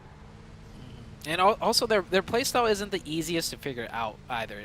For them, like, to recognize these safer plays, because teams like to study the game-winning plays. Coaches, there's a lot of analytics that you can look into, you know, VODs of how to win a match or how to put yourself in a top 3 with points. And so a lot of other teams will mold themselves after that, and, you know, it's easier to identify too. But just like on that Erangel game, when Influence Rage with 4 kind of just went to the middle and the wide open, I was taken surprised by that. You were, you know, caught off by surprise too. I thought they would push down East, take out BTR, and if they did, they would have won the match, because BTR won the match. But that is not their style. Instead, they won't go for the risks unless if it's needed, I think. If they start slipping down in the point table, this is a veteran team that I think will make that clear-cut adjustment of like, hey, let's go for the game-winning plays now. We need the points. But right now, they don't need to. They want to make top 3. I don't think this is a team even necessarily aiming for first place with the way that they're going about it. I mean, have you ever seen the film Moneyball with Brad Pitt and Jonah Hill, where they take on the whole baseball pre-existing concept of what does well in a tournament? I think we are getting a remake here, but it really spoke about. Sounds like a really good movie. Just those 2 actors. By the way, I think I'm gonna have to check that out. It is a very good film, but its main point is that you're not buying wins, right? You're trying to buy runs with play. You're not trying to buy a batter. You're not trying to buy a baseman. You're trying to buy runs by creating this roster. And that's exactly the strategy that Influence are going for. They're not trying to get chicken dinners. They're not trying to, well, I mean, they will get them if they're given that opportunity. They have got one already so far this stage, but they're not trying to go for those, as you talked about, plays that can be more easily identified. They're trying to play to their strengths and get everything that they need done, which is exactly what they're doing. And potentially, if this is observed by a lot of other teams, we could see this be a major fashion in the next coming year as well, because I really, really like what they've been able to achieve so far. And I hope more teams try to look to perfect it. But the difficulty is, the more teams try to do it, the less effective it is. Man, Yuhai, always the showman right there, now known as Superboy. I think he might switch back to Yuhai. I don't know. He always switches names. But what you're going back to, I want to tie it up with a nice, quick analogy. So you're meaning like buying runs, or they were buying runs, not bats, and etc. So essentially, it's like if you were to interview teams and they say stuff like, we're focusing on getting eliminations, or we're focusing on getting top 3, or we're focusing on getting the chicken dinner. You ask Influence Rage what they're focused on, they answer with, we're focused on getting points. Yeah, right? Exactly. Which is what all teams should be looking to do, no matter where they're coming from. So you just want to level out your entire play. And obviously, that's kind of quite easy to say, but actually executing on that is not always. It's a unique play style. Not for sure. Many teams at all ever do it. And if there are other teams that do it, it's hard to focus in on it, right? I think perhaps they were allowed to develop this incredibly strong strategy because of the region they sit in as well, because Brazilian teams, as we've talked about, very aggressive, very focused on getting massive games, right? So they are maybe sat in a position where they're one of the few teams that can perform at a high level and to choose to take maybe a little bit more of a backseat in the dynamicism of the rest of that lobby, and profit vastly because of it. Obviously winning out that Americas region and coming through and being able to do so well so far, being in a position to directly qualify at this point to those grand finals. So I mean, yeah, really, really strong stuff. We started out last, Miramar, highlighting Major Pride. I feel like we've done that deep dive on Influence Rage now as well. Yeah. BTR, what's your deep dive on them besides they just have insane, like, do you see like a weakness? Because that's just that last match, we saw their macro gameplay, right? They covered every option possible in a nice, in a nice way before having to commit into the Los Leones. And even then, right before they committed, they still explored every single little possibility on which entry to make in. So I feel like BTR's macro game is on point. I feel like obviously their gun skill way above everyone else's so far from what I've seen. What's your take on BTR? Like, potential of their greatest strengths can also be one of their weaknesses that we've seen. They take incredibly strong off angles, right? They like to establish control over a lot of terrain and research the terrain before they go for an engagement on it. But that does leave their players a little bit vulnerable sometimes, and they're getting picked off. Certainly that's what we've seen today, is their propensity to lose a player or two a little bit earlier on. Obviously, they're still able to win with 3 players, as they showed back over on one of the Erangels. But for me, I feel like there isn't much I would change other than, I don't know, don't get shot on these rotations, on these wide angles. Maybe be a little bit more passive on that. Have you got a different opinion? No, but I have something that could be their weakness. Okay. So they're really good against other teams that are playing optimally because they will account for it. So is their weakness playing against players or teams that are in suboptimal positions, positions that, they shouldn't be in, and then they get caught off by surprise? There is that argument, right? You see it, you definitely see it in the lower stages where, a veteran team will come into a group of more amateur teams and they'll still probably do really well, top 3. But things will happen where it's like, man, why is that player still there? Or why is that team still there? It's like they shouldn't be there, and we don't account for that because it's not optimal, and then they'll lose a player or two. So could that be, one of BTR's quote-unquote weaknesses? I don't know if you had to pick one. I'm not sure. I mean, it's quite difficult to really, obviously, And I mean, that's the main challenge for all teams at this level. Is if you can identify their weaknesses easily, then they're not doing their job, right? They are not playing to the best of their ability.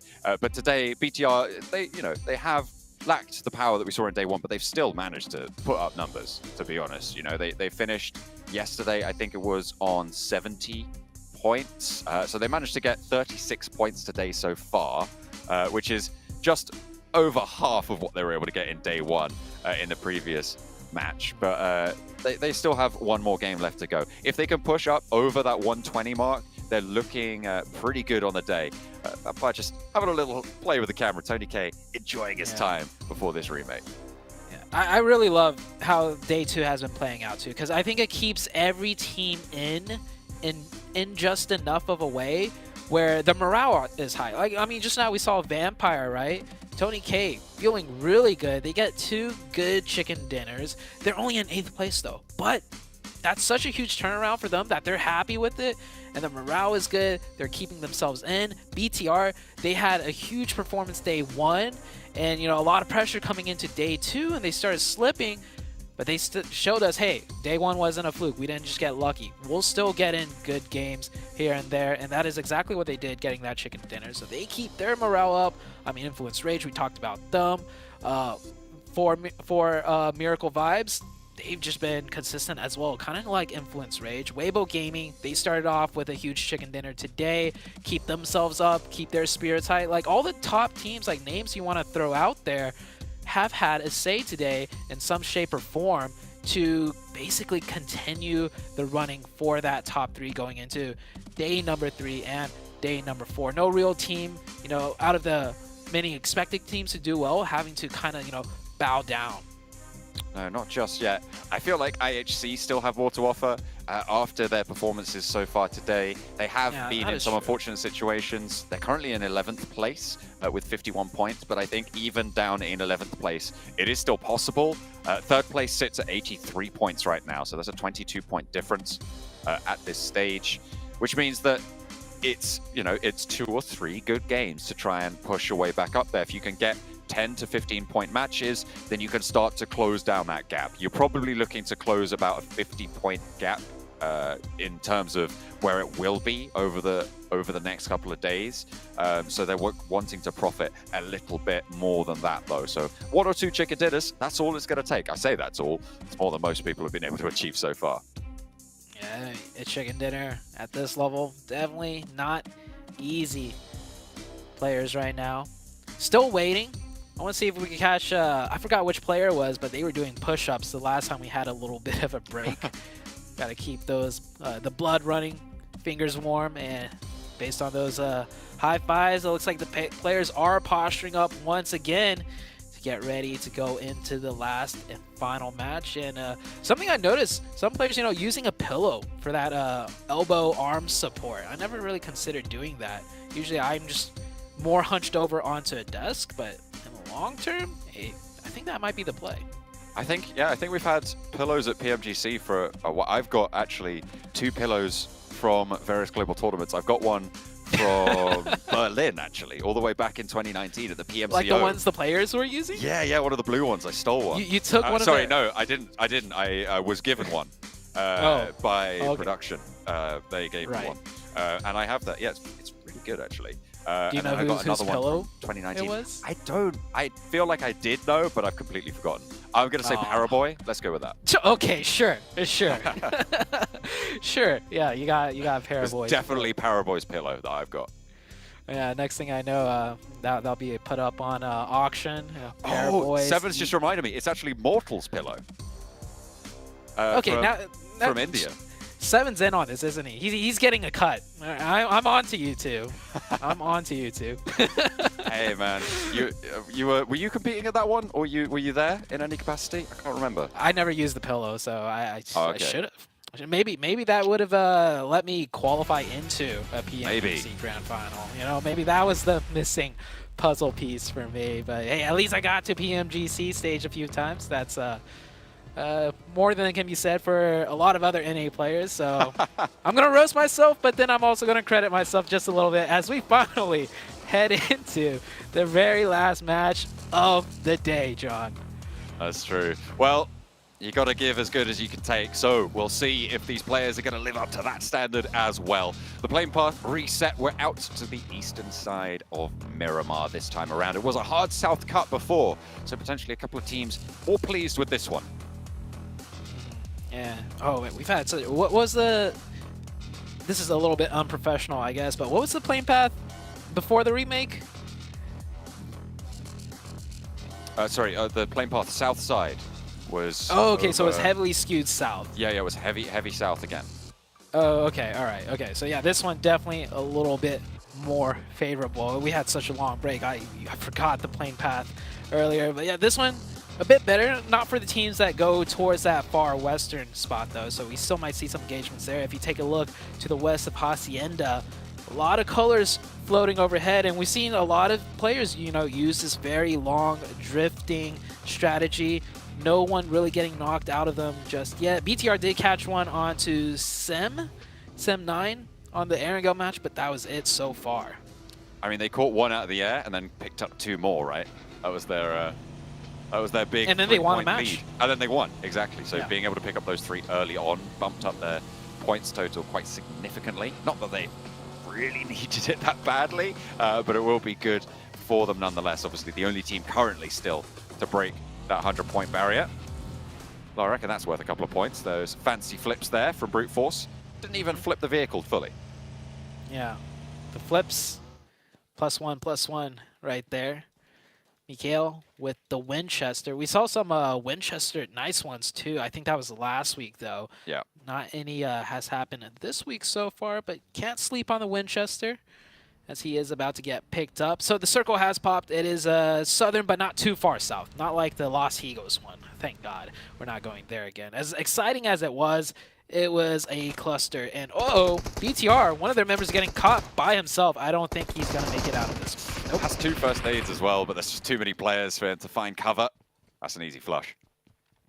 Yeah, I'm taking a look at exactly what happened here. Maybe I think this might be Genesis seeing the circle and adapting to it to rotate into loot elsewhere. So the timing of this rotation really caught off the BTR player by surprise. Yeah, it was a little bit tricky. They'll play on as 3, the last match of the day. With their 106 points, they currently have, well, a little bit more of a closed gap between these two teams right now, right? Because you've got, what is that, a 21-point difference between Influence Rage. I think it was 23 at the start of the previous match, but with Influence Rage being as consistent as they are, of course, they're able to put a 2-point dent in that. And Slow and Steady wins the race. If you can profit 2 points every match over BTR, in the end, you're going to be able to take that one home because 2 points every match over 12 matches is worth 24 points, and that is more than the gap currently. Yeah, but that's if no other teams do better than that and pass you up and BTR, right? So a lot of things to factor in, but simple maths means you are correct. We'll see how much that plays out. We're about to be done with day number 2, so we're almost basically at the halfway point. And looking at the leaderboards, this is not exactly what I would expect, but I think all of the teams that we know, players and viewers expecting to do well, have been doing well, pretty well so far. I think other than Vampire Day 1, I think that's a pretty spot-on analysis, to be honest. Influence Rage was certainly in the conversation. BTR definitely a force to be reckoned with after winning the SEA versus PEL clash, remember? They came first in that region, beating out a lot of really strong teams from both regions, including Vampire, including Weibo, who are both playing against them here. So definitely were on a high from that performance, looking to try and continue that power. It's working for the time being, but I think, yeah, the only team that has lacked performance where I think people would have expected them is Vampire, but they have put those 2 chicken dinners on the board today to keep themselves within that 20-point striking distance of the bubble. If it wasn't for that terrible day 1, I think they would just be sitting in the top 3, somewhere around there, right? Probably not past BTR, not with their crazy performance, but they would be very close, if not in to the top 3. So maybe Vampire, you know, just deciding to give us a show, give their fans a little bit of you know, just clench their fists a little bit and then make them realize, like, wait a second, I always believed in Vampire. Kind of like 7. Absolutely. I think, well, Jason's the main culprit on that one, isn't he? He's always calling it out right at the start. I never had any doubt. You mark my words, one day NA will make it to the PMGC finals and he'll be I've never had any doubt that NA were so good. I loved them all the way back in 2002 or something when they were born. Where they were. That sounds like something that Jason would say. I knew that they were going to win. That's exactly what he'll say. You can quote me on that. Okay. A lot of teams rotating, and we're not seeing a lot of action in this one just because the terrain's so diverse, right? The center of this zone isn't hard shifted down south where it's like majority high ground, so you want to get in the high ground. There's some high ground, split with some low ground, split with some, high ground again, and a lot of easy road access ways. That's a big thing here with a circle like this. You have roads running in north, south, and east, west in many different ways, so rotations is as easiest as it can be on Miramar with this first zone, which is why I think we're seeing a lot of teams take their time on this one. The center is getting filled a little bit, but not as much as, the other maps that we have seen, simply because rotation's a bit more affordable now. Yeah, and the plane path being on the far side means that the teams that broke out early just sort of extended away from the rest of the pack. It gives a nice even spread over it. At the moment, Mikado kind of the major gathering point, but it's slap bang in the center of the circle, so you kind of expect that. Yeah, it's going to be that circle 2 that we might see, teams starting to quicken their pace, decide to take more advantageous spots as, teams will figure out a bit more of which positions are more powerful.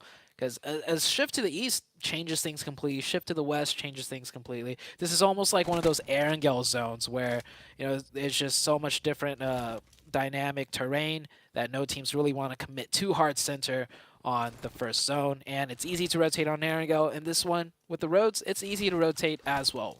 A little bit more difficult when you get into the hills, but there's a lot of options to be had. And Circle 2 will be coming up very shortly. BTR did lose that one player early on, but that's pretty much all the action we've seen so far. And it wasn't too dramatic. It was just that little scrap right at the beginning. So still arm's distance for these teams from one another, but BTR might have spotted a brute force player or two looking for the spray downs. Tracking across the vehicle, gets to terrain cover. BTR establishing other forward positions as well. Still playing on as 3. And they'll try and keep on going. They lost Genfos earlier on, so they'll be playing with the rest of them in tow. 3 players still active. The circle goes over towards brute force, slap bang in the middle. They get a crate as well. Look at them. They're having a great time over there in the compound. BTR pretty close to it in the concretes too. Yeah, now with this circle shift, suddenly the dynamic power positions are kind of almost locked in. You got the high ground on the north, you have your strong compounds, you take your pick in the middle, and on the south side, it's a high ground, but a bit more difficult to deal with as many teams can play along the hedges, as we'll call it now. It's mixed with the hills and ridges. I think you should trademark that, because it might be a casting term in the near future. Yeah. I think you should stop bringing it up, actually. That's a better option. Okay, all right, okay. We'll go with the hills and ridges instead. Thank you. As teams are starting to fill in. Vampire coming in from the east. We saw in that last match, they could very easily win a match without just being in the center. We'll see how well they do in this one. Bino Storm right now in 16th place. The team from Japan. We've seen a couple of decent positions from them, but they just haven't really done too much. They haven't been able to get late into this circle, and I'm hoping that maybe they can have a resurgence later on and live up to Reject's legacy from that first group over in Group Red, I believe it was, in the first week of the league stage, placing in 4th place. Currently, not able to marshal that sort of power. Major Pride, they've spotted Vampire, or at least the outpost thereof, and are not in a position to go for a full crash just yet, but we know what Major Pride are like. They can absolutely turn on a dime for this one. Major Pride in a decent position. a lot of options here, but if they have to go much further north and cross that road, that's where things will get very difficult. Still 63 alive. Pretty much all the spots taken now. Bar maybe one compound in the gas station near Central next to Brute Force is not taken. But outside of that, no easy spots to take. Next circle is going to really spur things into action. Two teams on the north, I see, and Sim9 all the way down south in the blue, not even coming into play yet pretty much. But the two teams on the north, Rook and Genesis, both teams might contest for that high ground should it shift north onto them. Still, only the one player to go down so far from Bigatron, the only casualty of the lobby. The Vampire disengaged, Major Pride unwilling to step forwards on it. Reasonable. Don't want to go further away from the center. Zone just about to start to pop. A central road running right through the middle. The Major break on the shift. I was going to call out Brute Force with a big split right there. I think they will group up though, unless if their names were D+. I'm still going to call out D+ for that until I see them actively group up in a match when they're split in the middle. But yep, Brute Force groups up right there. And I like that split for a second, right? He went to that compound on the north because if it hard shifts to the north, that compound right below the hillside is the access way up. I've seen teams manage to win games there. But here comes an engagement now between Team Queso and, Demurte. Furia with the nade in hand. Around the edge. Not quite able to find the opening just yet. Team Queso rolling on up to Demuerte's position on this high ground, and it's looking good actually to start for Team Queso. Demuerte didn't find any opening knocks. They've got the outside angle as well. Malloy did get traded off. It actually is fairly isolated for this roster, so it's 1-for-1, back to forwards, and Milky Way has to descend away from these nades. 1-for-1 right now on this engagement, on the scrap. The nade pouring into the upstairs position, but Team Queso, they're playing all the way down. Looks like Demuerte might give up this fight, as this spot no longer that crucial. They could just hop forward in front of them and still have a viable spot to play in that's even more central. Vampire on the south side. Oh, this is going to get tricky for Vampire, having to cross north in future circles, fighting out of this position. They do still have 4 up, so it is doable. Sim9 will rotate ahead of them, but the Vibes team just in front of Vampire as well. BTR in a really solid position in their compound that sits closer towards the road as well, ahead of a lot of these engagements on the south and on this west side. IHC, a nice split on that western edge as well to maintain a lot of control around the road. I'll be happy with that for the time being. You see Demuerte going to be turned away by that. Team Queso going to allow the disengage. Neither team wants to continue. They've already lost a player. Yeah, Demuerte did what I was saying. They could just hop in front of Team Queso, which is a better position, more central, and a more advantageous spot to take the fight against Queso should it arise. So they put the pressure, they lock Queso in. That's a good play. Both teams lose one, however. As D+ coming in from the east side with 4 players. Let's see what D+ can do, fighting in from the edge. We haven't seen this too much. Almost gets an opening onto DRS, but the bullets do not connect. Fabian launching that nade on through, just being the point at the moment towards their location, but Forest goes even closer. The Molotov on that top of that ridgeline just slows it down a little bit. D+ on the eastern side, you can see how corralled they are into that eastern edge. Next zone just about to pop as well. I was talking about that BTR compound. I think it's going to be really valuable. The high ground to its west is still very, very hotly contested, and with that circle, BTR's position just got even better. Yeah, the real estate value just skyrocketed. That position, unless if a team full commits crash into it, which could happen, but it's going to be very hard because they're surrounded by other teams that are protecting them. BTR could just weather the storm in that spot with 3 players, and they still get enough sightlines where they could third-party other fights where teams crash into other positions. We'll see how it works out as Weibo Gaming finds a nice little pocket to play in further into the zone. They'll stay up with 4 there.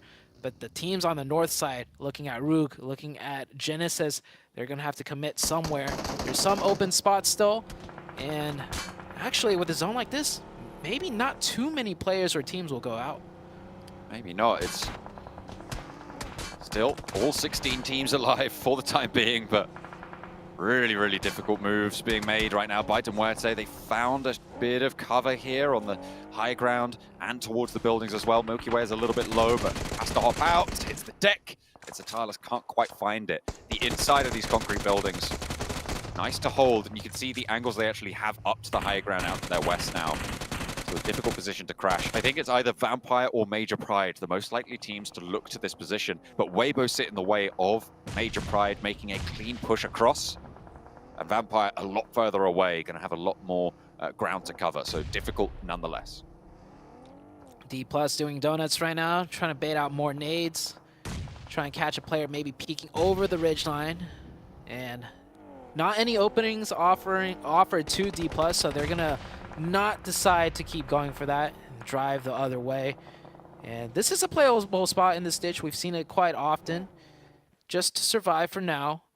Weibo Gaming's close by, but they can't really, crest that hilltop because DRS is going to have an easy sidelines along with Influence Rage. So D+ will stay safe for now, besides nades raining in.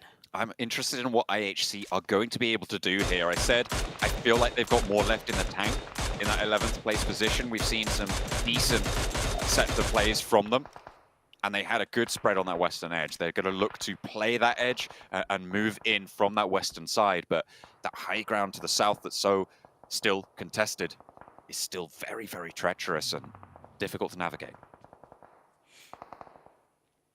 Very difficult indeed. 59 still alive. Yeah, not a lot of players going down. This shift onto this zone pretty much is the zone that everyone's kind of prepped for too. So everyone has an idea of just where to play, where to inch in. And that is what majority of these teams all did. Looks like D+ lost one player on that rotation to this dip.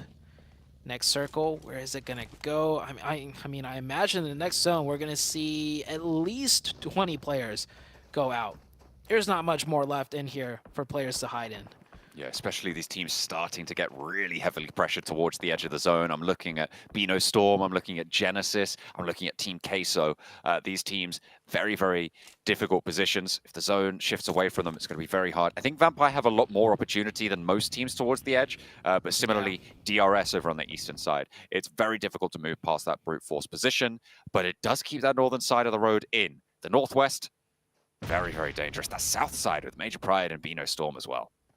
Yeah, that southeast side is going to light up. Same with the northeast. And I think that's almost, I'm not going to say perfect circle for Vampire because I think they'd rather get the circle.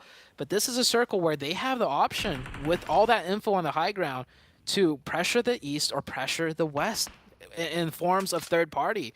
And they're pretty safe to do so with either option, unless if we see some crazy wrap out of Bino Storm. I see Divine wrapping down south. That might be a wild card play that the side of Vampire isn't prepped for, but they've committed to the west side with two players. They're getting very close. They're looking for maybe third parties or just looking to push players off. Ravenclaw and Tony K pushing the rotations from Sem9 and Team Queso further up north. They've now got the backup. I think that Schweppes coming through as well. The third player from Vampire moving on in to establish that line to blockade the south side rotation. A roll over the ridgeline in the meantime, coming through from D+. Influence Rage trying to hold it down, and it's looking pretty solid. D+ fall. Influence Rage hold down the ridgeline, hold down that corner of the road that gives you so much cover from the teams on that south edge. Difficult to get these reses now, though. They'll have to be quick about it. Vampire now pressuring Queso.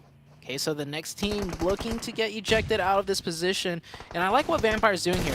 I think Vampire already knows where they're going to play in the circle, and it's not here. They're just here to pick up points, to put out pressure, to weaken teams that will be near them in the future, and essentially force them elsewhere for them to third party later. So Vampire playing very well, unlike day number one. Great nade out of Sem9. Right on top of Papi Potro, finds exactly what they're looking for. With the zone closing in, you can't go for it, surely. Artura's maybe with a chance, but the blue zone's going to envelop very soon in stage 5, and the flush from Tony K is going to be there at the point for Vampire as well. Artura's maybe with a little bit of revenge over towards Sem9, but doesn't quite find the knock. The players are starting to fall. A difficult position for Sem9, as they still have to move further. Sem9. So close to the zone, yet so far. A lot of opposition that they still have to deal with. Meanwhile, Vampire just taking their time, taking their shots in. Depp getting a nice confirmation. There's 6 eliminations for Sem9. Make that maybe even 7 after that knock on to Alex. And is that the opening that they want? Are they going to eject down to the low ground? No, I think he's just getting into the vehicle to get more sidelines onto the last player. Zayol in the smoke, trying to stay alive. 1 nade left for Depp. He wants the point. Go on, go long with it. Is the nade going to find it? It's not even needed. It's the spray down from Tam instead. They pick up a lot more points there. 8 eliminations for Sem9. They've leapfrogged IHC as well. I asked what IHC can do from the western side. The answer is not much, unfortunately. They did get cut down in the open there from that high ground position of Sem9. Now, teams on the southeast starting to come to a head this conflict as Ravenclaw goes down for Vampire on the west. Did Influence Rage just pick up more players into their trap? It looks like they found more crates. Yeah, Influence Rage in a nice little spot right there. And oh, that circle's going to be great for Influence Rage as well. Genesis might be a threat, or they should be a threat, but with DRS also close by, Genesis and DRS on the east side might have to engage each other. Influence Rage are just going to have their way with it. On the south, though, Weibo Gaming are looking to make a play. Many teams all around the edges have to make a decisive play, and Vampire are down to the 2. They were looking good, but now it's Sem9 instead on that southwest with a strong position. Yeah, they lost Tony K as well as Ravenclaw on that northern edge. Newsy trying to play that back foot. And with BTR in the way, still playing as 3, they're having a good time of it. Newsy spotted. Sem9 looking to pick up even more points now, up to 9 eliminations so far on the match. All 4 of them still alive, but they still have to push past Mwete into BTR as well. Yeah, that's going to be a difficult one. And if they crash into Demorte, BTR is going to third party. Good nade from Schweppes. Last up, though, I don't know how much more he could do here. Storm also eliminated. East, the last player from the Vibe squad, will be trying to remain in that shack, but will be pushed out by the blue zone fairly soon. At the moment, Brute Force on this northern side in such a strong position. They have control over the hill to the south side of their compound as well. Prepod has folded back in a little bit to the rest of the team, but they're playing as 4. They have the compound. Anyone who tries to move forwards to them gets spotted by Influence Rage as well. So many teams in key positions to gatekeep multiple squads out. And the problem is the multiple squads pushing in is going to be fighting each other. I think at most maybe just one team that's currently not in the zone is going to make it in intact as 4. But it's going to be a far shot. Schweppes still dealing so much damage. Trying to convert at least 1 more point before going out. A lot of forwards, looking for the burner. Sem9's health bars are very, very low, to be fair. Needs to be careful, though, because Lapart has that angle. Spray down for suppression. Pushes over the ridgeline. The challenge is there, and he gets the shot. Crucially timed. Has 3 first aids. Hit the deck, get the heal on. Sem9 are trying to pick up the pieces in the meantime, but he's doing the work. As Genesis try and cross out into the open as well. They're up to the ridgeline, but Influence Rage have other ideas. Will be a difficult position on that south side. The roll downs come through as well for DRS.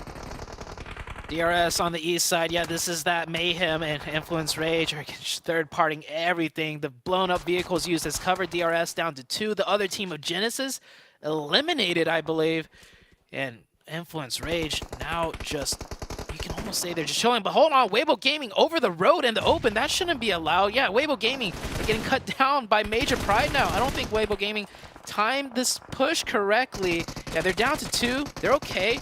Major Pride should be taking shots there. Maybe the sightline just out of range. On the other side, Demorte coming in, trying to take out BTR. And BTR will finish that instead. Sem9. Did Sem9 go out? No, Sem9's still up with 4.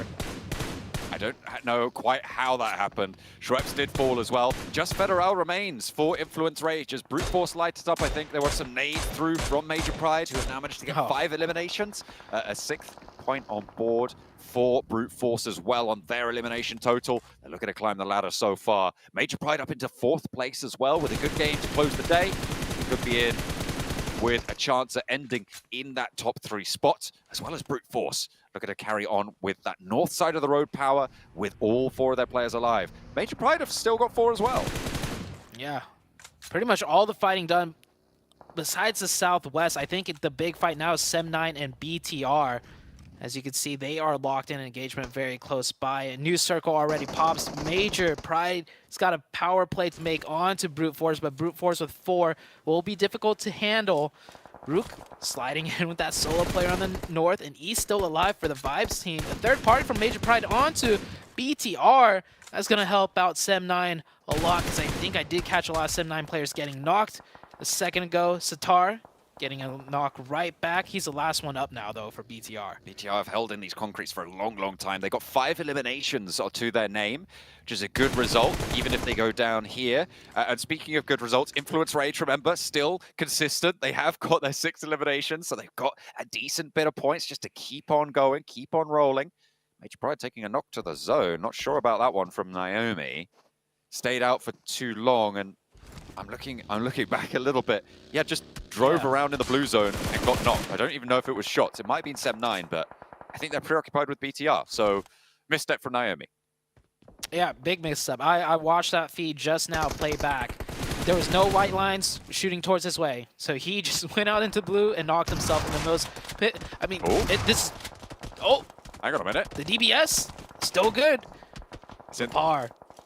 It's in the hands of it's in the hands of BTR, so you know it's going to be strong. They're back on it into the fight and regrouping with 2. I mean, with 2 players, they still got a lot of power. Naomi, however, sees an opportunity. Naomi did get fully flushed, by the way, which is going to leave them a little bit unhappy about it. But Dino spots Lepar, and that gives them so much more maneuverability for Major Pride on the high ground on the east side. Man, you talked about it before. Major Pride make a huge move. They cleaned out the east side, and then what's the mistake they made?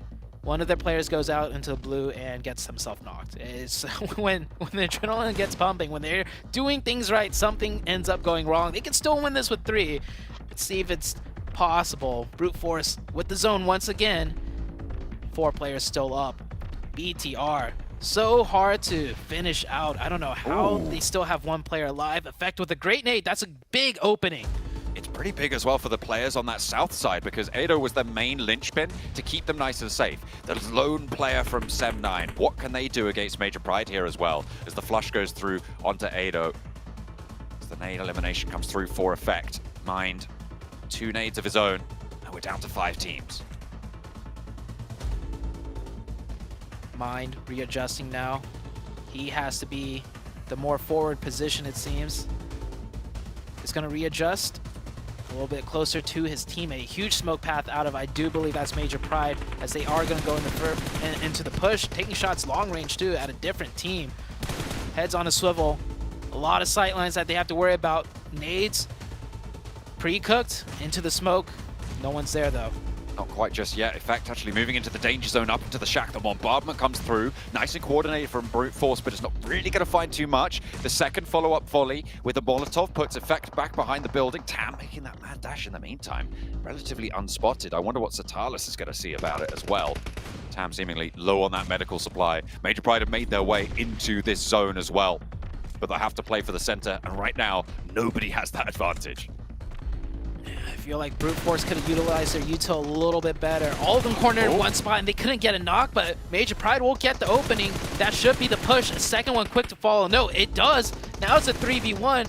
All down to the last player. Quick peeks is necessary. He gets 1, he gets 2. The 1v1, it's a close range. The M4, the spray down, it is good. Dino will clutch that out, and he can get that full reset, because no other team is really a team. Everyone else are solos. You need to be careful, though, because you peek out, you're gone. 10 eliminations found for Major Pride. This could be the game where they finally convert on their position. Just play it nice and safe. Get your teams back up, and that is exactly what they're able to find. The rest of the solos fighting it out for second place at this point. Barring a wild coordination, you're just going to see the chokehold that Major Pride have on this from the south side of the road and close this one down. But Rook has 3 nades. Not just that, they're going to have to cross the road first before anyone else. Look at where center zone is. It's so far away from Major Pride.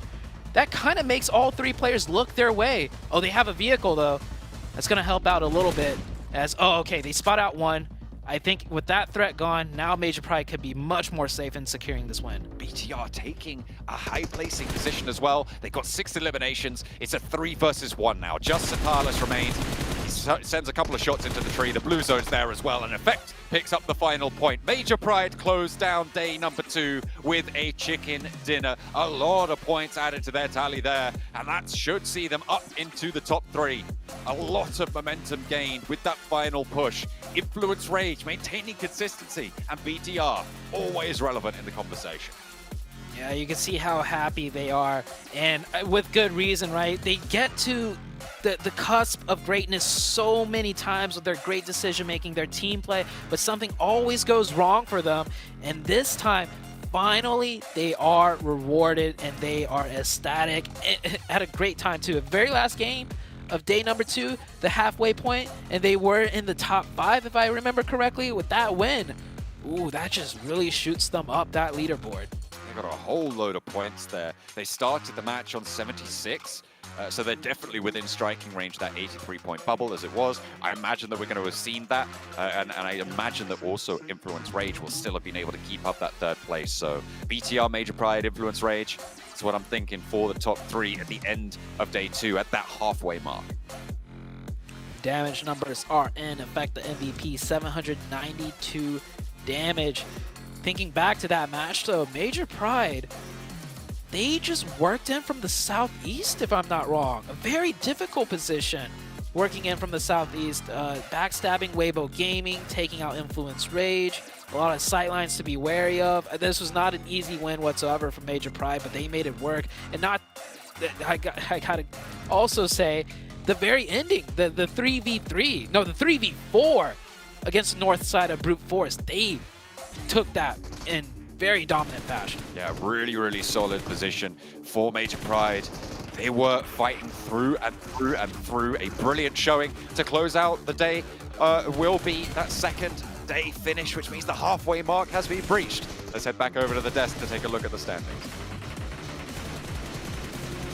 The standings are definitely going to be interesting here, John. As you mentioned, Major Pride finally getting themselves a victory here after they've had a pretty damn good performance today. Also, a couple of other teams you have to keep in mind. The likes of Bigatron outperforming Influence Rage here in this last match. I mean, the gap they already had of 29 points is going to continue to extend. Brute Force having a decent game. Honestly, Seven, there was a couple of different teams having a pretty good result here in this last match. There was. I mean, to be honest, MP, I'm so happy that they finally got that chicken dinner out of the way. Now I'm going to be looking forward to tomorrow. Hopefully for MV, we'll be able to see a chicken dinner out of them because this team is consistent. As I was mentioning earlier, two teams that were in the top 5 situation with no chicken dinner. Good to see them get that out of the way. With 14 eliminations too, that's impressive to see right there. And some of the other teams that definitely needed extra points, you know what? Hold on. Let me slow it down. One team that didn't need the extra points but ended up getting more points, BTR. Good to see them being able to finish off the day here with Miramar, considering that Miramar, yesterday, they were doing absolutely awful. Yeah, I'm actually just really excited to see Sem9 pull out a really good run. Sure, Major Pride won from the center position, which is where they, historically like to play, at least in this group, right? But Sem9, they were the team that were coming in from the edge. When we saw that shift, look, the cast was looking at Vampire, pushing up towards the north. It was actually Sem9 that stopped that push and then did their own push to go that direction. And that's going to put Sem9 in 10th place. I believe they were, 14th place going into this? So again, just another example of one good round getting the team out of the bottom 5. But as you can see, the points are still very, very close. We are starting to see some separation. I'm looking at the gap between 6th and 7th as one of them, and then of course at the bottom between 14th and 15th. But this is such a tight finish. We're going to be seeing this bottom 5 teams go in and out of it, I think, over routinely over the next 2 days.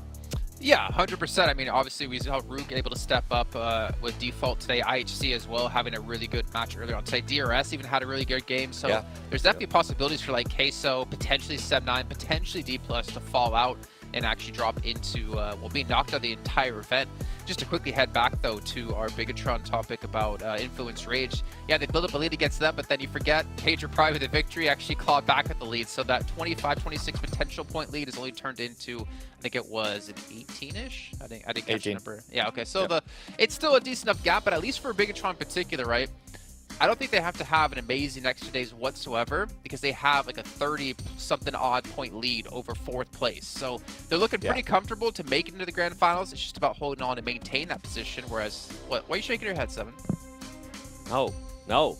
Don't try to give Big trying to buffer. Okay. I mean, they have a buffer. How that works before.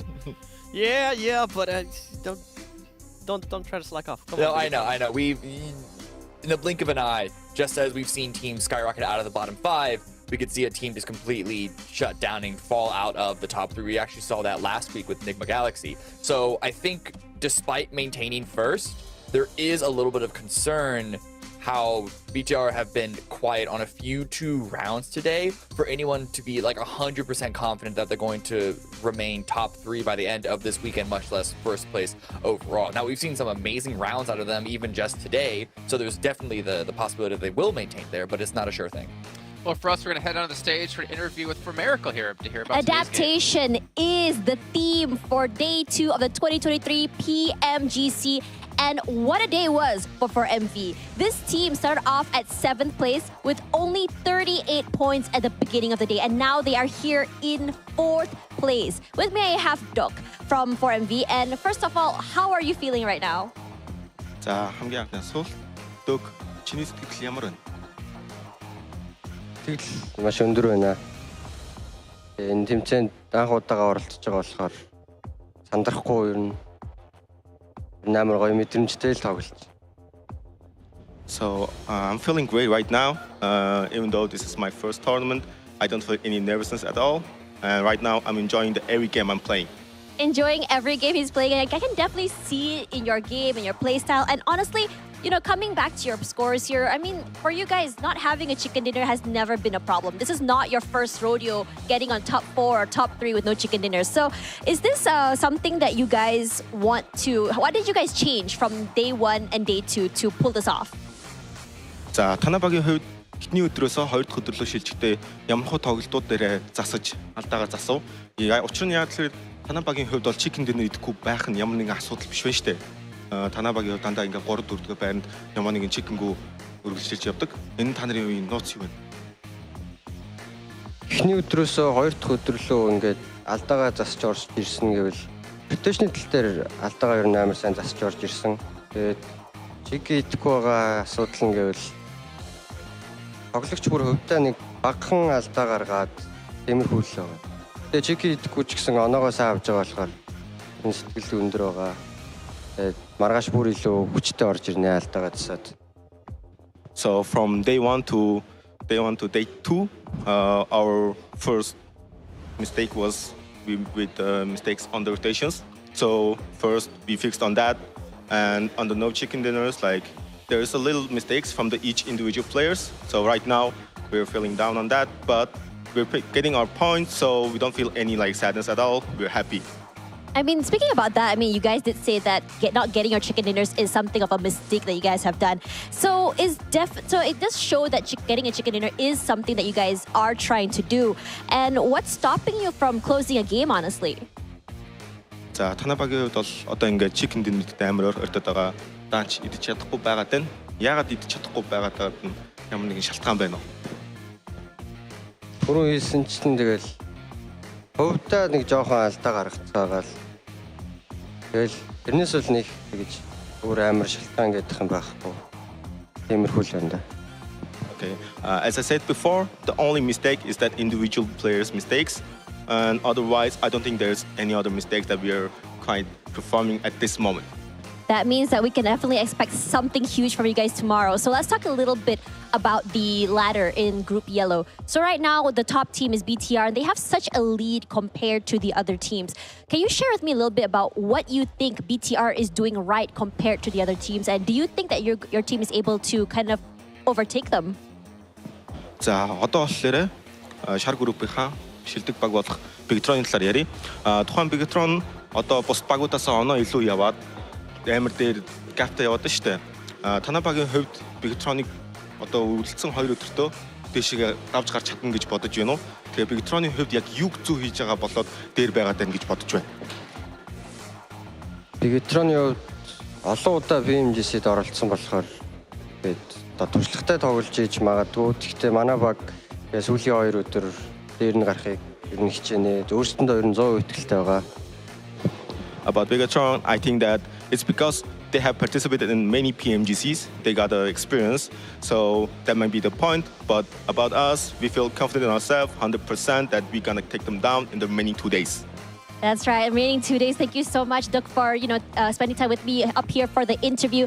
And now we have come to the end of day number 2 of 2023 PMGC. While BTR has put a huge lead over the rest of the teams, 4MV, our obviously underdogs of this PMGC, is gonna show us whether or not they'll be able to close out the games. They're having fun. I'm sure the other teams are as well. So, gonna toss it back to our panelists to close tonight. I'll see you guys tomorrow for more 2023 PMGC Group Yellow.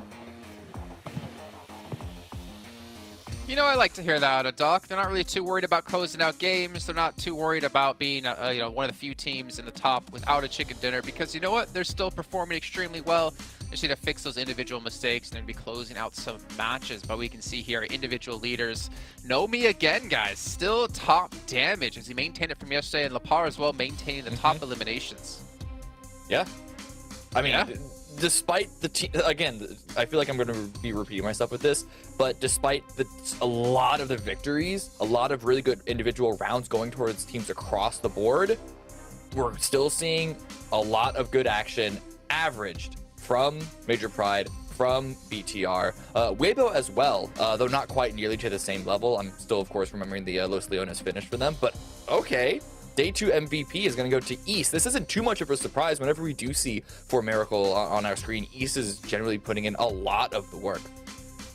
I just like that he said they don't mind not getting the chicken dinner or being able to close out the match, considering that MP was now able to close out the match, able to get that chicken dinner, and got pushed up all the way to 2nd place. Especially when we start getting towards the last day on Sunday. A lot of these teams that are especially in the top 3 are going to be looking to get those chicken dinners, looking to close out those games. So, yeah, they might be used to not getting chicken dinners like Tash Bunny was saying there, but I don't know. That mentality doesn't sit well with me.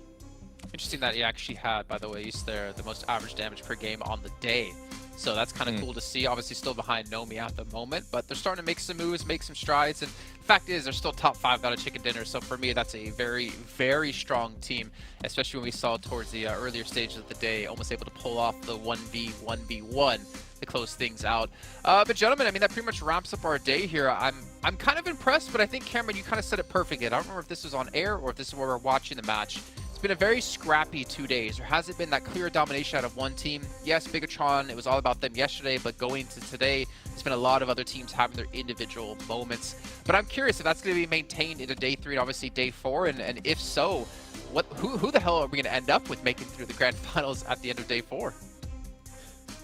I think it's going to maintain. Your guess is as good as mine for who's actually going to be in the top 3 once it's all said and done.